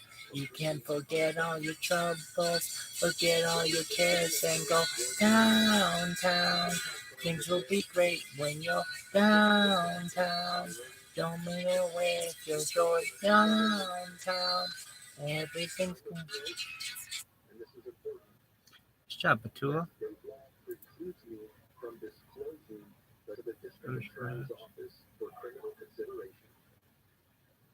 The Los Angeles FBI office will also be looking into this matter that I've described. I have spoken to local elected officials, along with community and religious leaders, to discuss this incident. And I pause here for a second because in watching this video, I know my reaction when I first saw it, and I know people may react very negatively to this. So I just want to stress that it is very important, even under the most difficult times and circumstances, that we must continue to work together as a community to build bridges. Even if we have to go through some painful and candid conversations, it is absolutely my commitment, as I have met with So, how long has it been in the basement? Since my grandfather died. I was supposed to send it down to my parents in Florida, but they didn't want it. They told me to get rid of it, but I felt funny. And then I sort of forgot about it. It's been sitting down there for 3 years until he saw it. All right, so just take what you want and let's get it out of here. What's in it? Grandpa clothes, I can't wear them. You want these? Knee socks. You don't wear knee socks. No, go ahead. Look at this place. I can't wait to get it clean. I know somebody will do it. She's good. She's honest. Now, Elaine's got this writer friend from Finland, Rabbi. Her boyfriend goes to Columbia grad school, and he's supposed to do it. Students can't clean. It's anathema. They don't like it. How long have you been waiting to squeeze that into a conversation? Now this, I like.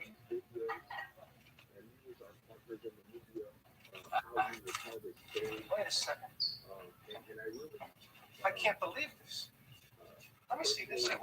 Let me just see it for a second. Let me just see it for a second. Oh my God, it's exactly the same. What?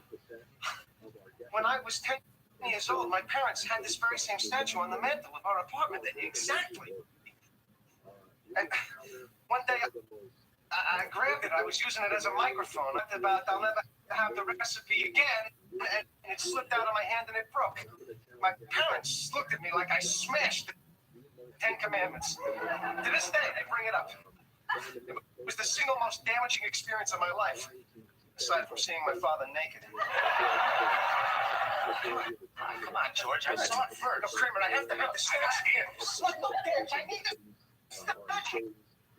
Come on, give it! You numbskull! Why don't you just settle it like mature adults? Potato Man. No.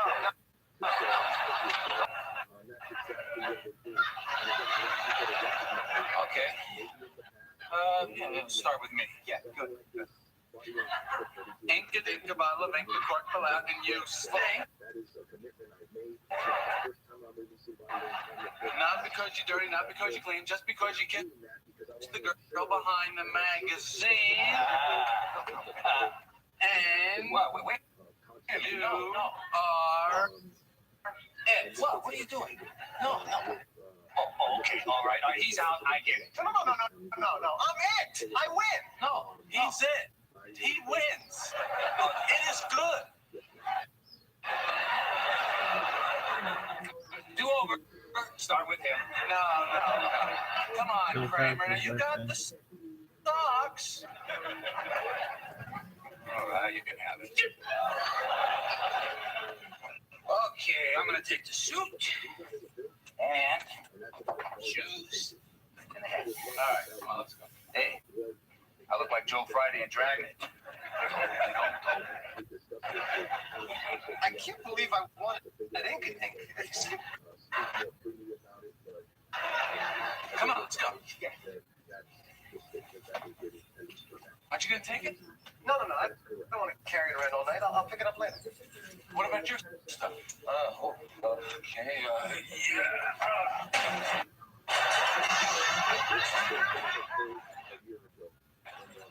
All right, let's go. Hey, you know you owe me one. What?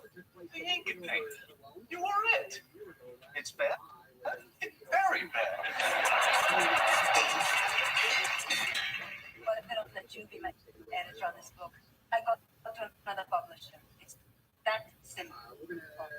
You told them that? Oh, this is so fantastic. I don't know how to thank you.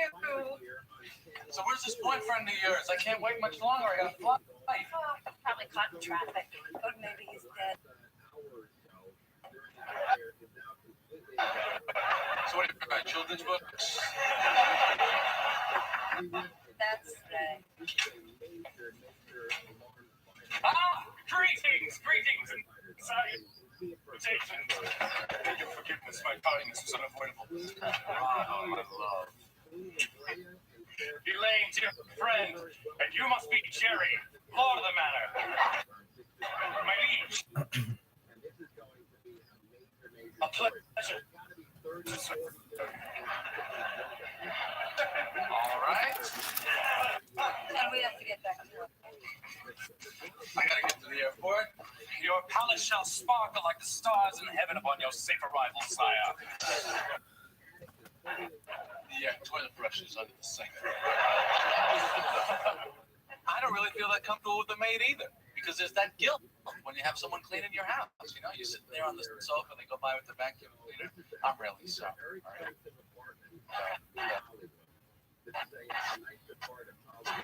I don't know why I left that stuff over there. And that's why I could never be a maid, because I would have that attitude. I'd find them wherever they are in the house. So I suppose you couldn't do this. No, don't get up. Let me clean up your filth. No, you couldn't dust. Oh, this is too tough, isn't it? He really did an amazing job. Look, he uncoagulated the top of the dishwashing liquid. He cleaned out the bottom of the little egg cups. Come here, look at this. He cleaned in a little 1-inch area between the refrigerator and the counter. How did he get out there?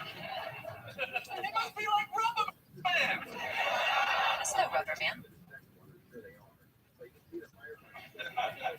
Why did I think there was a Rubber Man? It's plastic, man. Plastic.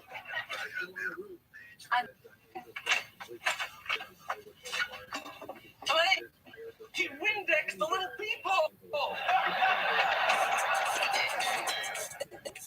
So the meeting with Lippman is all set. He's the editor-in-chief. I think because of your request, Iman, they're going to promote me to editor. There's Ray, late as usual. Well, this is an unexpected surprise. And for once and future king of comedy, Jerry the First, gracing our humble abode. Rather, we are in the presence of royalty. Hey, Ray, listen. You really did a tremendous job cleaning that apartment. But I didn't just clean your apartment. It was a ritual, a ceremony, a celebration of life. Shouldn't you be out on a ledge somewhere? The water's boiling. Are we all having tea? Yes. Yes. Jerry. Jerry. What? Ray, will you give me that hands, please? Yeah, I'm coming.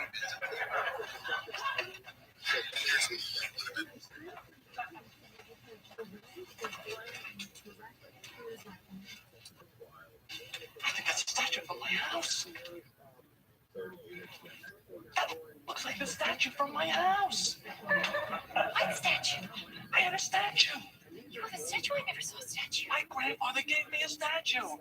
What's the difference? That's the one. Rip me off. This guy ripped me off.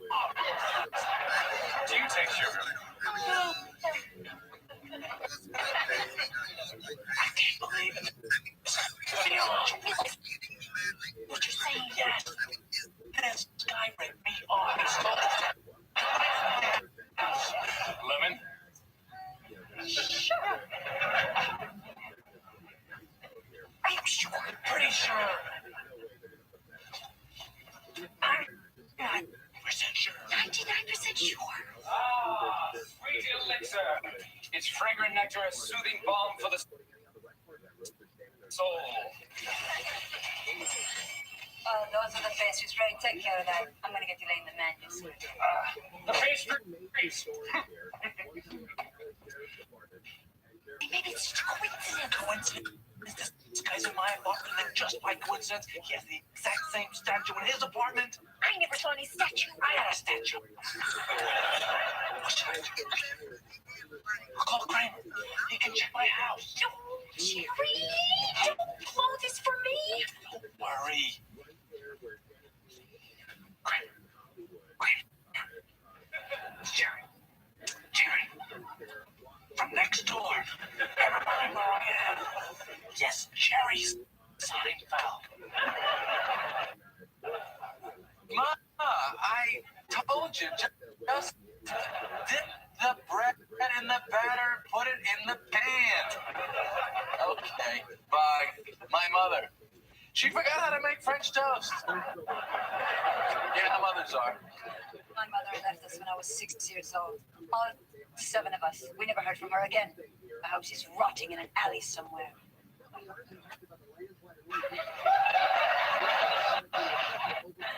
My mom's down in Florida. She's got one of those condos. Hot down there in the summer. You ever been down there? I love these pastries. You know, in Scandinavian mythology, the pastries were the food of the gods. Listen, I just remembered I'm getting a facial. Oh, I'll see you tomorrow morning. How about dinner? No, I don't eat dinner. Dinner's for suckers.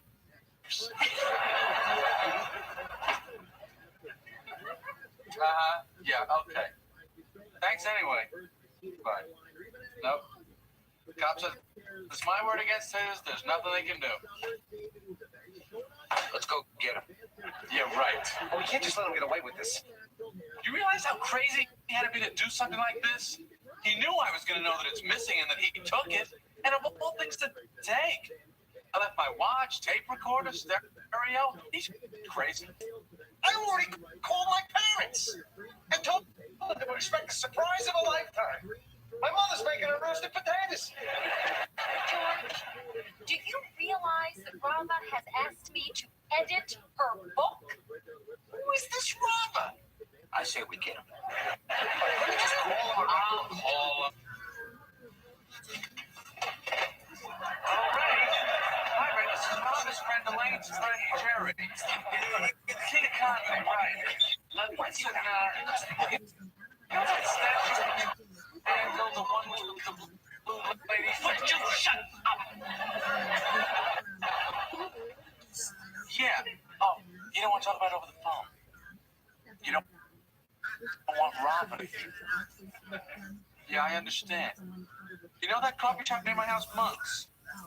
All right, tomorrow, 1 o'clock. Great. Okay, bye. All right, look. Let's say he stole it.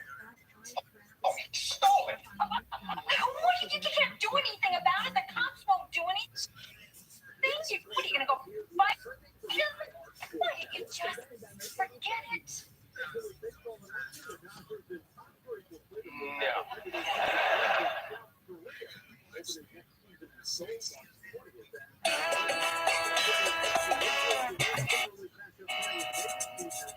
She said 1 o'clock. Relax, he's late. He's always late. It's part of his MO. She's coming. Right. Oh, Jerry. I can't believe you asked me about that statue. Do you know how much trouble you could have gotten me into? Well, Robin was standing right next to me. I never told her where I got the statue. I wonder why. Oh, just give it back. I don't say it. Give it back. Yeah. What are you talking about? What are you talking about? I'm talking about the statue. Yeah, me too. Give it back to who? Me. Yeah, me. I'm not getting this. Ray, I had a statue in my house. You were in my house, and then I saw it in your house.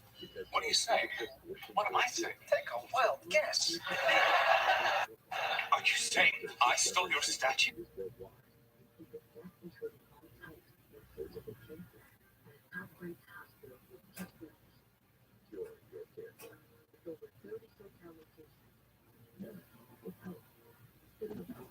Visit cityofhope.org to learn more. Ocean View, magical sunset, a luxury resort like no other. Discover TRILLIONAIRE, located along the coast of the Palos Verdes Peninsula in Southern California. Book your getaway to TRILLIONAIRE now at TRILLIONAIRE.com or call 310-265-2800. That's 310-265-2800. TRILLIONAIRE.com. It's go time. At Yellow Air Conditioning and Plumbing, we're always ready to tackle the toughest space and plumbing problems out there. With more than 80 years of dental knowledge and expertise, we do it all. There's no AC installation that won't be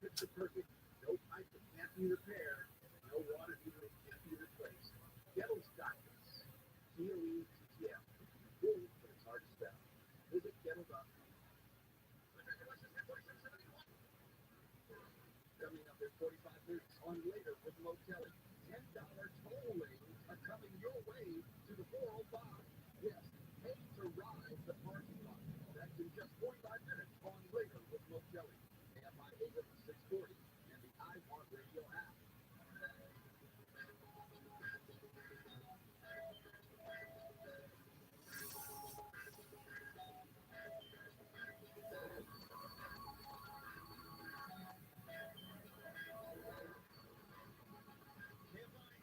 We're back live here watching this fire in Holly on Daily Commercial City. We're watching right now. There's the one building to the, it's on Hollywood Boulevard between the major streets are La Brea and Fairfax, right? Laurel Canyon and La Brea. And then the canyon that's close to it is Nichols Canyon. And that's like a strawberry shortcut. People, not a lot of people know that canyon. It's windy, strawberry shortcut. But it's windy and it can get you over the hill, but you really got to know that area before it rains. Now Waze destroyed that for a lot of people. He made that up. No, my grandpa used to always use that term. My Uncle Wally, he used to do the best strawberry shortcut to get to the Dodger Stadium. It's like a dad joke. Yeah, but this second building is a complete loss. This is the one they were trying to protect. It's its sister building to the first building that's caught on they caught fire. And the fire started, the preliminary story or ignition spot of the fire was the trash can in the first building. And so God only knows what that is. Maybe somebody threw something out, they caught fire, maybe a homeless guy looking for crap. I don't know. You know, just speculation. But the second fire is the building that they thought they had protected. And then all of a sudden smoke started coming out of it, and that building has to be a complete loss. Once the entire roof is on fire and fires coming out of every single area of the roof. No windows. No fire coming out of windows yet. So maybe the first floor apartments have been safe. That's cool. But you can see this fire almost anywhere in Los Angeles. There's today. And it's right on Nichols Canyon. So there's a lot of very, very expensive homes. Mine. Wow, I can't believe what I'm hearing. I can't believe what I'm hearing. Can't believe what I'm hearing. For your information, I got that statue in a pawn shop. Pawn shop? Pawn shop? Yes, in Chinatown. The money I earned cleaning people's apartments, cleaning them out.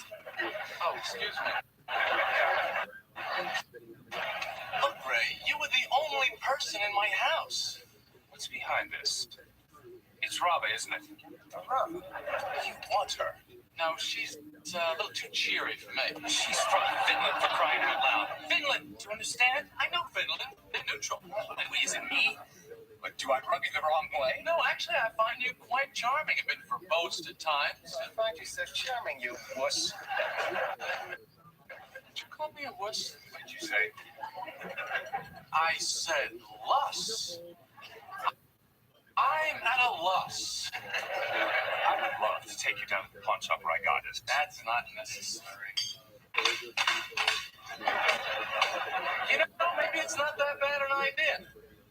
And I would love to. Nothing would please me more, but unfortunately, the guy retired and moved to Singapore. I mean, if you really want, maybe I can contact the guy in Singapore, have him make a photostat of the receipt and send it over.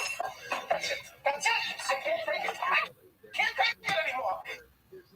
You stole the statue. You're a thief. You're a liar. George. I'm the judge and the jury, pal, and the verdict is guilty. What is going on here? Guilty. That's crazy. Oh, I'm crazy. George. George. I've got to get going. I have a class. A class. A class. At Columbia, let me tell you something, pal. I called the registrar's office. I checked you out. They have no record of a Ray Thomas at that school, you liar. Well, that is because I am registered under my full legal name, Raymond Thomas Wojcinski. Ray Thomas is my professional name. You mean alias? You are starting to make me angry. Well, that was bound to happen.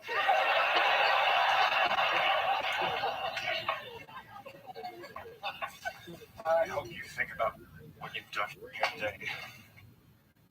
And if you want to call it, apologize, you know where to reach me. Hey, Ray. Yes? How did you get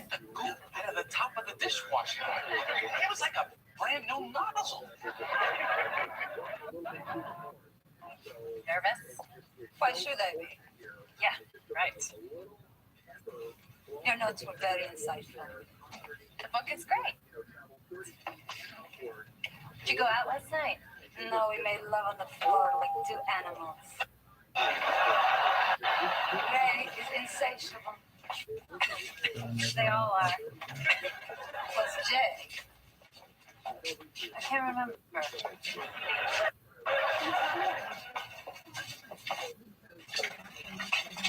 You know, Ray is very upset over these accusations. Oh, well, I'm staying out of this one. This is between them. I am not getting involved.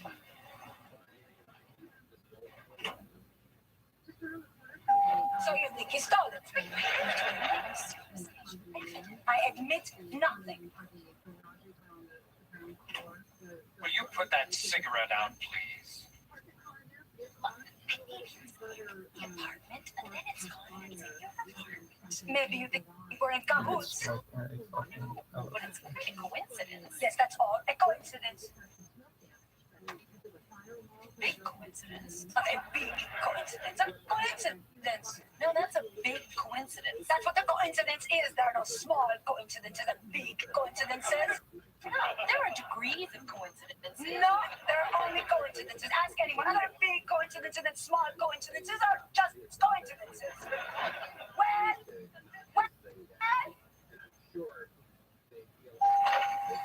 Will you put that cigarette out? maybe I put it out on your face. It's just like Ray said.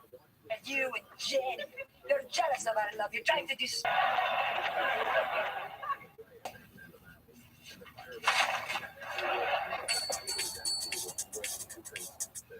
Will you stop? It's just a statue. How is it my fault? It was stolen. I didn't even touch it this time. Okay, fine. I don't see why this should affect the potatoes. Okay, goodbye. She doesn't react to disappointment very well, unlike me. I'm not happy about this. Why don't we just throw a Molotov cocktail through their window? There's just no justice. This experience has changed me. It's made me more cynical, more bitter, more jaded. Really? Sure. Why not? Well, how do you think I feel? Instead of editing the first novel of a major young writing talent, I am proofreading a food allergy cookbook. Can't you talk to your boss? I did. And he doesn't think you're funny at all.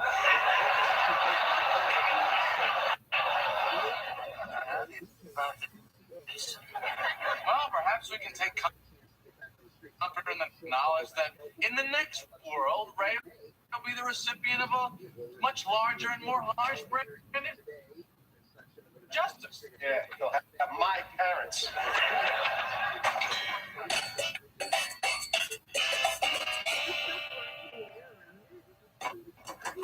Please, open up. Please.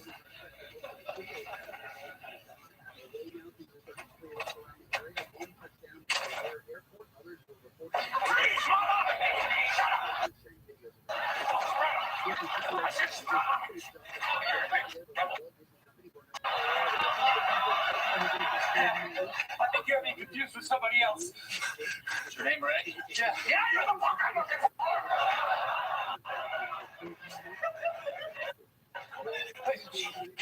Here, you cop. I'm a cop. I'm a good cop. I'm a damn good cop. Today's your lucky day, Junior. I'm gonna let you off with just a warning. Any more of this criminal activity, and you'll be sorry. Got me. Got you. I don't even know what the hell you're talking about. Good. Let's keep it that way.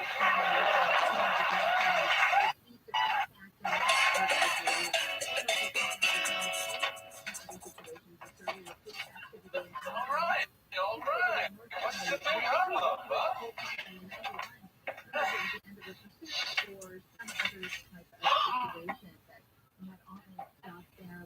Kramer, I can't believe it. Oh, you're my hero. Yeah. Kramer, what did you do? Well, let's put it this way. I didn't take them to people's court.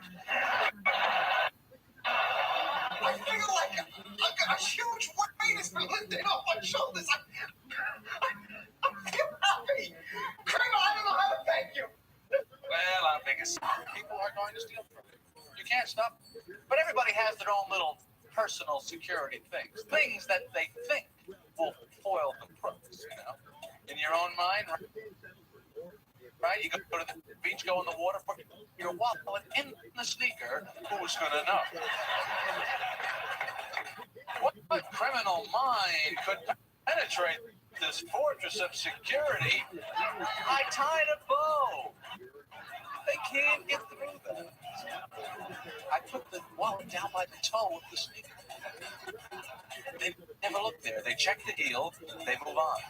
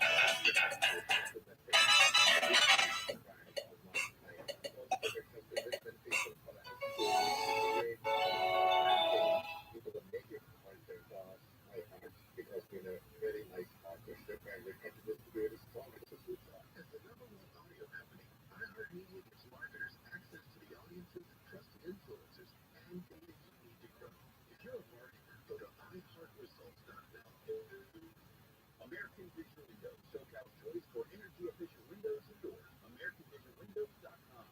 This is Jacob and Ron. If you've been involved in a motorcycle accident, call 844-24-JACOB. Just when you thought you couldn't get anything. 2018 is probably huge. Luxurious, plush, all-new Montpillow 2.0 with its temperature-regulating strength. It's designed for coolness, engineered for comfort, and fit just for me. Since I started sleeping on it, I've been getting the best sleep of my life. And right now, ask my listeners, get buy one of these incredible MyPillow 2.0s and get another one free. Not only that, you'll get two of the all-new MyPillow 2.0 Go Anywhere pillows.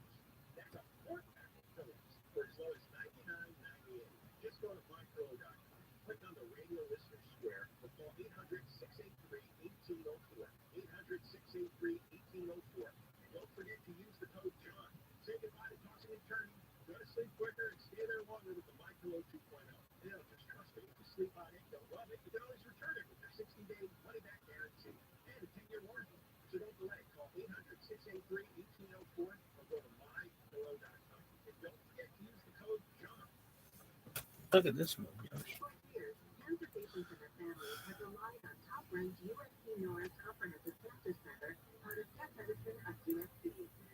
We help thousands of individuals achieve better outcomes with our world-class expertise, the latest treatment, and a truly personalized approach.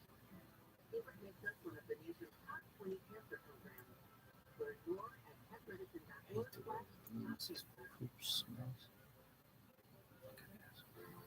This is Leland Smith, founder of Service Centers, Plumbing, Heating, and AC. It's another good deed for free. Our technician Thomas was with this team for plumbing and team appreciated for the elderly woman. She said she'd been waiting to hear her feeling was still up, but she heard on the radio that it was good things for free. She had a broken heart.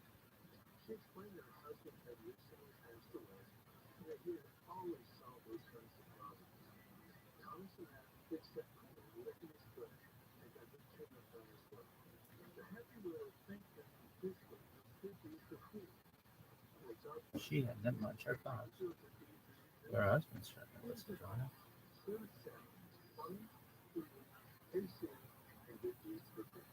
Service champions, plumbing, heating, AC, and good deeds for free. Coming up on later with Mo Kelly.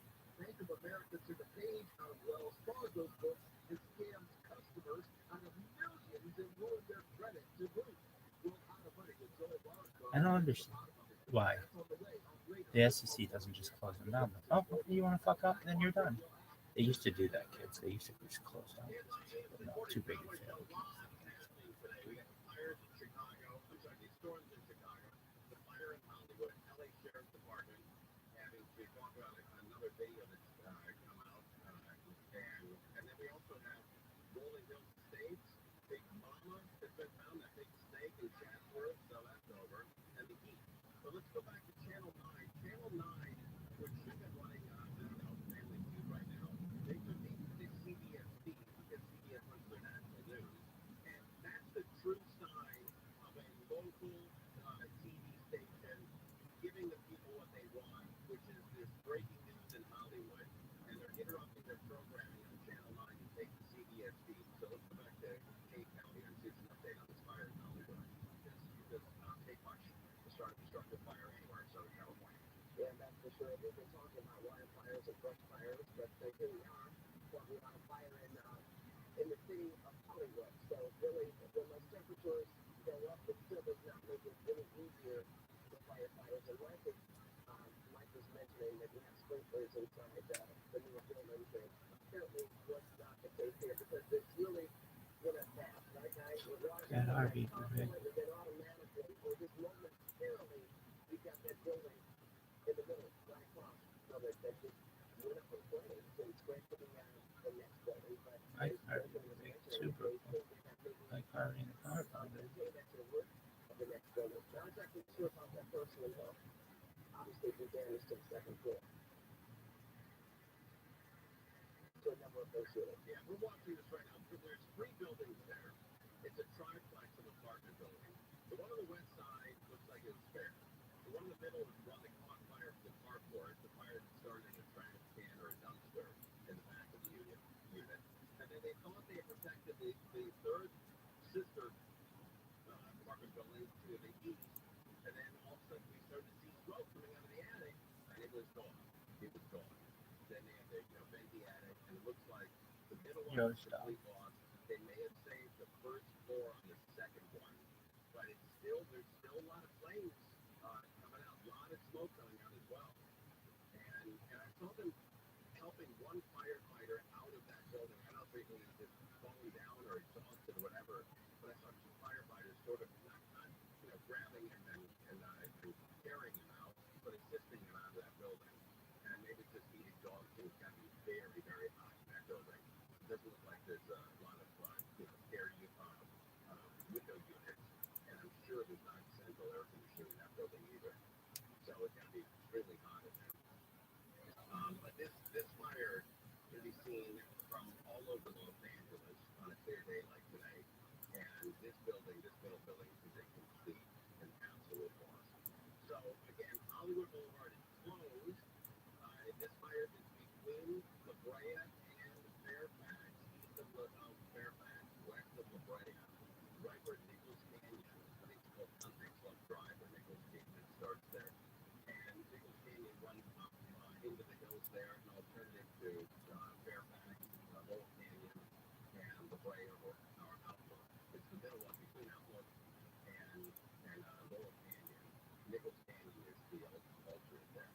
But there's still firefighters coming out of this building, going up on the roof. You can see flames on the second building still coming out of the attic. This is a very difficult fire to fight. And proof of that is that, an hour and a half into it, you can still see open flames. And so it looks like it's going to be complete loss. And you've got to feel for these people who live in these buildings. It's very hard to find an apartment nowadays. And I'm sure they've been there for some of them 20, 30, 40, maybe 40 years. And you get to know your building and know your neighbors. And all of a sudden you got to, pick up and find another place to live. And that is devastating for a lot of people who live up there. All right, keep an eye on this. Mo Kelly's coming back. We'll chat with him as well. But a big story tonight. Big story. You got the heat outside. You got the storms in Chicago. This fire going on in Hollywood. LA Sheriff's Department is dealing with a video and a cop altercation with a woman and her baby. Big Mama has been found, and then Rolling Hills Estate, an update on that as well. And those people that are losing their homes out there, man, oh man, we're covering all of it here. Okay, my AM64. More now throws in KMI Boulevard. 35-year-old man accused of abuse, sexually assaulting a young girl in Lake Elsinore, been charged with a dozen felony offenses. Police expect to make his initial court appearance in Marietta. The Secret Service is looking for a hit-and-run driver who killed a person and injured another by the White House. They said they tried to pull the car over for expired tags before the driver took off and sped through a crosswalk, hitting someone. And HBO's big nominee winner for the Emmys, Max, got 74 nominations, with Succession getting the most, 24, along with Otis, The Last of Us, and Lasso and Apple Plus. That's 23 nominations for the comedy category. Take a look at the freeways. Next, slide out every once in a while and leave reality behind. See, this is a library, and it makes you think that it's all the same. It's all guaranteed with your 2,000 points on the rewards card on July 21st. Raceway gift giveaway. Get a cool dash point for your 500 points on the rewards card at Morongo on 18. Big game. Flamingo Fridays at Morongo. It's SoCal's best nighttime pool party with DJs, special drinks, and of course, the Lake River. Swipe and win. You can win $100 in cash with your 500 points on your rewards card on Wednesday. That's today and tomorrow on Thursday. Mystery bonus Thursday at Morongo. You win up to $100 in match play. Playing table games with your rewards card from 4 a.m. until 11:59 p.m. Morongo Casino Resort and Spa. Good time for everybody.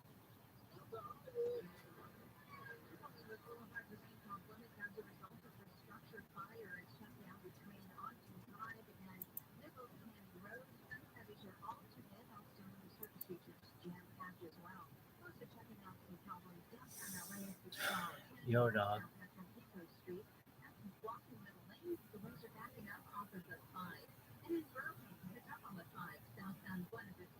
Whenever I see the news and they're hauling in some criminal, terrorist, psycho, maniac, mass murderer guy, you notice he's always covering up his face with the newspaper, with the jacket, with the hat. What is he worried about? What is this man's reputation that he has to worry about this kind of exposure damaging his good name? I mean, what is it, for a big job promotion down at the office or something? Afraid the boss is going to catch this on TV and go, isn't that Johnson from sales? He's up in that clock tower picking people off one by one. I don't know if that's the kind of man we want heading up that new branch office. He should be in bill collection.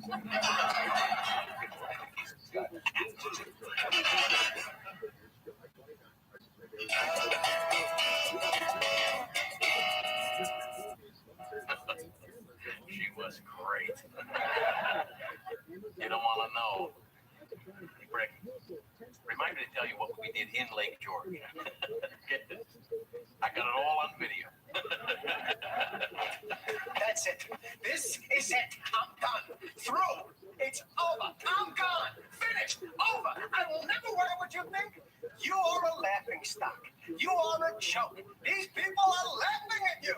You're nothing. You have no brains, no ability, nothing.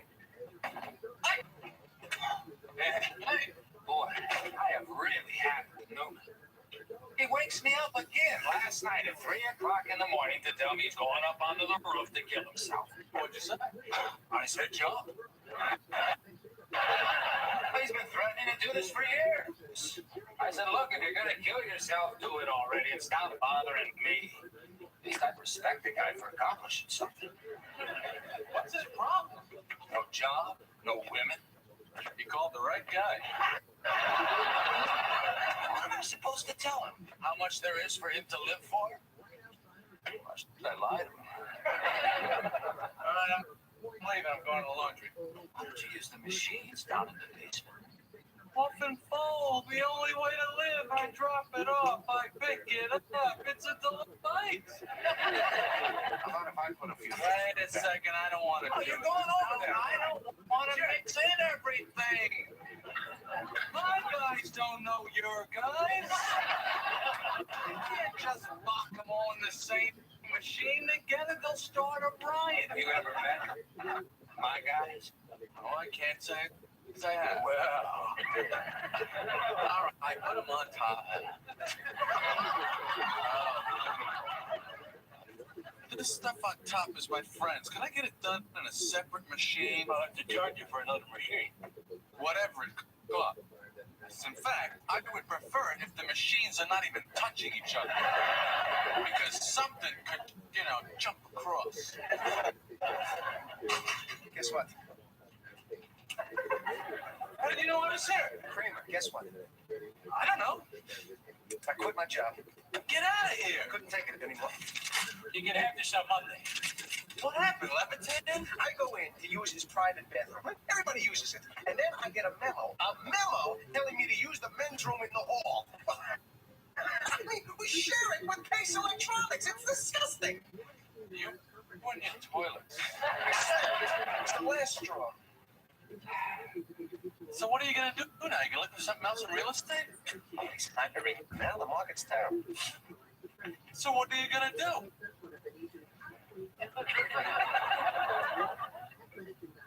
I like sports. I can do something in sports.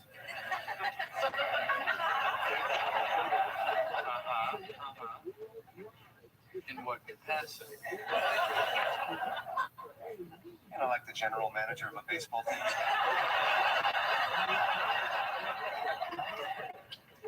Yeah, well, that can be tough to get.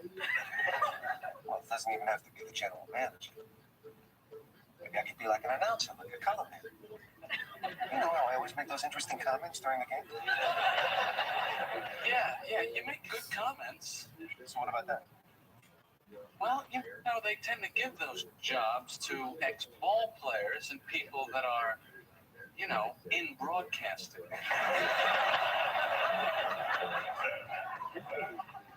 Well, that's really not fair. Well, at least I like to watch movies. Yeah? That pay people to watch movies. Projectionists. That's true. But you gotta know how to work the projector. Right. And it's probably a union thing. Those unions. Okay, sports, movies. What about a talk show host? Talk show host, that's good. I think I'd be good at that. I talk to people all the time. Someone even told me once they thought I'd be a good talk show host. Really? Yeah, a couple of people. Talk show host. I wouldn't think so. It's all politics. All right. Okay, sports, movies, talk show hosts. What else?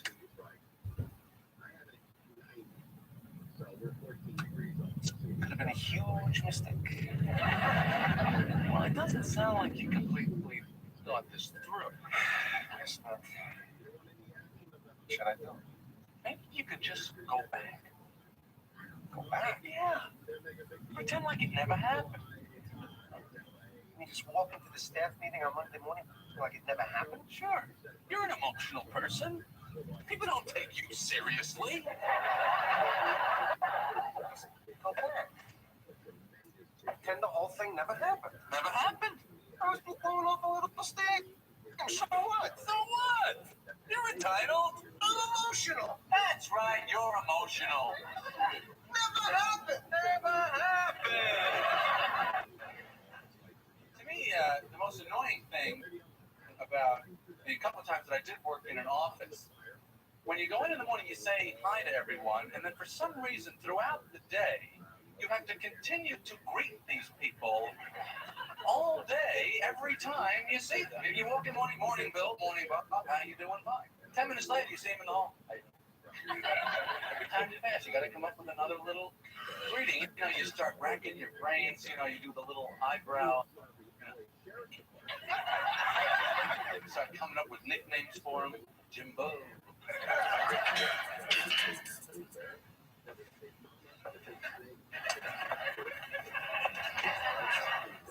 How you doing? What are you doing here? What? I work here. I quit. What to quit? Who quit? No. How was your weekend? Oh, excellent weekend. What about your weekend? Fine weekend. Yeah, good weekend. Went up to the Cape. Took the kids sailing. Lisa was a little scared at first. That kid's gonna be a good sailor someday. Ah, she's gonna be a fine sailor. Hey, what happened to you Friday afternoon? Oh, I got tied up. I'll bet you did. I want to remind everyone that the 10th anniversary party for Rick Bar Properties is going to be Wednesday afternoon at 4 o'clock at Lasky's Bar, Madison 48th. I want all of you to be there. This really means a lot to me. Is that Costanza over there? What are you doing here? What? Am I crazy? Or didn't you quit? What? Oh, what, Dad? Are you kidding? I didn't quit. What? You took that seriously. Laughing stock, all that stuff. Come on, will you stop it? No brains, no ability. Teasing. What? Okay. I want you out of here. I don't know where you're getting this from. You're serious, aren't you? Oh. You don't know my sense of humor. I mean, Dan, don't I joke around all the time? I wouldn't say all the time. You can't win. You can't beat me. That's why I'm here and you're there. Because I'm a winner.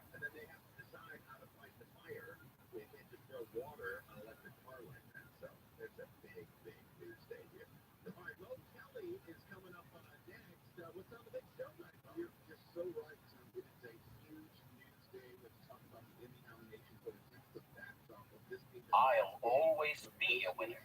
And you'll always be a loser.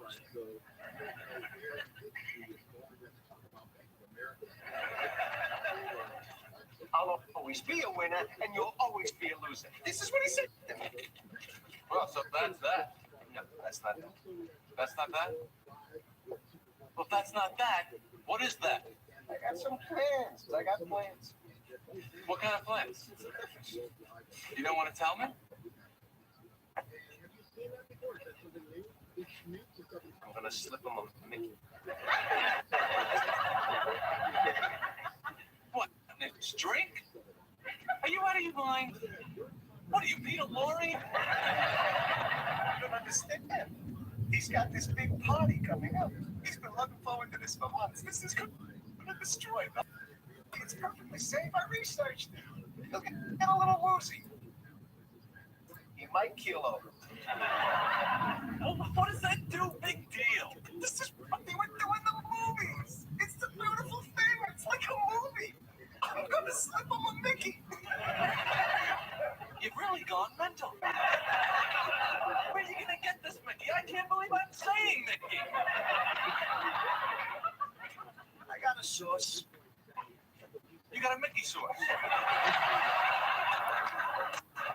And Elaine is going to keep him busy. Elaine, how did you rope her into this? I told her what a sexist he is, how he cheats on his wife. She knew that. She didn't know he doesn't recycle. What is the point of all this? Revenge. Oh, the best revenge is living well. There's no chance of that. Best revenge is massive success.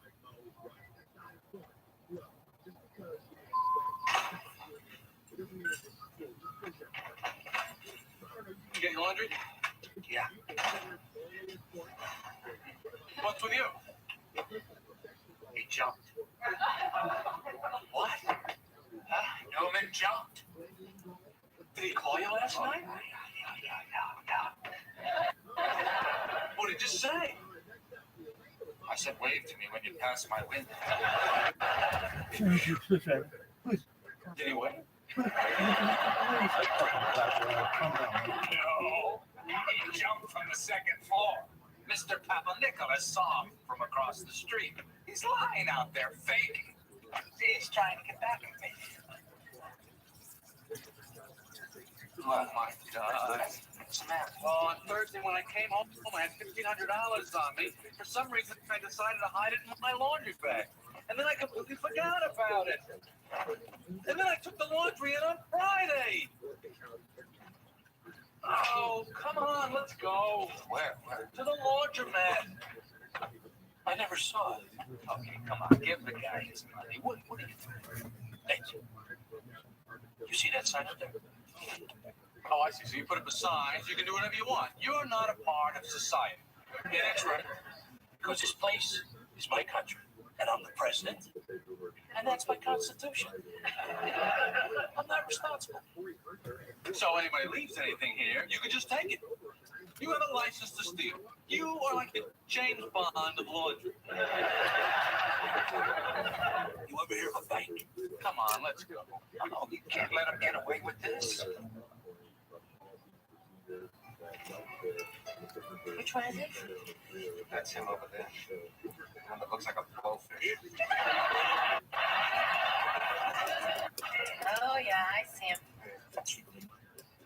Hey, thanks for doing this. Why pass up the opportunity to go to prison? This is by far the most exciting thing I've ever done. Yeah, it is kind of cool. First time in my life I've ever gotten back at someone. I can't believe we're doing this. This is the kind of thing they do in the movies. That's exactly what I told Jerry. Really? Yes. God, I never felt so alive.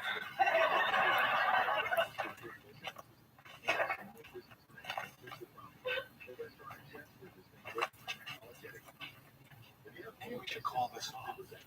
Come on, what's the big deal? Just gonna put a little concrete in the washing machine. What's gonna happen? Well, it'll mix up with the water, and by the end of the cycle, it'll be a solid block.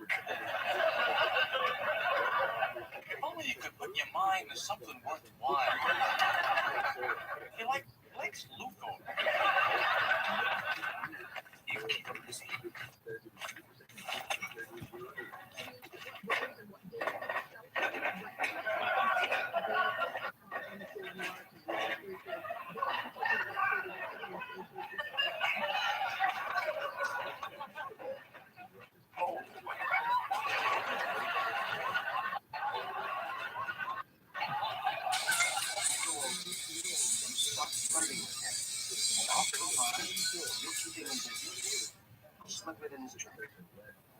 Wouldn't it be easier just to punch him in the mouth?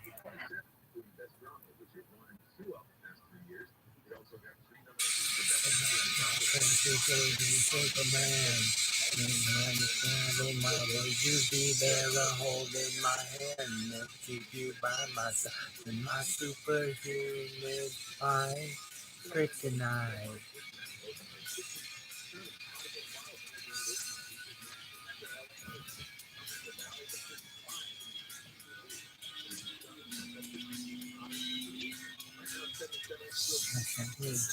Shame.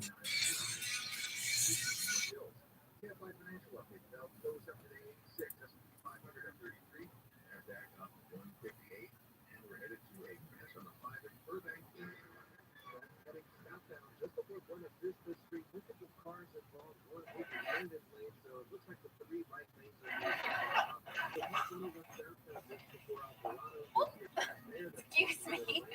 Let me get some food. You want some? Nah. Hi. Hi.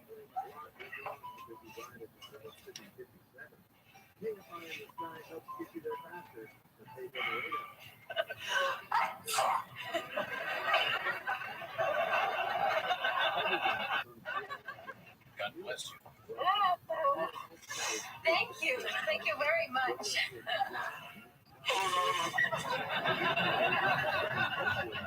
Really, I mean that. I am not one of those people who gives insincere thank yous. No, sir. No, sir. When I thank somebody, I really thank them. So, thank you.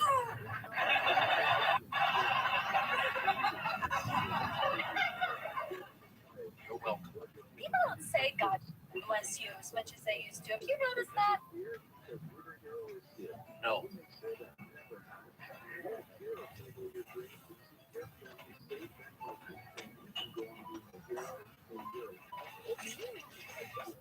So I'm going to a nudist con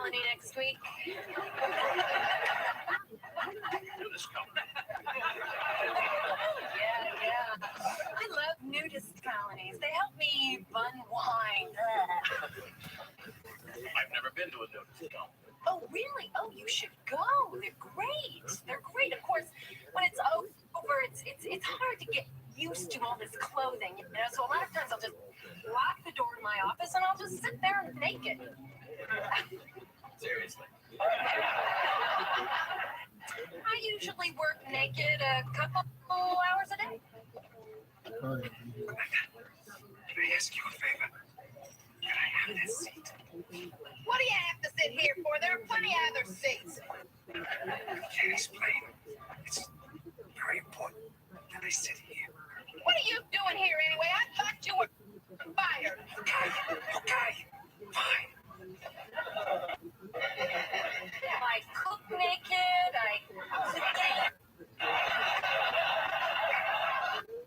I clean naked. I drive naked. Naked. Who are you? Oh, you don't want to know, mister. I'm trouble.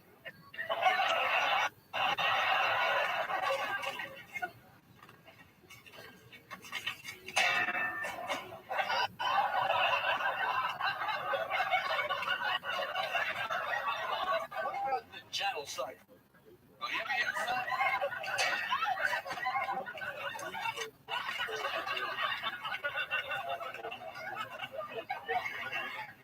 Do you think it's effeminate for a man to put clothes in a gentle cycle?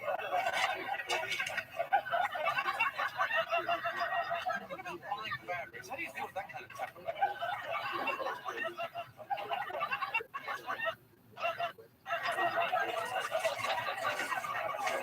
What about stone washing? You ever witness one of those? That must be something. What do they just pummel the jeans with rocks? I didn't realize it was a full box.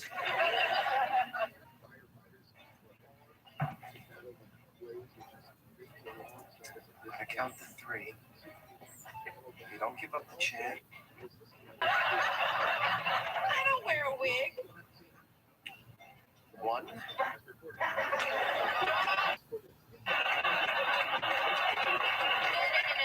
I'm sorry. I don't really have a phone. In fact, I don't really have an apartment. I kind of sleep around.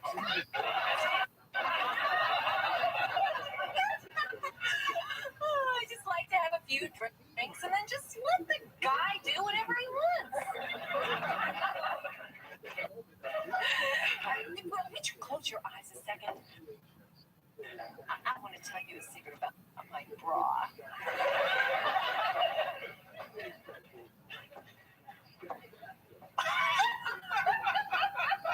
Hello, Rick. Hey, I'm good to see you.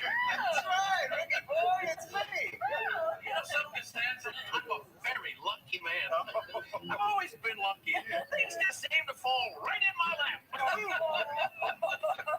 You wouldn't believe it if I told you. I'm glad you're here. You know, maybe I've been a little rough on you. Yeah. Why should we let any personal differences get in the way of business? I want you to come back. You can use my bathroom anytime you want. You want me to come back? Hey, how about the toast? Everybody a toast. Everyone, I want to propose a toast to 10 great years at Rick Bar Properties and all the people in this room that made that possible. I'd also like to welcome back into the fold our little shrimpy friend, George Costanza, who, although he really didn't have a very good year. How you blew that McConnell deal, I'll never know. But hey, what the hell, huh? We've always... Anything you want to add to this? Drink up!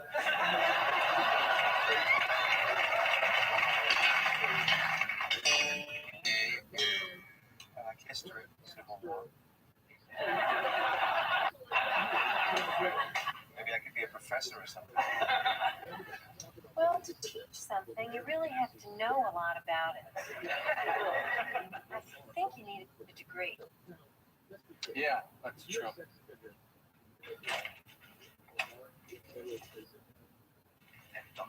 What?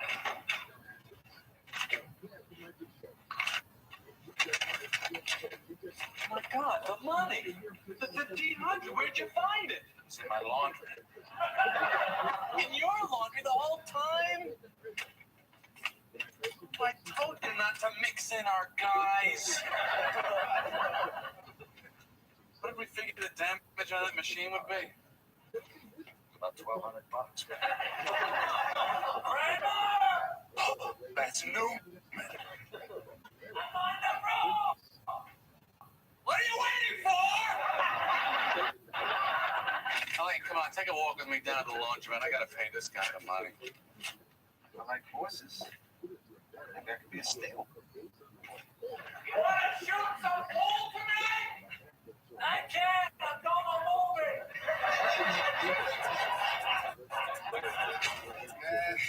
It's probably a youth.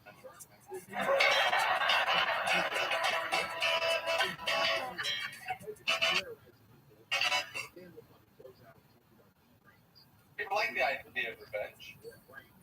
I've ever heard the expression, the best revenge is living well. I've said this. In other words, it means supposedly the best way to get back at someone is just by being happy and successful with your own life. Sounds nice. Doesn't really work on that Charles Bronson 9/11. You know what I mean? Those movies. You can go up to him, Charlie, forget the 357. What you need is a custom-made super convertible. New marketing, French doors, and Devon. That'll show those.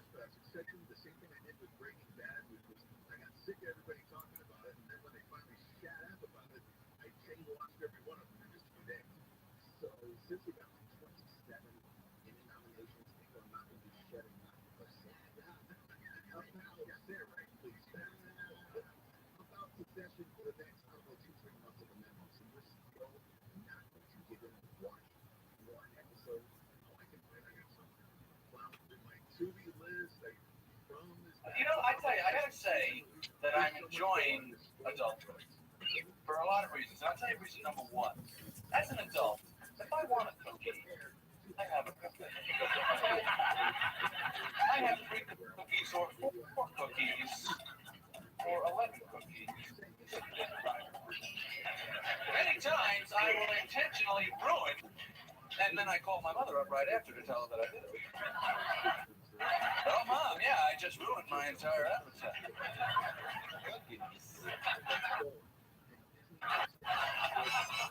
So what have you ruined? See, because that's behind me. There's no danger in running out of appetites. I've got millions of them. I ruin them whenever I want.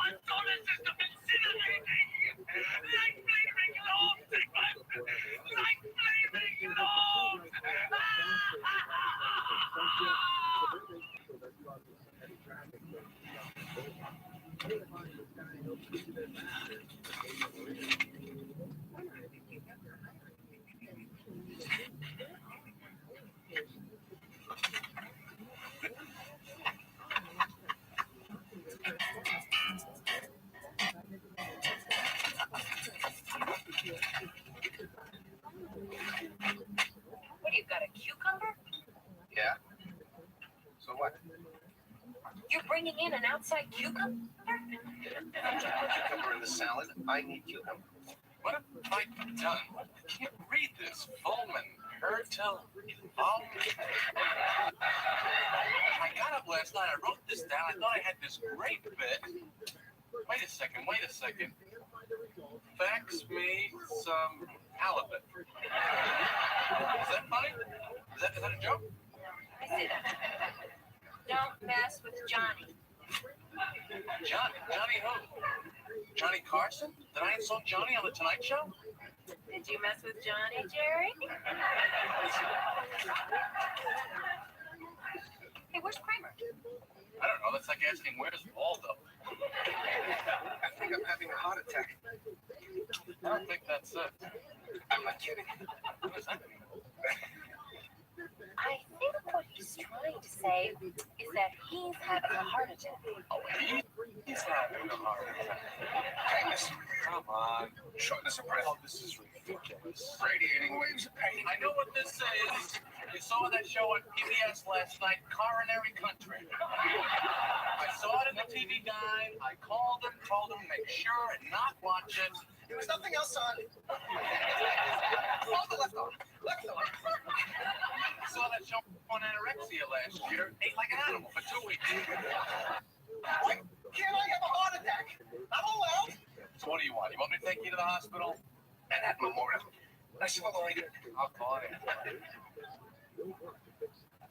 Is everything all right? We'll just take a check.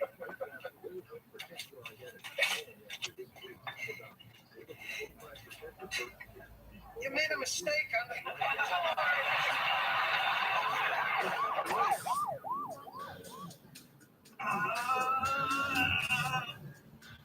You okay? I'm George. George Costanza. Never been in the hospital a day of my life. Can't believe I have my tonsils out. You know, they never gave me any ice cream.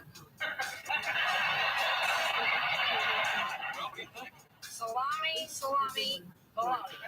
Yeah. Salami. Oh, your friend's fine. He didn't have a heart attack. I'll meet in a few minutes. What a surprise.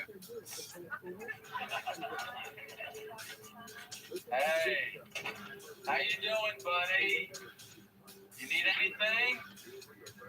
You want me to go out and get your Superman comic?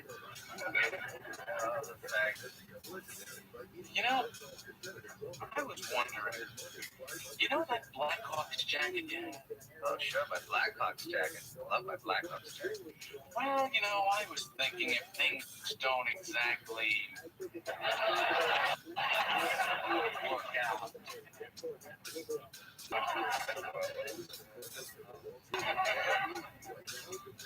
Well, okay. Oh, and do you think it would be all right if I called Susan Davis? Susan Davis? Wait a second. Well, it's not like we'll be bumping into you. Oh, you and Susan Davis? You know, the future was a little more certain. Okay. Go ahead, call her. Get married, have babies, have a great life. Oh, I can't. I'm finished. It's all over for me. In fact, let's end it right now. Jerry, kill me. Kill me now. I'm begging you. Let's just get it over with. Be a pal. Just take the pillow and put it over my face. Well, what, kind of like this? What are you doing?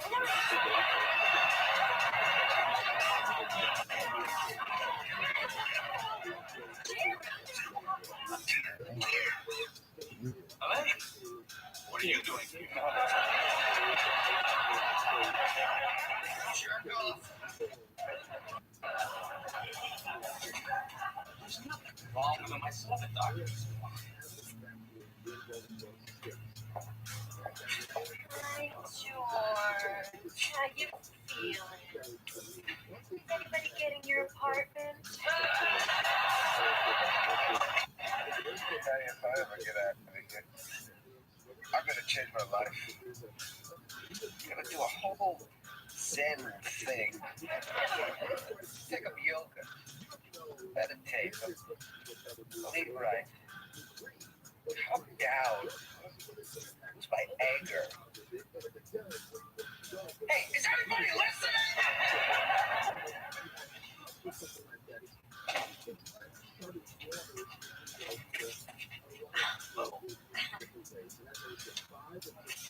Mr. Costanza.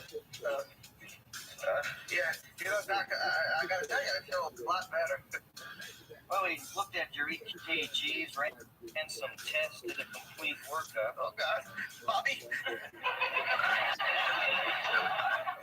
You simply haven't had a heart attack. I haven't? I'm okay. I'm okay.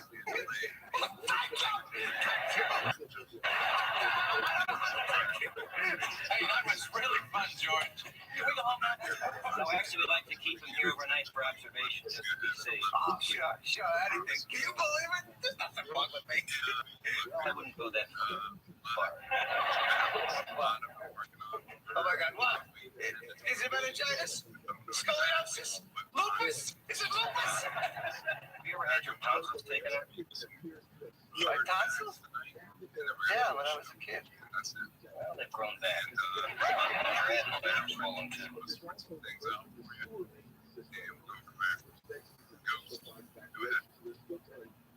What's up, everybody? What's up? We were just over in the other room and over here. In this space, the music's a bit rusty here, but next time we'll fix that. What should we dive into first, Chris? What should it be? What can should we open up? Start talking about following, what he's got going on. Obviously, everyone's eyes are on him right now about what he's going to launch, when he's going to launch it, some of the points he started making. I thought were really interesting. You're supposed to gamma rays. My tonsils. Everybody might have had their tonsils. In fact, we were forbidden to socialize with anybody who didn't have their tonsils. Interesting, because no one in my family has their tonsils. We were forbidden to socialize with tonsil people. Well, it's like the Capulet to the Monty. Excuse me. Anyway, I strongly recommend they come out. What? Is the guy that told me to get it set up and this is how it all started. That was pretty interesting about that. Anyway, you'd be completely under, wouldn't you? Okay? And when you wake up, you can have some ice cream. Yeah, that's right. That was 2 weeks ago. He was tweeting something. I said, I got some very fun. He said, I got it that early. So I just thought I would share that with you. Yeah, pretty much. I think we both heard from him. And then kind of just dive into Bully and the ecosystem. It's actually what's happening. There's a lot of kind of stimulation, a lot of rumors. The doctors like Mendoza and Tomatos. They want someone with knowledge. The body is the body. They got a great cafeteria downstairs. Hot food, sandwiches, and salad food. It's like Sizzler opened up a hospital.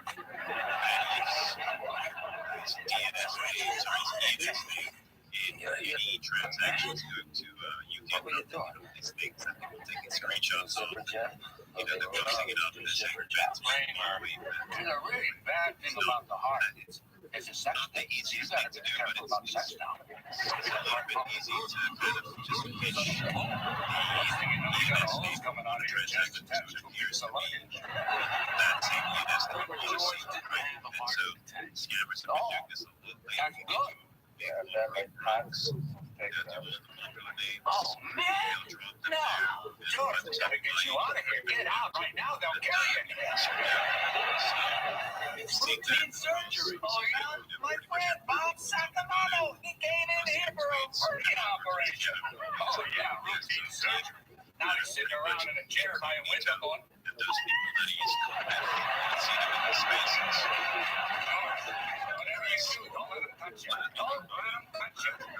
What should I do, Kramer? Well, for one thing, don't listen to him. I'll tell you what you do. I'll tell you what you do. You go to Thor, he'll fix you right up. He's a herbalist, a healer, George. He's not just going to fix the tonsils and the adenoids. He is going to change the whole way you function. Body and mind.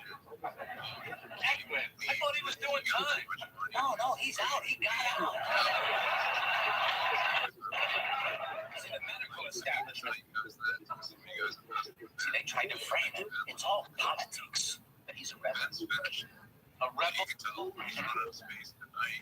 No, Johnny Yuma was a rebel. Nothing.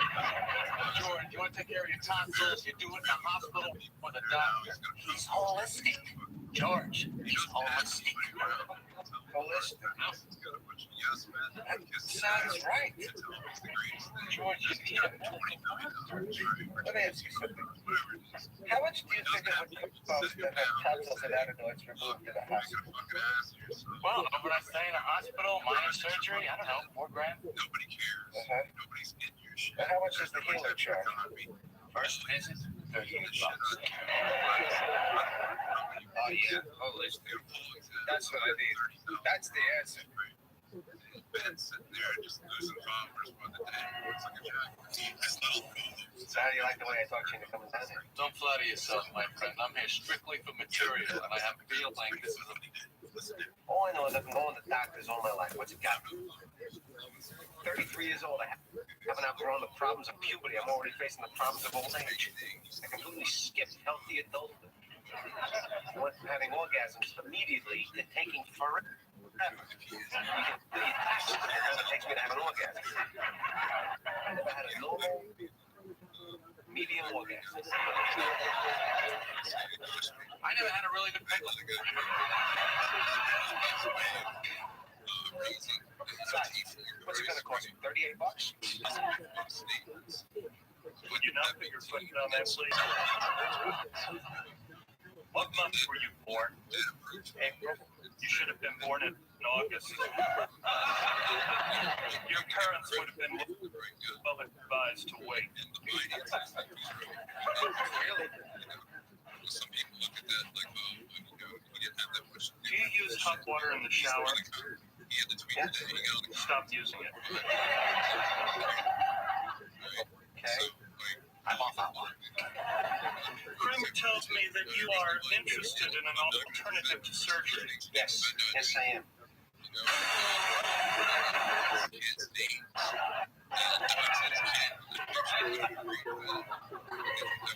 I think we can help you. See, unfortunately, the medical establishment is a business like any other business. And business needs customers. They want to sell you their most expensive item, which is unnecessary surgery. Can I use hot water on my face? No. You know, I am not a businessman. I am a holistic healer. It's a calling. It's a gift. You see, it's in the best interest of the medical profession that you remain sick. See, that ensures good business. You're not a patient, but you're a customer. And you're not a doctor, but you pay one in real life.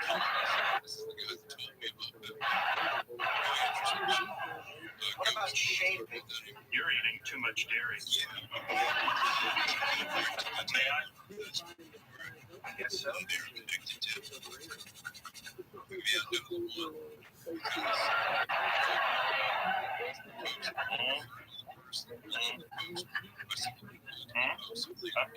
You see?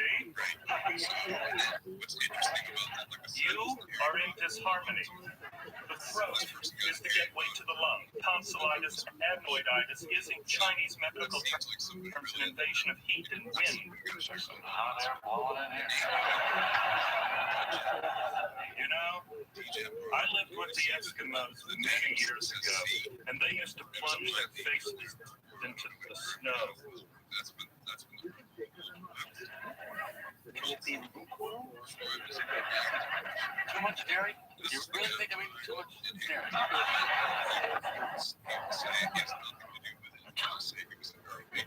This is a kid. Or in medical terms, epiglottis. It's a muscular part. It consists of two parts. I think it's pretty good. You know, there are some big names out there doing some things that the general audience, the general population that is in, that makes it they don't know everything. So it's Your really tea is ready now. get this This will information solve your so-called console problem. what actually is taking It's a place, special what actually is concoction. happening. It contains cramp bark. I love cramp bark. Flavor. I once had flavor as a kid. I was able to lift a car. Couch grass. Couch grass and cramp bark? You know, I think that's what killed Pearl.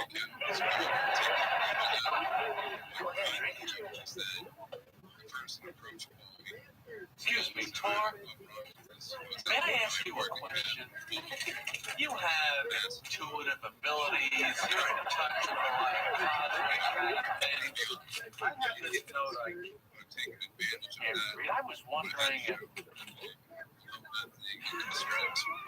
Oh, yeah.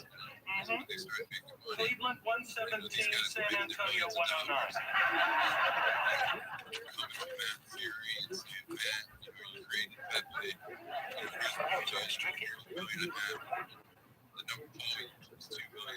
They weren't giving Matt Fury credit.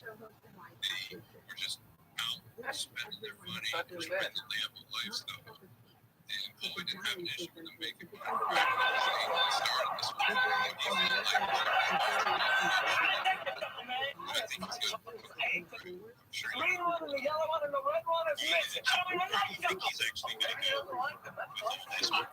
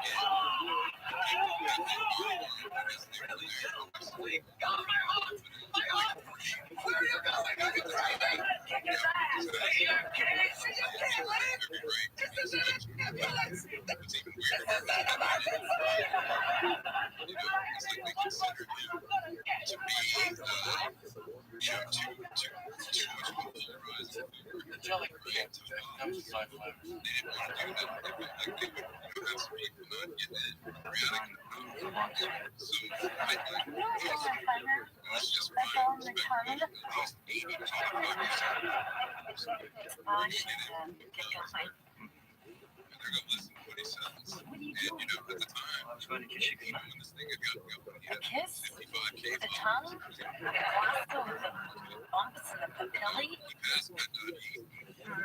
I don't think so. You can't just leave him out there.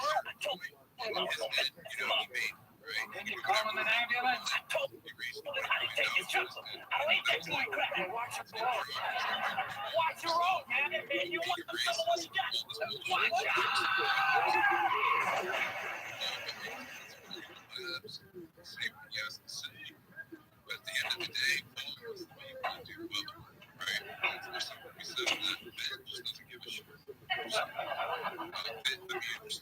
John. Yeah, John. Definitely kind-rocking everyone and building Where'd you get the plastic one? I know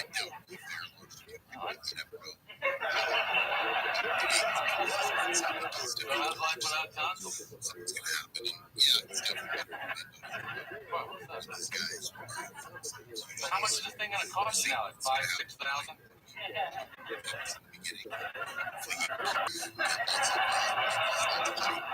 Cardi went to Ekman. He feels all better already. What are you doing? Oh, poor George. Oh, I'm sorry, I can't stay long. I don't want to run into Dr. Tom. I brought you something. Oh, please, come on. I just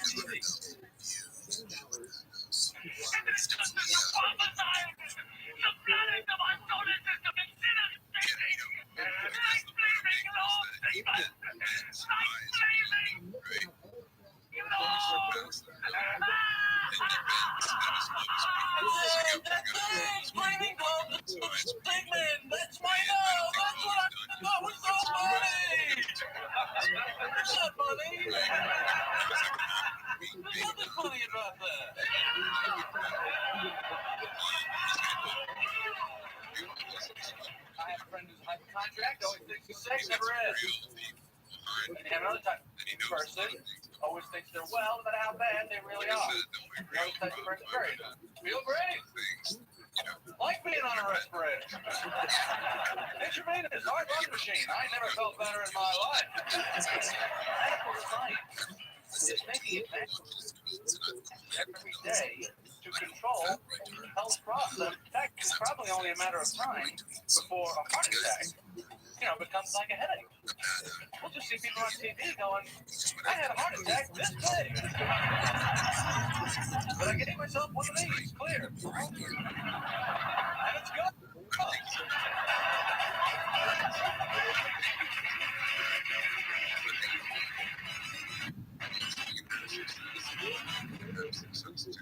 I do believe that he is, I think they're completely innocent. I think we need to learn, like I do myself,